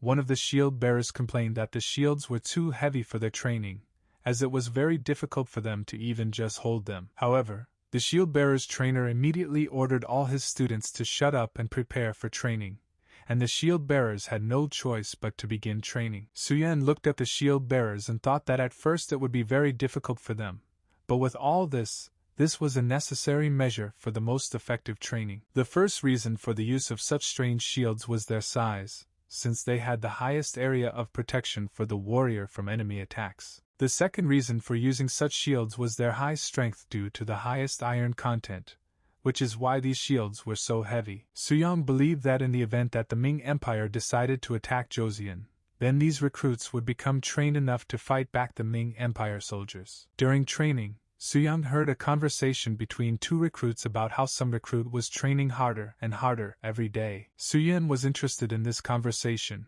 and he decided to personally find out who this soldier was and how he managed to put in so much effort during training. This same soldier turned out to be Hong San, who became one of the shield bearers, and who already at that time had some skills in using a shield after training with Ma Il. Meanwhile, new recruits in the spear class were trying to master the Mikamdo, which was the Korean equivalent of the Japanese Bicentennial, 2.5 meters long and weighing 15 kyn. At first, many recruits had some problems mastering Mikamdo due to its length. However, already at this time, Yun-sum was easily swinging his Mikamdo so quickly that the other recruits did not have time to follow the movement of his body. A week had passed since the start of recruit training, and during the training it was easy to see the difference between those recruits who were doing well and those who were still having a hard time. However, despite all the difficulties, within a month most of the recruits were able to master the basic skills of using their combat instruments. One day, Hong San decided to eat a little rice cake with pork together with one of the soldiers. Hong San believed that despite how harsh the conditions in this camp can sometimes be,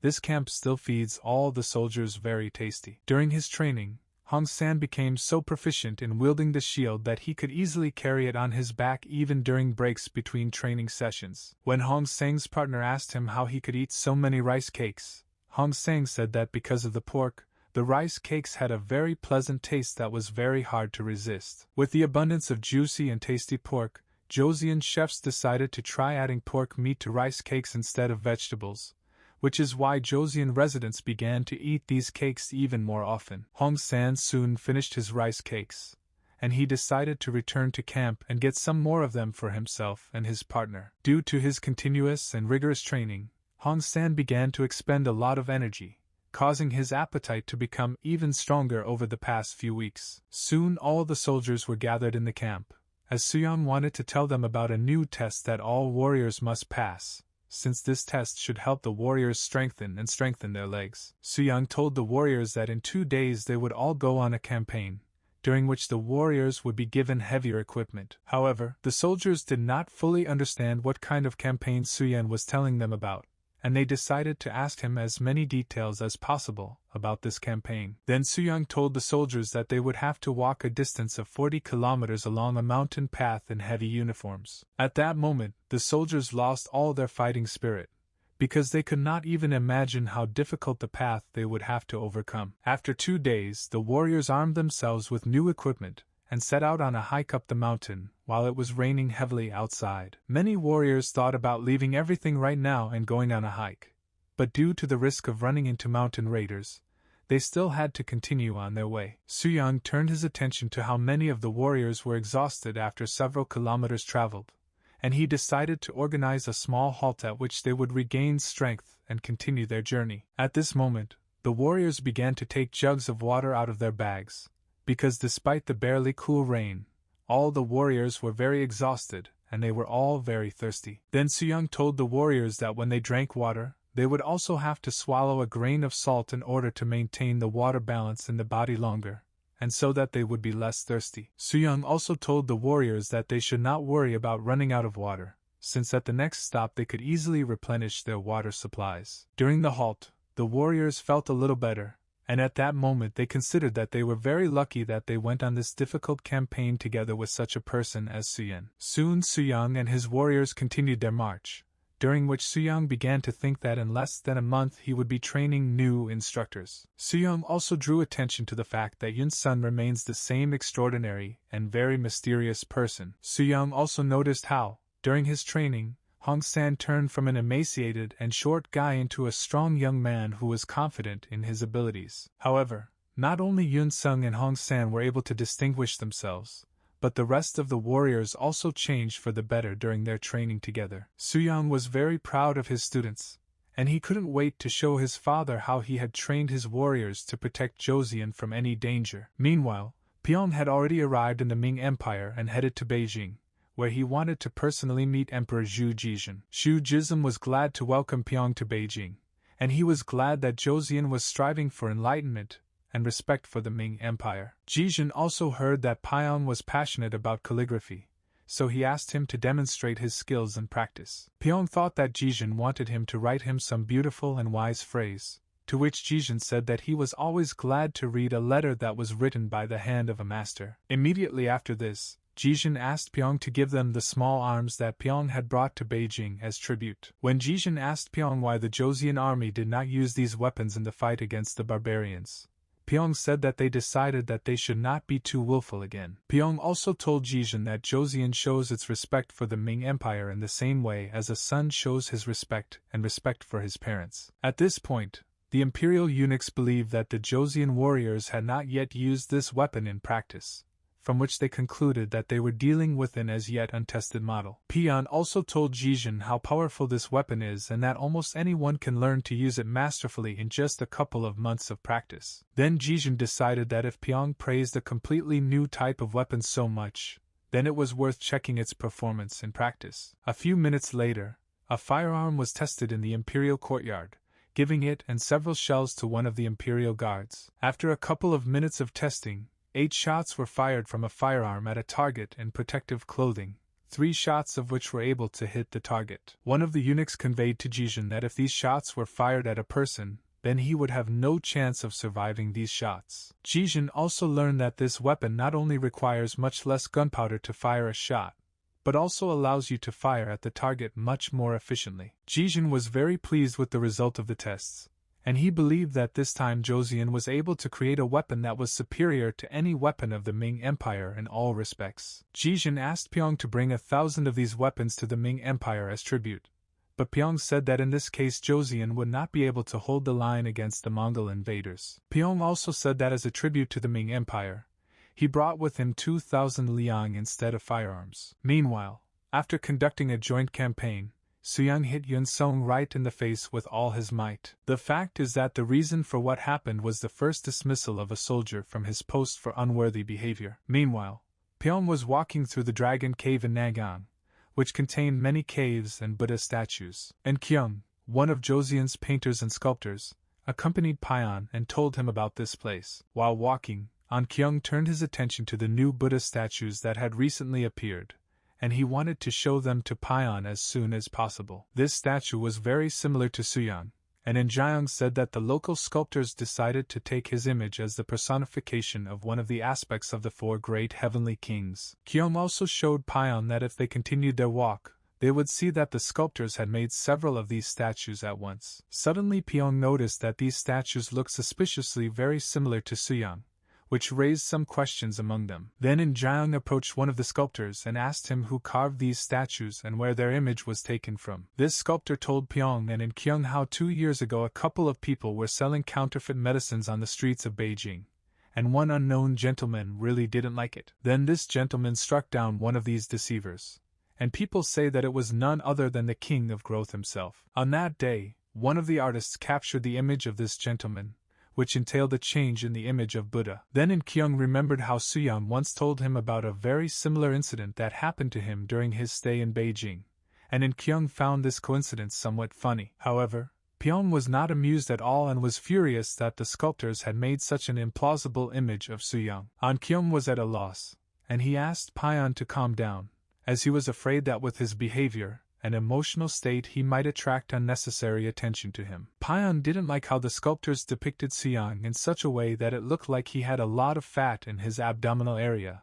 which he thought was just disgusting. Pyong couldn't let anyone else see it, so he said that he would have to postpone his trip to Beijing and paint the real image of Soo-young. After some time, Pyon and In-jayung arrived at a huge rock 20 meters high to depict the real image of Soo-young in it. Standing next to this rock, Pyon told An-kyung that Soo-young stood out not only for his body, but also for his mind, and therefore he wanted to portray him as a bodhisattva. A few months later, a group of sculptors led by Pyong stood on the site of this rock with a majestic statue of Soo-young. In-kyung said that this statue has an unusual dark aura, and that it vaguely resembles a celestial black dragon. Chongyang Mountain Festival arrived in Joseon, during which people visit the mountains and admire the beauty of autumn. On this day, Soo-young wanted to show his father the results of his soldiers' training. The first thing the soldiers did was greet Sejong, and at that moment all their movements were almost perfectly synchronized. Sejong could not help but pay attention to the coordinated movements of the soldiers,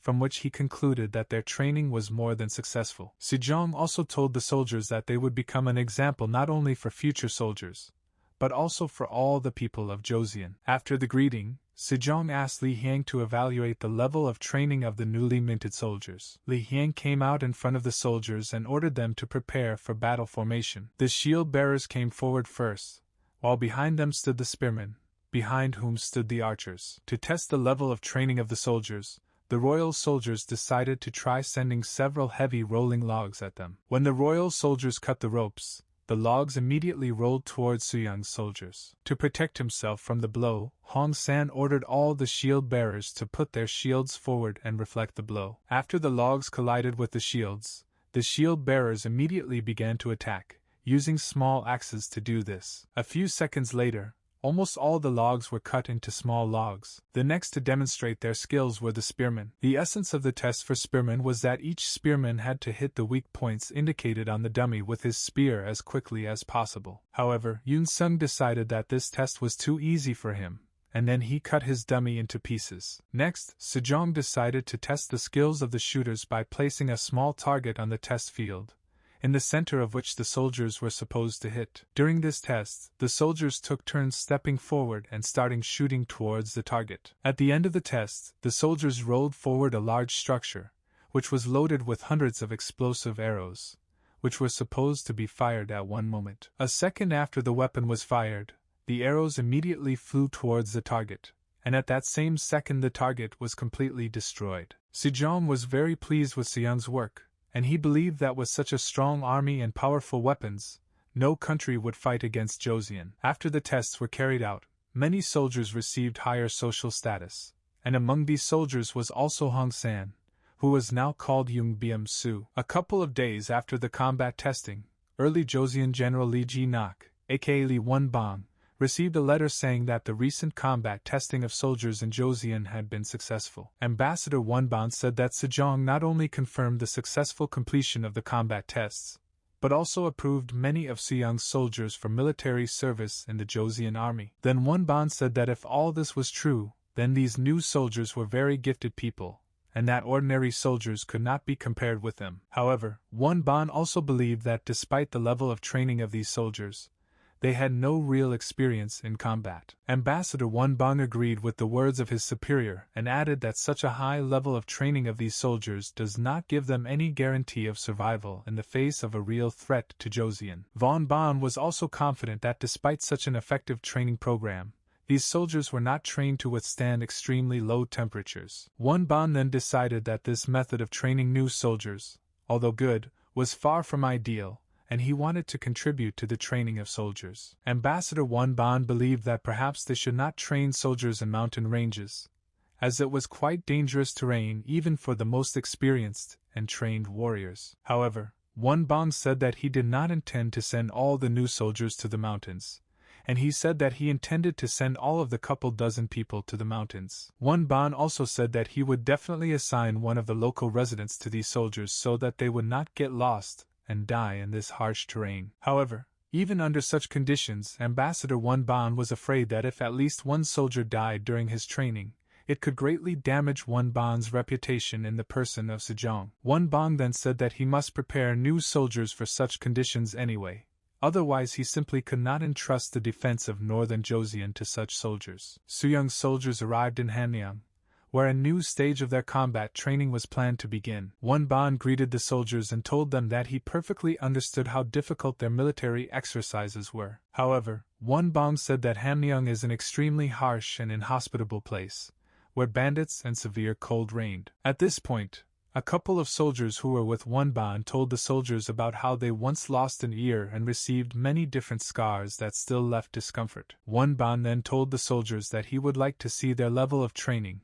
and that their first test would be the brutal cold of the local mountain ranges. The warriors will have to climb to the top of Mount Baktobong, and leave something there that would indicate that they actually managed to climb to the very top. Before the warriors begin the test, they must choose 30 people and 2 commanders who will have to climb to the top of the mountain. Wonbong also told the warriors that in this test they would be very limited in time, and therefore they would have to climb up and down the mountain as quickly as possible. After Suyong's soldiers decided who would participate in this test, one of the local residents arrived to them, who would have to accompany these warriors. Yun-sung then told the man that they first needed to make a plan and route for their journey, and he asked the villager if he really wanted to go with them. Yun-sung also told the resident that if a warrior received some kind of assignment, then it was his duty to carry out this assignment, to which the resident said that he himself understood this very well. However, the resident told Yun-sung that their soldiers had only spent a day in the mountains, and the places they would go to would be even more harsh than those they had been to before. The resident also said that even their most experienced hunters put their lives in great danger when going to these places. At this moment, Yun-sung squeezed the map in his hands and interrupted the resident,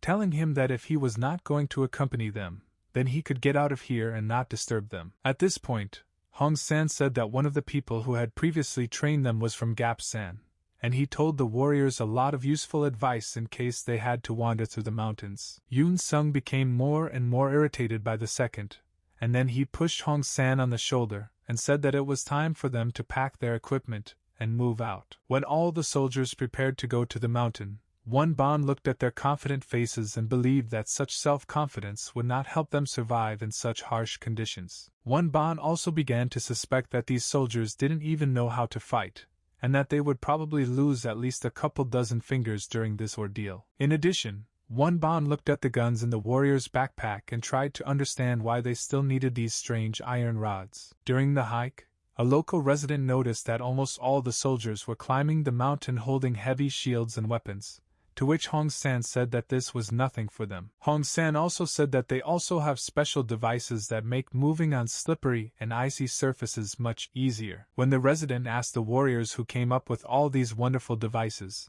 Yun-sung immediately remembered the very moment when Suyong hit him in the face with all his might for violating discipline. Then Yun-sung still replied that it was all Suyong's idea, after which he immediately said that it was time for them to stop talking. Soon evening came, and the warriors decided to find a place to spend the night, where they set up a small camp. Soon the soldiers found an excellent place to spend the night, where they immediately began to pitch their tents. While the rest of the warriors were setting up tents, Hong-san made a fire, and the local resident was very surprised at how these warriors were able to set up this camp so quickly. Hong-san told the villager that Suyong also originally wanted to train them in mountain survival, but due to lack of time, this type of training had to be postponed. By this time, Hong-san had just managed to cook military stew, the smell of which the resident really liked. Then Hong-san gave one portion of the stew to the resident, and said that he learned to cook it just during military exercises, and that this food is very satisfying and gives a lot of strength. The villager tried the stew and really liked its taste, and then he wondered how Hong-san managed to achieve such a great taste. Hong-san then said that they first roast the pork, dry it and grind it, then they use various spices, and this time Hong San used cinnamon and dried cherries. Soon, one of the warriors arrived at Hong San, who reported that they had finished laying out the tents, and Hong San decided that now it was time to decide how the warriors would guard the camp. Hong San told the warriors to pair up and take 3 positions in the camp, in which they would take turns regularly. It was deep night, and at this time Yun Sung sat near the still unextinguished fire and monitored the situation in the camp. At this moment, Hong Sang approached Yun Sung, and Yun Sung Woo told him that it was not his turn to be on duty at the camp yet. However, Hong Sang told Yun Sung that he just wanted to talk to him a little about how he should be at least a little kinder to the rest of the soldiers. Yun Sung then said that even though they all had a common goal, he still couldn't give up, as he believed that in this case the soldiers would take advantage of his good nature. Yun Sung also told Hong Sang that if he doesn't like the way Yun Sung commands his warriors, then Hong Sang can calmly tell him so. Yun Sung then told Hong Sang that he understood that he was some kind of hindrance for him, which is why he informed Soo-young that he left their camp area at the wrong time. Soon Yun Sung noticed that his time on duty had come to an end, and he prepared to return to his tent. Before returning to his place, Yun Sung told Hong Sang to be careful, since other times he might be the first to set him up somehow. The next morning, all the warriors, together with a local resident, were able to climb to the very top of the mountain and plant their flag there. The resident said that he had been up and down this mountain many times before, but this time the climb up the mountain was much easier than usual. Suddenly, Yun Sung felt that something was wrong here, and then he looked up at the sky, where dark clouds could be clearly seen. At the same moment, Yun Sung ordered all the other soldiers to demolish the camp and prepare torches,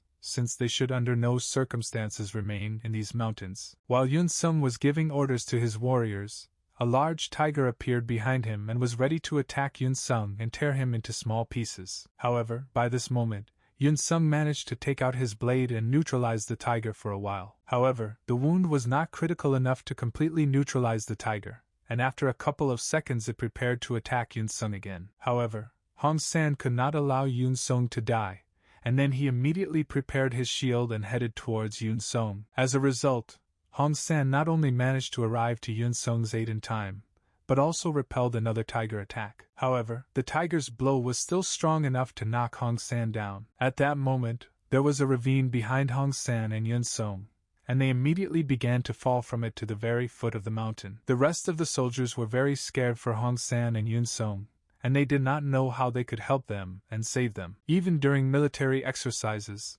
Soo-young forced his recruits to perform the same exercise many times. On one such day, Soo-young ordered the soldiers to perform 31 repetitions of touching the heavens with their feet, which seemed to the soldiers a virtually impossible task. However, Soo-young didn't care at all about how difficult it would be for his soldiers to complete this exercise, and all the soldiers began to perform it while Soo-young counted the number of repetitions completed. As a result, the soldiers had to perform the exercise with straight legs, pointing them to the left, then up, then to the right. After just a couple of dozen repetitions, many soldiers found it very difficult to perform the exercise, and they tried to continue doing the exercise with their legs bent. However, Soo-young saw that these soldiers began to perform the exercise incorrectly, and he stopped counting until all the soldiers performed the repetition correctly. Because of this, the soldiers still tried to perform the exercise correctly, but due to extreme fatigue, many soldiers began to feel unwell. In the end, the soldiers still managed to complete all 31 approaches, which is why it was even difficult for them to breathe after this exercise. After all the soldiers completed this exercise, Soo-young asked the soldiers how many sets the soldiers completed before performing the last repetition correctly. However, at this moment the soldiers were so exhausted that they could not even speak for a while. Then Soo-young had to repeat his question, but this time his tone of communication was harsher than usual. At this point, the soldiers became very upset that Soo-young had to talk to them in such a tone, and then they said that they had performed the exercise 62 times before the last repetition. Hong San soon landed in the snow, and survived his fall from a high cliff. After a couple of seconds, Hong San turned his attention to Yun Sung, who was also lying in the snow and saying something, which indicated that he was still alive. Then Hong San decided that it was impossible to leave Yun Sung in this state, and then he tried to wake up Yun Sung. When Yun Sung opened his eyes, Hong Sang asked him how he felt after falling from such a great height. Yun Sung said that he was fine, and Hong San guessed that the tree branches and soft snow greatly cushioned their fall. Yoon Sung then tried to get to his feet and figure out how much time had passed since they fell, and Hong San guessed that it was more likely that only a few minutes had passed since they landed. Hong San then told Yoon Sung that they should return to the rest of the warriors as soon as possible. Suddenly, Yoon Sung saw a large bloody spot on Hong Sang's side, and he believed that Hong Sang was seriously injured. Soon, Yoon Sung got to his feet, and he and the wounded Hong San headed to the warriors' camp. After a couple of minutes of walking, Hong San told Yoon Sung that he couldn't walk anymore and that he should continue on his way without him. Hong Sang also said that he does not want to become an obstacle for Yoon Sung on his way to promotion, and that he needs to return to camp within the next few days. At this moment, Yoon Sung noticed the fresh tracks of the tiger, and he did not understand how Hong San could stay in this place when a dangerous and ferocious predator was roaming nearby. Hong San then told Yoon Sung that he shouldn't worry about him, and that he could defend himself if the tiger attacked. At this moment, Yoon Sung looked at Hong San and thought that with his injury, he could actually become a serious obstacle. After a couple of minutes of thinking, Yoon Sung told Hong Sang that he would do as he told him and that he shouldn't stay in these places for too long. After a couple more minutes, Hong San walked up to a tree and sat down next to it with a weapon in his hands in case the tiger actually found him and wanted to tear him to pieces. Hong San believed that the tiger tracks he saw with Yoon Sung were far from fresh, and he assumed that the tiger had been walking around this area for a long time and was tracking him with Yoon Sung. Soon Hong San finally saw the same tiger that Yoon Sung managed to wound at the top of the cliff. Hong San also noticed that with his blow, Yoon Sung was able to severely wound the tiger right in the eye, and he decided that because of this injury, the tiger had become worse in vision, and he decided that this could give him some advantage. However, Hong San believed that he still should not relax,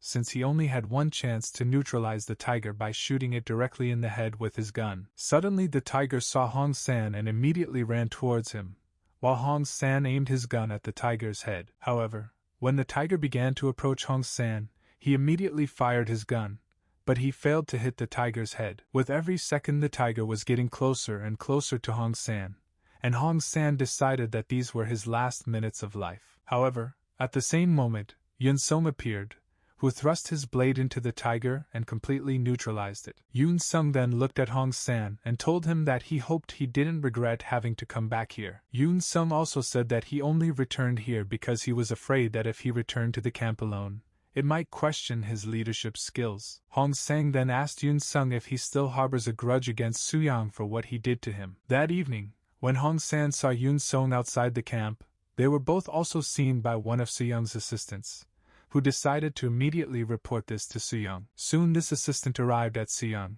reported everything to Soo-young and invited him to expel Yoon Sung from the camp without any right of return. This assistant was also worried that if they continued to train Yoon Sung, then sooner or later he might jeopardize Soo-young's good name. The very next day, he undertook his methods of educating the soldiers towards Yoon Sung for his yesterday's offense. In the evening of the same day, Ma-il asked Soo-young whether it was really worth applying such methods of education to Yoon Sung, since this act led to strong unrest among the soldiers. Soo-young then said that such a method of educating soldiers would moderate the discontent towards Yoon Sung and give him time to rethink his behavior. Then Ma-il considered that in this case it would be enough for Soo-young to limit himself to a severe reprimand to Yoon Sung in order not to give the soldiers grounds for unrest. Soo-young then said that Yoon Sung was a very proud person, and a simple reprimand would only provoke him even more, and Soo-young would not accept such harsh methods towards anyone else. At this moment, Hong Sang overheard Soo-young and Ma-il's conversation, and Soo-young said that he was confident that a person like Yoon Sung could bring a lot of benefit to Joseon. Then Yoon Sung told Hong Sang that he had long ago overcome feelings such as resentment and hatred towards Soo-young. At the same moment, a group of warriors, along with a local resident, continued to conduct a joint search for Hong San and Yoon Sung. Soon the warriors managed to find Hong San and Yoon Sung alive and well. Meanwhile, heavy snow began to fall in Hamgyong, and this greatly worried Wonban, since it indicated that in the mountains where Soo-young's warriors were now, the snowfall was several times heavier. Then Wonban summoned his best warriors to go to the mountains as soon as possible and save the warriors of Soo-young. Then one of Wonban's soldiers said that there was heavy snowfall at the top of the mountain, and even if they hurried, they were unlikely to be able to save all the soldiers. Then one Ban said that if these warriors died, it would be entirely his fault, and therefore he could not just sit and wait until they returned. Then one Ban mounted his horse and ordered all the soldiers who knew how to ride horses and knew the rules of survival in the mountains to follow him to save Young's soldiers. Soon one Ban recruited his strongest warriors and prepared with them to save the warriors of Young. However, as soon as the gates from Hamyang opened, one Ban and his warriors saw in front of them all the soldiers of Young, whom he sent to carry out his task. At the same moment, all the soldiers unanimously greeted the somewhat perplexed one Ban and saluted him. One Ban was shocked by what he saw, as he did not expect that Young's warriors would actually be able to return, and he asked them how they managed to return. Then Yun Song told one Ban that they placed their flag on the top of the mountain and completed his task. Yun Sung also showed one Ban the dead body of the tiger that attacked them and said that they also decided to bring the body of the defeated tiger to one Ban. Then Young Song decided to briefly tell one Ban the story of how they were attacked by this tiger and how they managed to neutralize it. When one Ban got off his horse, Yun Sung apologized to him for being so late in their task. One Ban could not believe that a group of still young and inexperienced soldiers could cope with the ferocious tiger, while even a group of mercenaries could not cope with it. Then a local resident told one Bang that in fact,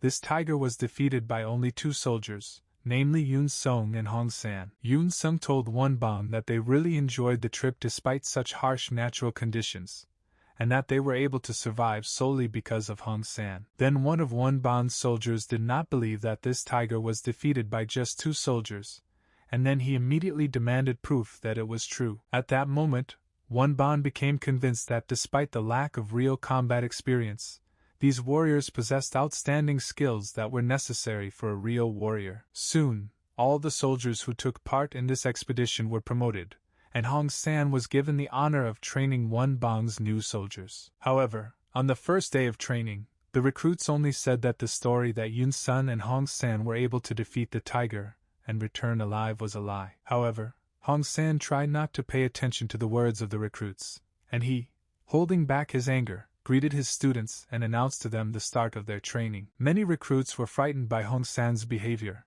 as they did not understand how he managed to contain his displeasure with them and act as if nothing had happened. After this, Hong San told his students that their training would be very easy and stress-free, and that they should not worry about not being able to pass his training. However, Hong San's students only asked him to say that the whole story about how they climbed to the top of the mountain and defeated the tiger on their own was a lie. However, instead of saying anything, Hong San took off his outer clothing, which at first greatly frightened many of the recruits. Hong San then pointed to his scar on his side and said that if his wound had been a little deeper, he could have died due to loss of blood and organs. Hong San also decided to make fun of his students a little and said that in addition to this, in the mountains he defeated another tiger, which he decided to eat in order to gain strength and continue his journey. This time, the recruits said Hong San, and they were scared to imagine how their teacher not only defeated another tiger, but also ate it. Hong San also said that in some places tiger meat is considered an exquisite delicacy,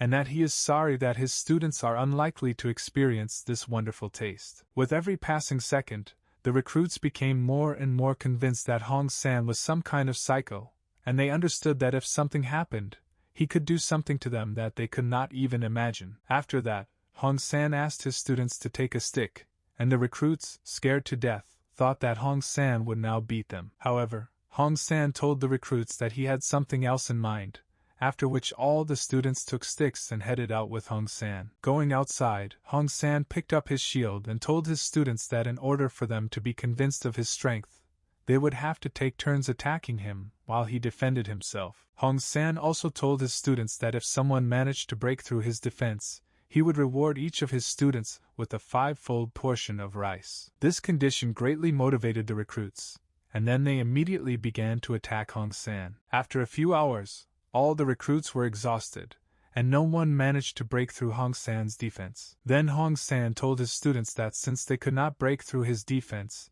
and he managed to prove his strength, now they will have to follow all the instructions that he will give them. One of the soldiers was very scared of Hong San's intentions, and then he invited him to peacefully resolve their small conflict over a drink. However, Hong San did not want to listen to his students, and he immediately told them to prepare to do the exercises that Suyang taught him. Meanwhile, Pyong had already returned from his journey through the Ming dynasty with good news. Pyong informed Sejong that he and Emperor Ming had managed to resolve the issue of providing the Ming Empire with tribute and weapons, which in turn greatly pleased Sejong. Soon, Suyang also learned that his younger brother had finally returned after a long journey in the Ming Empire, and he was very happy to see him home again. Pyong told Suyang that during his travels he was able to personally speak with the descendants of Confucius about their ideas about food and body culture. Pyong also said that those people were amazed that someone could be so full of respect for his ancestors, after which Pyong handed Suyang a bundle of paper and said that he had a gift for him. When Suyang opened the package, he saw that it depicted a picture of the Dragon Moon Grottos,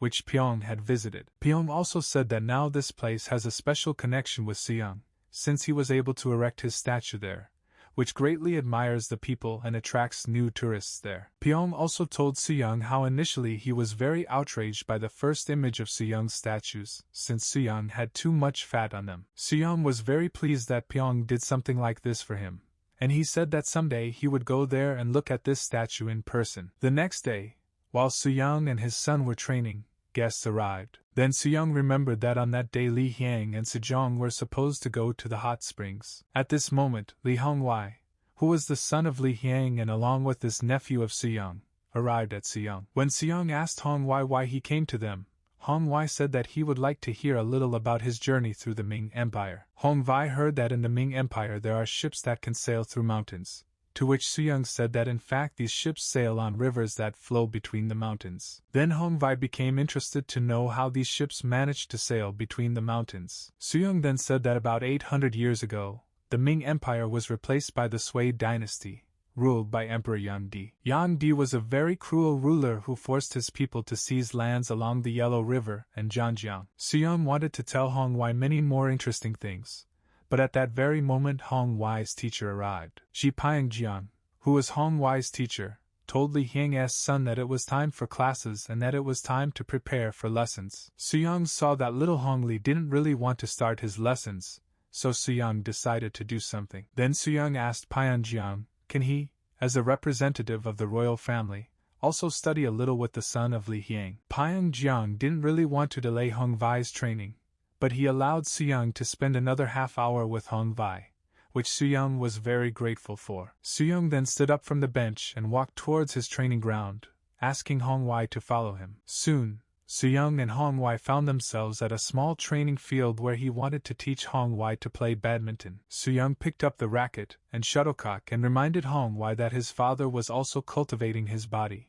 thereby expressing his respect to his parents. Suyang also said that such training can only be done after the coming-of-age ceremony, when the body is fully formed. Suyang said that for those who have not yet reached adulthood, and who already want to start training their body, he specially developed a game like badminton. After this, Suyang wanted to demonstrate to Hongwei how to play badminton by throwing a shuttlecock in his direction. However, this time Suyang was unable to correctly calculate the force of his blow, and the shuttlecock flew past Hongwei at great speed. Suyang's blow was so great that if the shuttlecock had hit Hongwei, he could have been seriously injured. At that moment, Suyang realized that he needed to reduce the power of his blow several times, and the frightened Hongwei said that he was unlikely to be able to learn how to play this game. The fact is that before this, Suyang had only played badminton with Ma Il, and when playing with him, they always hit the shuttlecock with all their might. Suyang then told Hongli that he had simply tripped this time,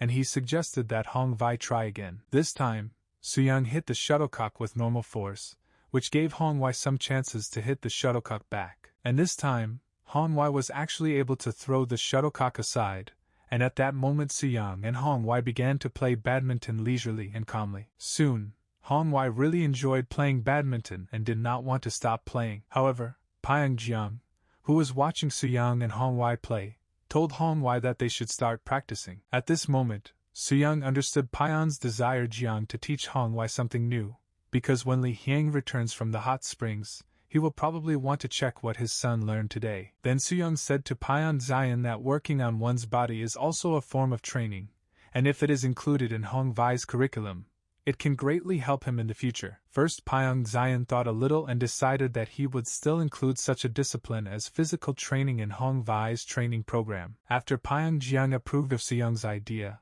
who suggested that Hong Wai start training in badminton. While Hyung Dong was watching the practice, Suyong thought it would be nice if Hong Wai played with his son. Hyung Dong was very happy about this offer, and he also wanted to try playing badminton with his cousin. A lot of time had already passed, and Hong Wai and Hyung Dong did not stop playing until the evening. While one of the assistants was counting how many points Hyung Dong and Hong Six had scored, Pyong Jiang began to get very annoyed that he had not been able to teach Hong Vai any of his lessons. Then Pyong Jiang told Suyong that Hong Vai would have enough games for today as it was already very late, and it was time for Hong Vai to return home. Then Suyong proposed Pyong Jiang wants to play badminton with him, but Pyong Jiang refused this offer.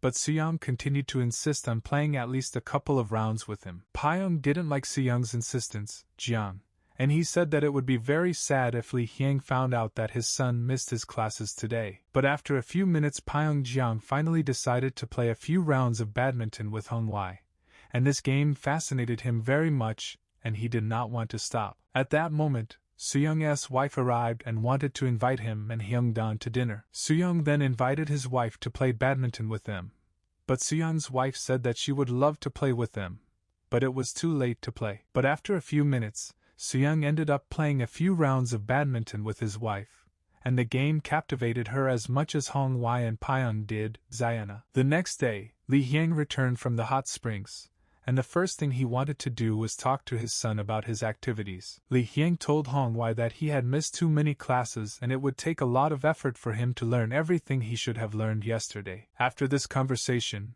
Hong Wai told his father about badminton, and Li Hyang also decided to play several times with Suyong. Soon badminton gained immense popularity, and not only representatives of the highest nobility, but also ordinary people began to play it. Meanwhile, in the Ming Empire, Jijin wanted to know from his assistant how many weapons they had managed to create. Jijin's assistant reported that they were able to obtain 3,000 guns from Joseon, while they also expect to receive another 8,000 firearms. Jijin also learned that due to the weight and volume of heavy firearms, they had some problems with their transportation and further operation. Then Jijin ordered that only his strongest warriors be trusted to use heavy firearms. Jijin also said that he was planning to attack and seize the northern Yuan territories soon. While Jijin's assistant was trying to understand the motive of the emperor's actions, Jin told the emperor that everything would be done on time. Then Jijin said that he was going to use the power of firearms in order to finally deal with the arrogant power of the northern Yuan. Meanwhile, Suya and Sejong went to the gunsmith camp, where one of the blacksmiths told them how they were progressing with the creation of new rifles. The blacksmith said that they were trying to improve the design of the rifles somewhat, and he said that thanks to Suyen, they were able to add a very important part to the design of the rifle. Suyong himself does not remember that he gave the blacksmiths any hint, and he did not understand what the blacksmith was talking about. The blacksmith said that the running wheel axle had recently become bent and damaged, requiring a new axle to be created. Then Sejong suggested that the blacksmiths managed to reduce the amount of heat generated by the rifles, while maintaining their striking power. Sejong's guess, after which he approached the structure, which was covered with fabric, to show Suyang and Sejong his work. Having pulled off the fabric from the structure, Suyang and Sejong saw in front of them a running wheel, to which a small pole was connected, and in which one of the peasants was already running. Kuznets said that thanks to this design they were able to greatly increase the production of new rifles in the shortest possible time. In the past, young blacksmiths cut and turned barrels, but this required a lot of effort and time, and sometimes resulted in poor quality rifle barrels. Suyang and Sejong were amazed that the blacksmiths allowed their students to finish their work early in exchange for exercise, without interrupting the process of creating new trunks. Sejong also told Suyang that recently they also spent a lot of time on this simulator. Then Sejong asked the blacksmith why they did not use the method he proposed for smelting two-part barrels. However, the blacksmith told Sejong that despite the simplicity of this method, rifles created using this technology quickly became unusable, unable to withstand even hundreds of shots. The blacksmith also told Suyen that barrels created using his technology took much less time, and thus it would be possible to create up to 2,000 reliable rifles in a year. In the past, creating a rifle barrel required a lot of time-consuming checkering, which meant that it took too much time and materials to create a single barrel. However, with the new technology, rifle barrels are produced at a lower cost, and soon this barrel production technology will be used by all blacksmiths. After this, Soo-young asked his father why he ordered an increase in the production of new rifles. Then Sejong explained to Soo-young that a decree had come from the Ming Empire that they were planning to punish their enemies soon, and the emperor advised them to cooperate with the Ming Empire. Then Sejong believed that we were talking about an attack by the Ming Empire on Dalza and people from the Jurhan tribe, and previously he believed that some of them were in alliance with the Ming Empire. Sejong said that this is so, but there are rumors throughout the Ming Empire that many of the people from the Jurhan tribe have been behaving too provocatively lately, and the emperor decided to teach them a lesson. Then Soo-young believed that, in fact, the Ming Empire was forcing them to take an indirect part in this conflict, and Sejong confirmed his guesses. Sejong also told Soo-young that the Ming Empire demanded that 100,000 soldiers from the infantry and cavalry divisions be provided with rifles to attack the enemy from the rear. Soo-young decided that these were only soldiers from the auxiliary troops, and he believed that if the total number of warriors was more than 200,000 warriors, it could lead to catastrophic consequences. Sejong told Soo-young that in order to resolve this issue, he decided to hold a meeting in which Soo-young, Sejong and the brightest minds of Joseon would try to find a solution to this issue. Soo-young said that he would definitely come to the meeting, but at that moment he thought that this conflict arose at the wrong time. Sejong's palace to find a solution to the conflict between the Ming Empire and the Jurhan Empire. What people were most worried about was that even if they could provide the Ming Empire with the required number of rifles, they still would not be able to provide the empire with that many warriors. People were also worried that otherwise, with a shortage of warriors, they would have to send all the men of Joseon to war, except for men from the southern province. After some deliberation and debate, Sejong appointed Kim Jong-so as Minister of Internal Borderlands. Kim Jong-so was grateful to Sejong for entrusting him with such a responsible role in resolving the sudden conflict. However, deep down, Kim Jong-so hoped that Sejong would not order him to go north again. Sejong's advisors reported that several locations such as Yui, Yanjiang, Joseon, and Mucheon had been ravaged in recent years, causing even greater unrest. However, despite the scale and consequences of these unrest, it is now quite quiet there, and the situation on Kamgil Island has also stabilized. However, despite this, more and more robbers began to appear closer to Sagan, who rob and exterminate everyone who gets in their way. People were especially worried about the areas around the Page River, where the Amanju gang wages its aggression against local residents. Sejong figured that they couldn't easily ignore the order of the Ming Empire anyway, and they had to figure out how many of their warriors they could send. Kim Jong-so told Sejong that they had 60,000 soldiers from the main and auxiliary troops, but this was still not enough. Soo-young thought that if the warriors were unable to defend the northern border, then no one would be able to help them, which would give the robbers a significant advantage. Soo-young also believed that if they sent their troops now, it would be easier for the robbers to invade their lands, and thus they would be able to go all the way to Pyongyang. Meanwhile, Ming Emperor Jijin received some information about the state of Joseon. The letter indicated that Joseon was suffering heavy losses at the hands of Dalj and his warriors, and that Joseon was willing to send its troops to support the defense against further enemy raids. Jijin was pleased with the fact that Joseon was actually willing to send 60,000 of its soldiers, and he wanted to know what the Ming Empire's Ministry of War thought about this. One of the military ministers told Jing'an that considering the current state of Joseon, their decision in this situation was very conscientious. After this, Jijin learned that Joseon was willing to send his warriors immediately after they had fortified their borders against the Manju and other barbarians, which somewhat surprised Jijin himself. Jin explained to the emperor that recently Manju had been one of the leaders of the barbarian tribes, and Jijin wanted to know more details about Manju. Then Jin reminded Jijin that Manju was the same warrior who was granted the rank of military leader without any merit. Jijin was surprised that even after receiving such a high status, Manju did not stop looting, and he said that Joseon could immediately direct its forces to eliminate Manju. The Minister of War then told Jijin that despite all his atrocities, he had been appointed as a military leader on behalf of the empire, and he was afraid that if Joseon defeated him, the rest of the tribes would rebel against the Ming Empire. Also, the Minister of War told Jijin that Joseon's victory over the Amanju army could greatly turn their heads, causing them to believe that they could cope without the empire. Then Jin told the emperor that with the arrival of the new commander-in-chief, the warriors began to worry more often, and if the other tribes were outraged, they could say that they were not informed. Jin also told the emperor and the minister of war that they had another good reason to allow Joseon to stop Amanju and his army. Meanwhile, Sooyoung told Sejong that they needed to ask the Jijin emperor's permission to deal with the Manju before sending their troops to engage Dal's. Sooyoung believed that in this way they could not only protect the northern border of Joseon, but also demonstrate the combat readiness of the soldiers who underwent military training according to his methods. Jin told Emperor Jijin that if they allowed Joseon to fight off the Amanju army, then they could test the combat effectiveness of their rifles. Daein also believed that in this way they could better prepare for the war against Dalj. After the conquest of the northern border by the third Ming Emperor Zhu, it was impossible for Di to get rid of the raids, and Emperor Zhu Di needed to look for some alternative options. Then Zhu Di decided to find a compromise with the nomads, agreeing to trade relations with them and giving them tribute, and thus the equestrian city of Massy arose. The Ming dynasty bought horses from new lands, weakening them and directly affecting the lives of local residents. One day, a local resident expressed his dissatisfaction with one of the buyers because he did not want to buy his horse for 40 nannies, while last year he bought a worse horse for the same amount. However, the seller said that he would not buy such an old and sick horse for that kind of money,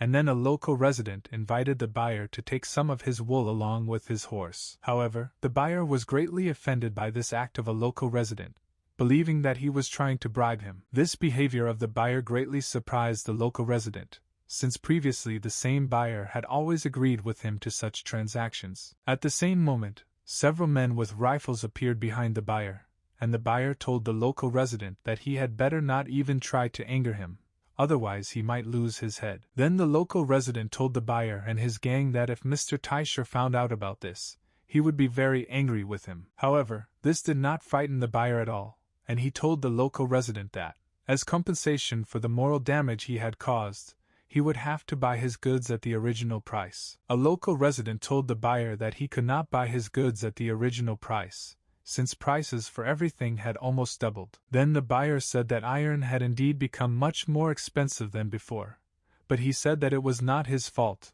and that the local resident himself had just shown him unheard of insolence. Meanwhile, Vassal Alak, who was a very noble official, learned from his assistant that the reason for the rise in iron prices was that Joseon was buying a lot of iron. However, Alak could not believe that such a small country as Joseon could buy so much iron to cause such a strong increase in the price of iron in the market. After this, Alak arrived at the residence of Khan Taisher to inform him of the unpleasant news. Alak told his Khan that the Ming dynasty had violated the customs of the Massy settlement unilaterally, beginning to behave in an extremely disdainful manner. Taisher became very angry when he learned that Joseon was the reason for this behavior on Massy's part. Taisher did not understand how the people who used to beg constantly asked them for alms began to justify themselves. Taisher's advisors asked his Khan to calm down, telling him that he should be as cool-blooded as possible. Then Taisher proposed sending an envoy to Joseon to find out how the Joseon government felt about them. Taisher believed that if the Joseon authorities expel or kill the envoy, then they are in cahoots with the Ming Empire, but if they accept him, then relations between Joseon and the Ming Empire are now tense. A few days later, Taisher sent Alak as an envoy to Joseon to Sejong, starting to talk about Joseon and Oirat being the successors of Goryeo and Daeyuan. Alak talked about how their ancestors were connected by special circumstances, trying to convince the people of Joseon that they were brotherly peoples. Sooyoung was beside himself with anger when Alak began to talk about how they were brotherly peoples, since not even 100 years had passed since the expulsion of the Yuan dynasty from the Korean peninsula. During the attack of the ancestors of the Daeyuan people on the Goryeo people, Daeyuan warriors took away captive women every year and enslaved the local residents. However, even with all this, Goryeo suffered heavy losses among the population due to countless battles, during which thousands of soldiers died. Sooyoung and Sejong's advisors were greatly offended by the fact that the people who had turned their people into slaves dared to be called a brotherly people. Alak also told Sejong that recently the Ming Empire had greatly reduced the volume of supplied products, which is why the people of Oirat are experiencing a shortage of food and household products. Sooyoung realized that Oirat wanted to establish new trade relations with Joseon, which seemed somewhat strange to him. One of Sejong's advisors wanted more and more every second to tear out this Alak's tongue, since he personally knew 4 women who were recruited by Oirat's people. Alak and bring justice to him as quickly as possible.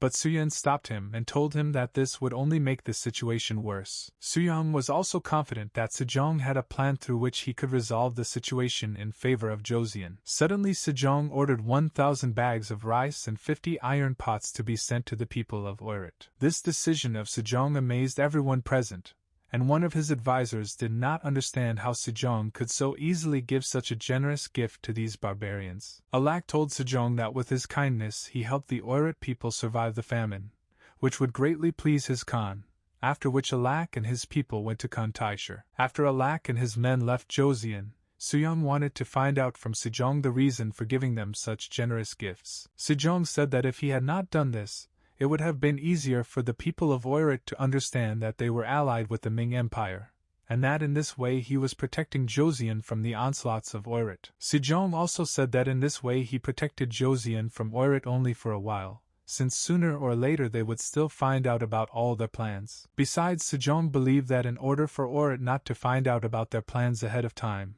they should quickly deal with Imanju and his army. Soon, all military commanders-in-chief and their soldiers were sent to Ganga, which was located in the northern part of Joseon. Among all the military leaders was Kim Hyo-sung, who was one of the military advisors, and he hoped that this campaign would be his last, and that he would spend the rest of his life in peace and quiet. Recently, Kim Hyo-sung learned from his colleagues that Lee Ji-nak had recruited young fighters who were trained using a new method. Then the inspector of the Central Military Department, Lee Jing-suk, said that these new fighters would have to reckon with the infantry. Kim Hyo-sung said that despite this, they could use a mounted division in moderately hilly terrain, which could give them some tactical advantage. Kim Hyo-sung also said that he couldn't wait to start the battle as soon as possible, after which he asked Lee Jing-suk how things were going with his brother Won Bang. Lee Jing-suk said that he is an extremely secretive and uncommunicative person, to whom he never managed to find an approach. Kim Hyo-sung said that Won Bang was a very determined man who went through a long and difficult journey against the mountaineers,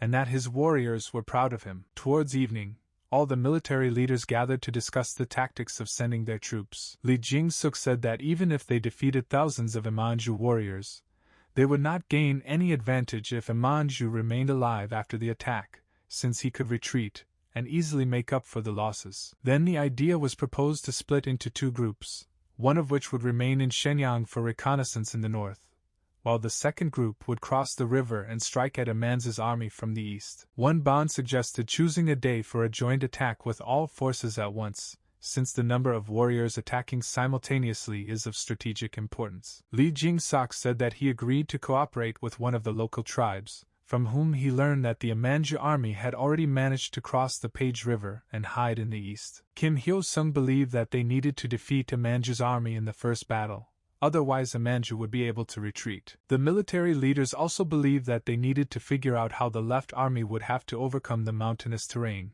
in which conditions it was very difficult to fight. Then Won Bang asked Kim Hyo-sung to remove 1,000 soldiers from the left group of warriors and send them to the right group. Kim Hyo-sung considered this distribution of troops unjustified, to which Won Bang said that they should send a detachment of trusted and trained warriors to the left group. Won Bang told his fellow soldiers about a detachment of soldiers who trained according to the methods of Prince Suyang, and that these warriors had experience in forays into mountainous areas. Kim Hyo-sung and Lee Jing-suk wanted to make sure that these warriors would be able to cope with the task, since it was important for them that these warriors begin to act immediately upon arrival at the site. Soon the day of gathering the warriors arrived, and Kim Hyo-sung sent behind him a central army of 8,000 soldiers. Meanwhile, Lee Jing-suk led the right army of 5,000 soldiers across the Page River. Won Bang also led a leftist army of 4,000 soldiers across Mount Seopyeong. Meanwhile, Imanju learned from one of his messengers that Joseon troops had already managed to overcome Uiju. This messenger also told Imans that he learned about this only 4 days ago,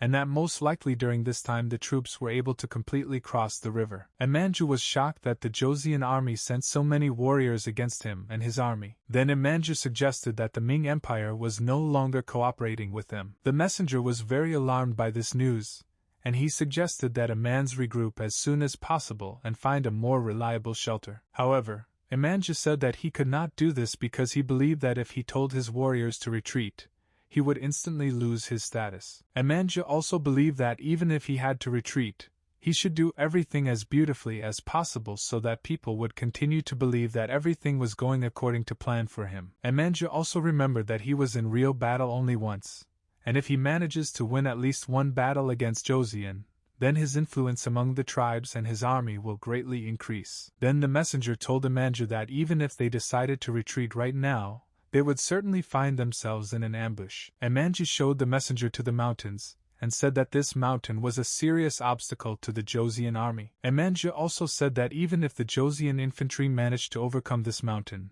they would certainly either have time to retreat or defeat the rest of the Joseon troops. Imanja also noted that they need to prepare for battle against the Joseon cavalry, since they could potentially get to Imanja and his warriors the fastest. Meanwhile, the warriors of the left army continued their march towards Imanja's army through Kang. On the way, one of the warriors said that he would cut each Imanja warrior into exactly 256 small pieces. When Hong San asked the warrior why he decided to cut the Imanja warriors into so many pieces, the warrior said that his arithmetic lessons were very entertaining. Hong San was glad that some of the warriors liked his lessons, and he said that in the case of the Imanja warriors, he would not bother so much. A second later, Hong San made a terrible face and told the warrior that if he were in his place, he would grind the corpses of his opponents into dust in order to personally taste the blood of his enemies. The warrior was very scared to be around Hong San, and he thought that Hong San was just crazy. Soon one of the warriors hit the gong,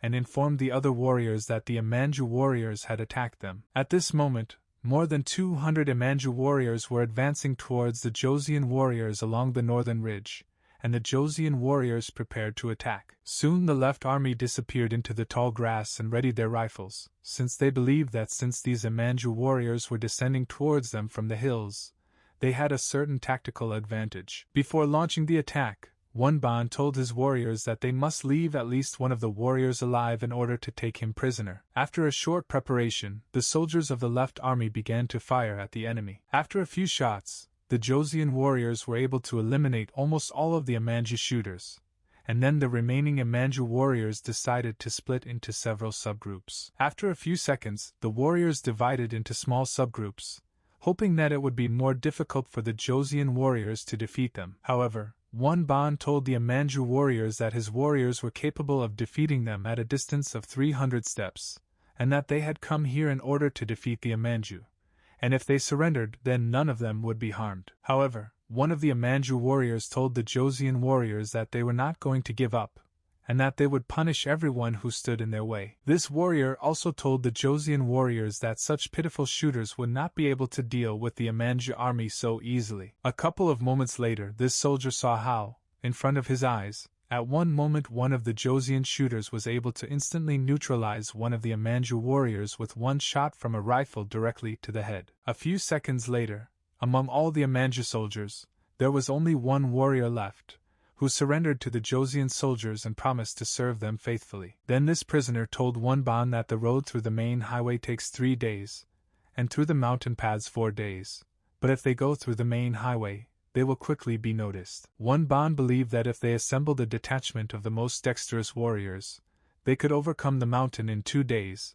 after which he ordered the soldiers to form a new detachment of warriors to march up the mountain. The captured warrior also said that Imanja warriors only use this path when they are in a hurry, and he said that this path could be a real test for the Joseon army. Then Wonban ordered all the warriors to make their way to Imanja's camp through the mountains, hoping that in a couple of days they would be able to reach the camp and take Imanja by surprise. At this point, the prisoner said that his name was Zhang, and the soldiers decided that this prisoner was also from Joseon. Meanwhile, Li Jing-sok and his detachment were moving through Shenyang. The weather conditions made it difficult for Li Jing-suk's army to move, causing some of the horses to break their legs. One of the warriors said that they should not rush, since he believed that even Imanja would try to retreat, he would simply drown in the mud. On the way to the right place, Li Jing-suk tried to understand why his brother decided to take on such responsibility, taking on the most difficult route. Li Jing-suk believed that there was no honor in his brother's action, thinking that he was just a stubborn fool. A couple of days later, Wonban and his army still managed to overcome Mount Sapyeong, arriving at one of the camps. Upon arrival, Wonban told one of the soldiers that he was ready to give all his soldiers 5 servings of rice for overcoming such a difficult journey. Before taking any further action, Wonban suggested that they first wait for the remaining groups of warriors. However, one of the soldiers was afraid that while they were waiting for the rest of the warriors, the Amanju warriors might have time to notice them, and at that moment another soldier ran to Wonban and said that Zhang was able to escape. At this moment, the escaped Zhang was thinking about how he managed to deceive the Joseon warriors and lead them along a long path. Zhang would soon reach Amanju and inform him of the arrival of the Joseon warriors. Then Wonban said that they had no choice but to tell all the soldiers to prepare for the transition. At this point, Amanju ordered his soldiers to feed their horses as soon as possible and begin their retreat. Amanju also told his warriors that they would have to leave their barley supplies here,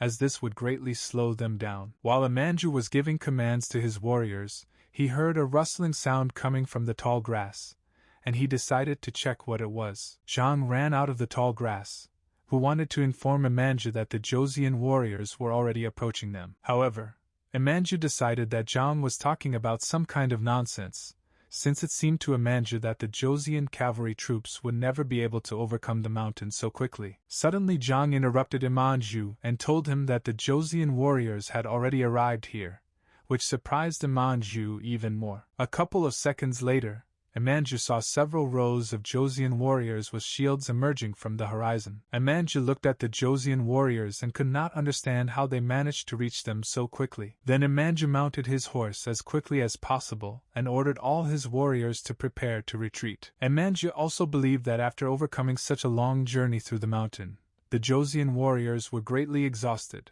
and thanks to this they would be able to retreat faster. However, one of the Amanju warriors noticed that the Joseon warriors had formed another row of warriors, and he tried to understand what they were for. Amanju decided that this extra rank of warriors consisted of archers, and he believed that the crossing of the mountain had exhausted them as much as the rest of the warriors, and that they simply needed to keep their distance. However, at that same second, Amanju saw how Joseon riflemen shot several of his warriors before his eyes. After a few more seconds, Joseon shooters shot several more Amanju warriors, and he decided that these warriors did not have bows, like rifles. After a couple of seconds, the shooters began reloading their rifles, and Amanju decided that this was the ideal opportunity to neutralize the Joseon warriors. Amanju then ordered his warriors to get close to the Joseon warriors as quickly as possible and destroy them while they were reloading their rifles. However, while the Amanju warriors went on the offensive, the Joseon warriors had already managed to reload their rifles and prepare for another attack. Meanwhile, Amanju and his army began to approach the Joseon warriors as quickly as possible. However, despite all their efforts, Amanju and his army did not manage to get close enough to the Joseon warriors, and in a few seconds the Joseon riflemen neutralized several dozen more Amanju warriors. A few moments later, Amanju saw in front of him dozens of corpses of his warriors and a bunch of wounded horses. Amanju was furious that his warriors were dying so quickly, while the surviving soldiers were horrified by what they saw. However, Amanju told his warriors that they had almost reached the Joseon warriors, and that they would soon be able to neutralize them all. Then Amanju ordered his warriors to find something to cover their body with, take out any weapon and begin attacking the Joseon warriors. Amanju also told his warriors that he had sent part of his troops to the west, and they would soon return here to attack the Joseon warriors from the flank. Besides, Amanju drew attention to the fact that one warrior on a horse is capable of single-handedly defeating a dozen infantrymen. After this,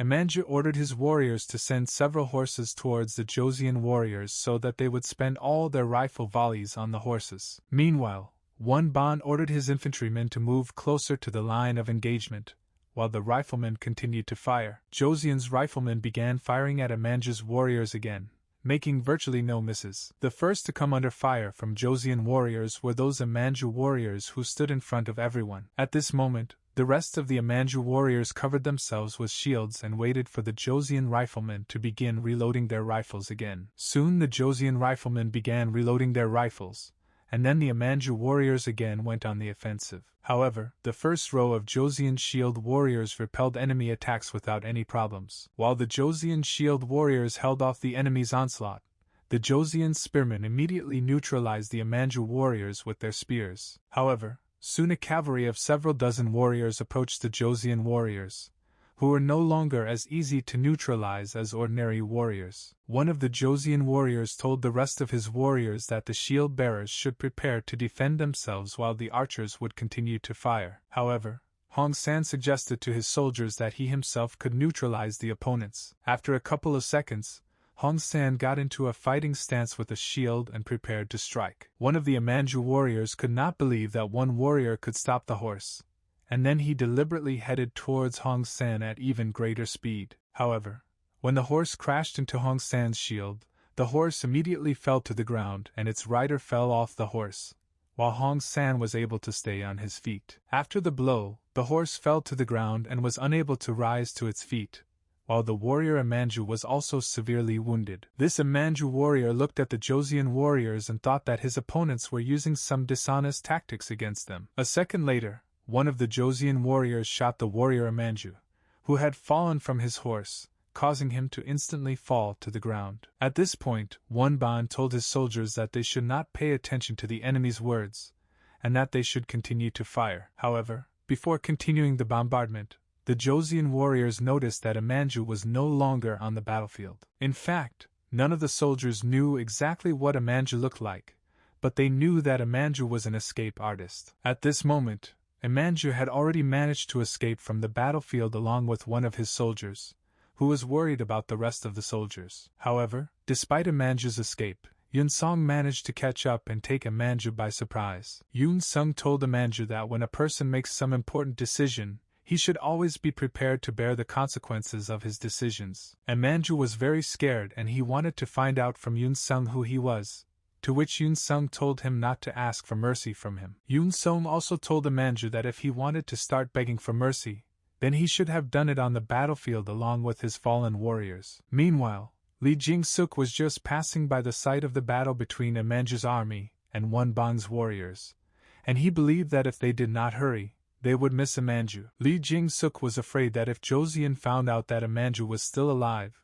they would think that Li Jing-suk decided to spare his life, which in turn would greatly damage his reputation. Suddenly one of the Joseon soldiers came out of the bushes and told Li Jing-suk that this could not happen, and Li Jing-suk wanted to know what kind of warriors they were. They turned out to be Hong Sang and Yun Song, and they told Li Jing-suk that they were part of the Joseon left army, and that they were sent here as envoys to friendly troops. Soon, Hong San and Yun Song took Li Jing-suk to the Joseon warriors' camp and showed him the executed Amanju. Li Jing-kwa immediately went to Wonban to find out from him how this happened. Wonban later explained to Li Jing-suk that because Amanju sent his troops to the right army, they had a great opportunity to catch him off guard and neutralize him on the spot. Li Jing-sung was amazed that Wonban managed to deal with the Amanju warriors with just infantry, while his troops fought with a couple hundred Amanju warriors. Wonban also talked about how his soldiers were able to use rifles to neutralize most of the enemy force at a very long distance, reducing the number of casualties and the duration of the battle. Wonban also told Li Jing-suk that all the surviving horses that previously belonged to the Amanju army were cooked at the stake by the soldiers and began to be eaten. Li Jing-suk was greatly infuriated by the fact that his brother was so easily disposing of the spoils obtained in a difficult battle, and he wondered what Wonban had done with the prisoners. When Li Jing-suk learned that all the prisoners had been handed over to a nearby village, he became even more angry, as he believed that Wonban did not know the true value of these prisoners and their horses. However, Wonban didn't understand why his brother was so angry, so Li Jing-suk told him that he was just a little shocked by his actions. After that, Li Jing-suk with a smile on his face told Wonban that he was honored to have such a younger brother with such a long list of achievements. With all this, Li Jing-suk still could not forget what his brother did with the prisoners and their horses, since he had a very strong instinct for any benefit. About a month later, Kim Hyo-sung, Li Jing-suk, and Wonban returned to Joseon to inform Sejong of the successful completion of the combat mission. Sejong was very pleased that the left and right armies were able to easily defeat the Amanju army, while the center was able to effectively fight off the enemy's advance. For his military services, Sejong awarded Kim Hyo-sonu the title of a great commander and 80 bolts of selected silk. Afterwards, Sejong thanked Lee Jing-suk for providing support to the Central Army, for which he was promoted to second-rank military official. In the end, Sejong thanked Won-ban for his invaluable contribution in this difficult battle, and Sejong promoted Won-ban to the rank of first-rank official. At this moment, Lee Jing-suk looked at his brother with a bit of envy for him getting a higher position. Afterwards, Won-ban looked at Soo-young and thanked him for also contributing to this victory. After the ceremony, Soo-young decided to take a walk with Kim Jong-so, who told Soo-young that he was now finally convinced that warriors trained according to his method could become the military elite of Joseon. While walking, Lee Jing-suk wanted to make one request to Soo-young. Lee Jing-suk had heard that it was Soo-young who made invaluable contributions to the training of new soldiers, and he wanted Soo-young to continue to train soldiers using this method. Lee Jing-suk told Suk-yeon that first of all they should teach this technique to the representatives of the palace ceremonial guard, since they did not have proper training. Soo-young then realized that Lee Jing-suk wanted Soo-young to retrain the palace guards. In response to this, Lee Jing-suk said that the palace guards were one of the least trained troops, as they were not constantly needed, which is why their skills were greatly dulled. Then Soo-young said that the number of horses given as tribute had been greatly reduced, which in turn could greatly affect the success of the palace guards. At this moment, Soo-yeon thought that in medieval Europe there were many types of cavalry troops with their own characteristics, such as dragoons, rangers, hussars and many others. Soo-young then decided that if Joseon developed its own type of cavalry small arms, Joseon's mounted troops could become even more effective. Meanwhile, the advisors of the Ming Empire showed the corpse of Imanju to Emperor Jijun, and the emperor ordered that this corpse be removed as soon as possible. Jijun was very happy that the Joseon warriors were able to cope with such a difficult task as eliminating Imanju and his army. Jin also believed that Joseon warriors with their rifles would be so effective in dealing with Imanju. Jijun also believed that the Imanju army was overwhelmed by the long-range attacks of the Joseon warriors, and due to the loud sound of the gunfire, the horses were disoriented, causing them to quickly panic. Jijun believed that with such warriors, the Ming Empire could easily resist the Dalza army, and that they could even attack them first and provoke them into battle. Jijun also believed that even if Dalza attacked them, the army of the Ming Empire would greatly deplete them, and that this could be used for a further attack. The Minister of War then told Jijun that it would be prudent to teach the Ming warriors how to use firearms in order to increase the efficiency of the Empire's troops. However, Jijun was worried that if the rifle-trained warriors were captured, they would be forced to stand against the Ming Empire. However, Jin said that this request was indeed justified, since he believed that in order to get used to the loud sound after firing a rifle, you need to fire at least 10 shots. At this point, the Minister of War considered that it was impossible to learn how to shoot a rifle, and he decided that Jin wanted to save on gunpowder for rifles, appropriating the rest of the funds for himself. Meanwhile, Alak arrived at Taishur's camp to inform him of the outcome of the battle of the Joseon warriors against the Imanju army. Taishur was very angry when he learned of the defeat of Imanju's army and his death, and he immediately scattered everything that was nearby. A couple of moments later, Taishur pointed his sword at Alak and told him that he had to go to Joseon and negotiate everything with Sejong. Taishur was angry that Alak was so easily swayed by such small handouts from Sejong, to which Alak said that when he arrived at Sejong, there was nothing to indicate that Joseon was collaborating with the Ming Empire. Taishur came very close to decapitating Alak, but one of Taishur's advisors told him that he needed to calm down. After this, Taishur told Alak that he had once accidentally killed a man, and that Alak's fate depended entirely on how he showed himself in the upcoming war. After this, Taishur told Alak that if he made even one mistake, his blood would stain the earth, and then Alak promised his Khan to wash away his sins with the blood of Joseon warriors. At this moment, Taishur thought that Sejong was a very cunning ruler, and that he managed not only to make peace with the Ming Empire, but also to defeat Imanju and his army. Taishur then decided that he should not allow Joseon to escape retribution, after which he ordered Alak to begin gathering troops. Taishur also decided that they simply needed to join forces with the Golden Dynasty of Kublai Khan, who was a descendant of Genghis Khan. Soon Taisha arrived to Khan to ask him if there was any news from Khan. Kina said that he really hoped that he would soon be able to deal with the Ming Empire. Taisha told Khan that a Manchu recently entered into battle against the Joseon warriors, and they don't even fully understand what weapons they used to defeat a Manchu's army. Taisha described these weapons as long iron rods that could disable a person in 1 second, and Khan thought that perhaps he knew what kind of weapon he was talking about. Taisha said that he had no idea what kind of weapon it was, and he knew that Joseon warriors had been using these weapons more and more in recent years. After this, Taisha ordered Alak to get a drawing of this weapon and show it to Khan so that he would better understand what they were dealing with. Seeing the drawing, Khan asked Taisha if warriors with such weapons carried a fuse. Taisha told Khan that warriors with these weapons actually have a fuse, and that they stick it into the top of the weapon. Then Khan said that it was a firearm, and that such weapons were used in the fragmentation of his lands and in other campaigns of conquest. Taisha could not believe what he heard, as he believed that Joseon warriors essentially used portable cannons that could easily be lifted by one warrior. Then Khan told Taisha that such weapons are quite powerful artillery,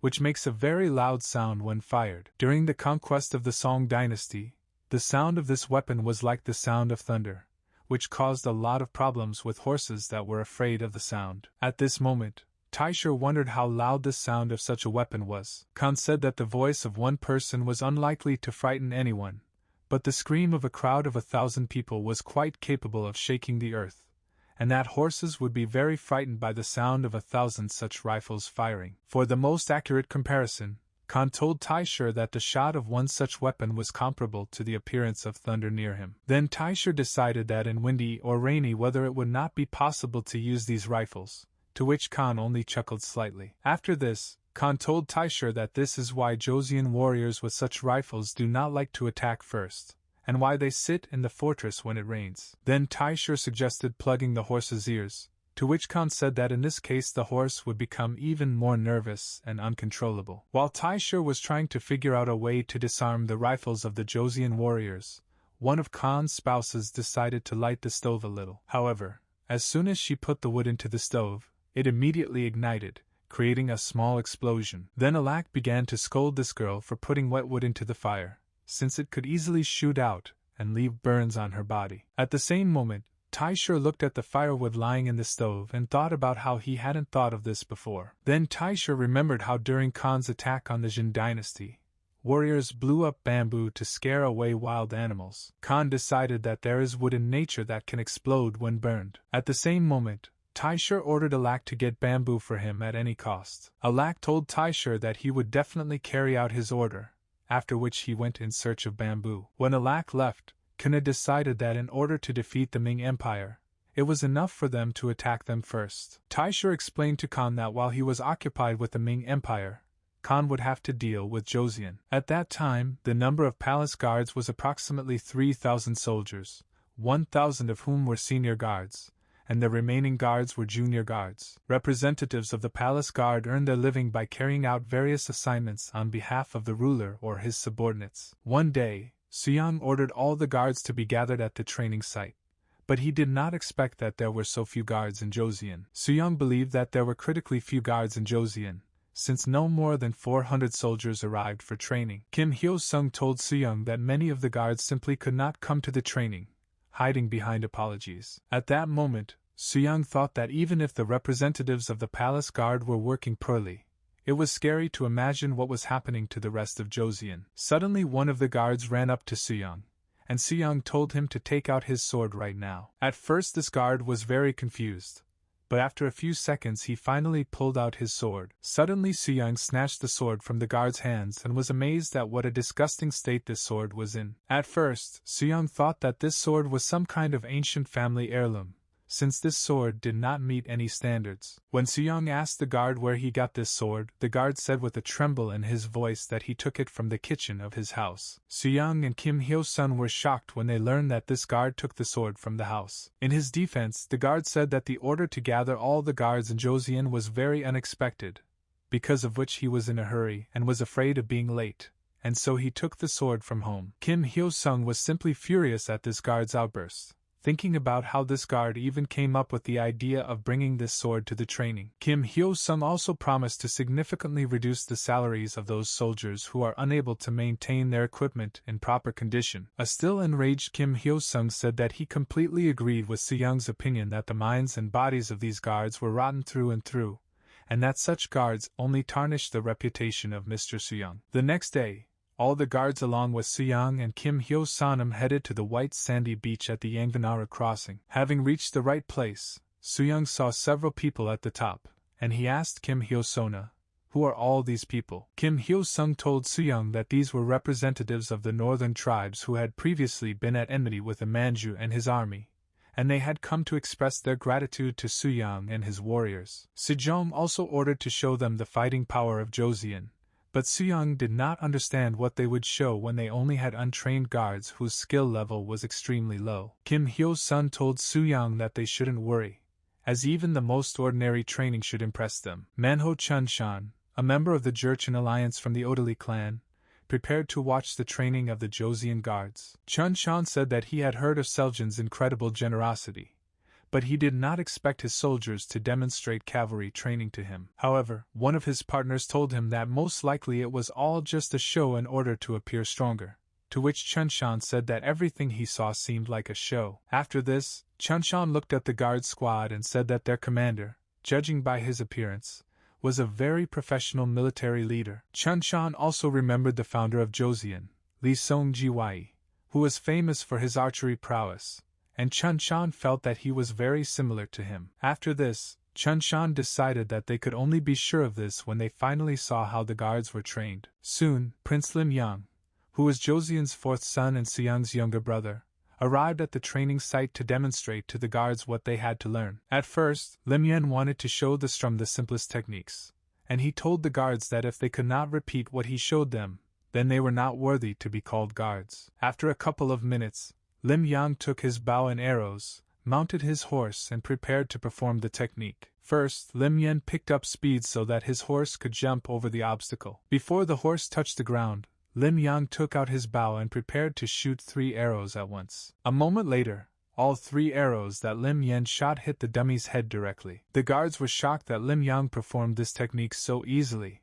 and they were especially afraid that they would now have to repeat this technique. Lim-yang ordered the guards to repeat this technique and said that if they could not perform it, then there would be nothing to reward them for. However, all the guards who tried to repeat Lim-yang's move immediately fell from their horses and failed the training. Lim-yang looked at the guards and said that even as a child he could easily repeat this technique, but Soo-young understood that his brother was simply exaggerating. Soon Soo-young approached the guards and told them that despite the fact that they seemed to be weak, in fact, the old strength still flows within them, which has been greatly softened due to lack of training. After this, Soo-young stood up from his horse, took off his clothes and showed them his muscles. Soo-young told the guards that if they became even half as strong as him, then no one would be able to compare with them. This made the guards very angry, and they believed that even if the prince could become so strong, so could they. At this moment, representatives of the northern tribes looked at all this and thought that all these guards, compared to Soo-young,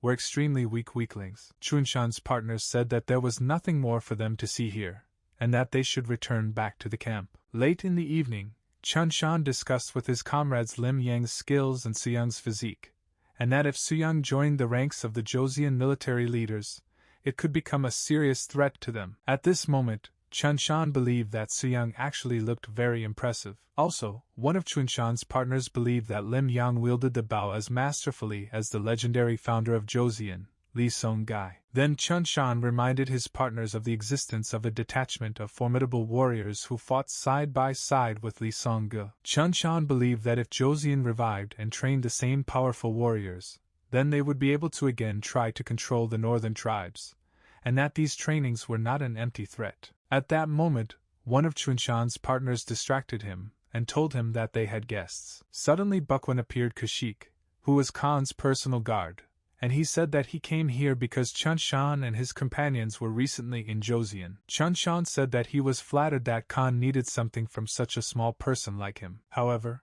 Bukwon told Chun-shan that he was not as petty as he thought, and he said that he had an urgent request for him. Bukwon told Chun-shan and his companions that they were going to attack Joseon very soon, which greatly surprised Chun Shan. Bukwin said that Joseon had tarnished its reputation by colluding with the Ming Empire, and one of Chun Shan's companions said that at least 10,000 warriors were needed to do this. Bukwin said that they already had 40,000 warriors, and that it would be enough for them to receive 5,000 warriors from the northern tribes. Bukwin also said that since Chun Shan had recently been in Joseon, he would share with him information about the state of Joseon's weapons, fortifications and troops for the most effective attack. Chun Shan told Bukwin that since this was Khan's will, he would obey it, after which he said that Joseon had recently sent 20,000 warriors against the Manju and his army. Chun Shan also said that due to some internal differences, only 8,000 fighters took part in the battle, and that it was very difficult for Joseon warriors to pass through their lands. Chun Shan also said that their tribe played the role of guides for one of the troops, and as a sign of gratitude, Sejong invited them to Joseon. Bukwin then wondered how the Joseon warriors were able to defeat a Manju under such circumstances. Chun Shan then said that there were rumors that a Manju was overcome by a severe fever, which prevented him from retreating, and that he lasted in this state for 4 days. After this, Chun Shan told Bukwin that for now his tribes could not provide him with 5,000 warriors to attack them. Bukwin insisted that if Chun Shan could involve all the northern tribes without exception, then they would definitely be able to recruit the required number of warriors. Chun Shan said that he could provide Khan with his troops, but he believed that a certain uncle would become a serious problem in this matter. Bukwin decided that Chun Shan was talking about Pancha, who seemed to have recently died, and Bukwin decided that Chun Shan had indeed caused unrest among those who were devoted to him. Chun Shan said that he could hardly keep himself from chasing these people away. Bukwin then told Chun Shan that in this case he would entrust him with the role of auxiliary troops, but at the same time he should not lay claim to any spoils. Chun Shan told Bukwin that he had been as honest with him as possible, and that he hoped that Khan would not have any secrets to tell either. Bukwin then said that 40,000 warriors under Taisher would attack Joseon, while the same number of warriors under Khan would attack the Ming Empire. Soon Bukwin prepared to return to Khan, and he told Chun Shan that they would wait for their support. As soon as Bukwin returned to Khan, Chun Shan ordered his companions to saddle their horses and head to Joseon as soon as possible. Arriving in Joseon, Chun Shan informed Sejong that Taisher and Khan were going to the bottom, and at the same time attack Joseon and the Ming Empire. Then Sejong decided that since Chun Shan knew their plans, he agreed to help them. Chun Shan told Sejong to show him mercy as he had to bow his head to Bukwin. Chun Shan also said that if Joseon did not submit to Taisher, then this could lead to the complete destruction of Joseon.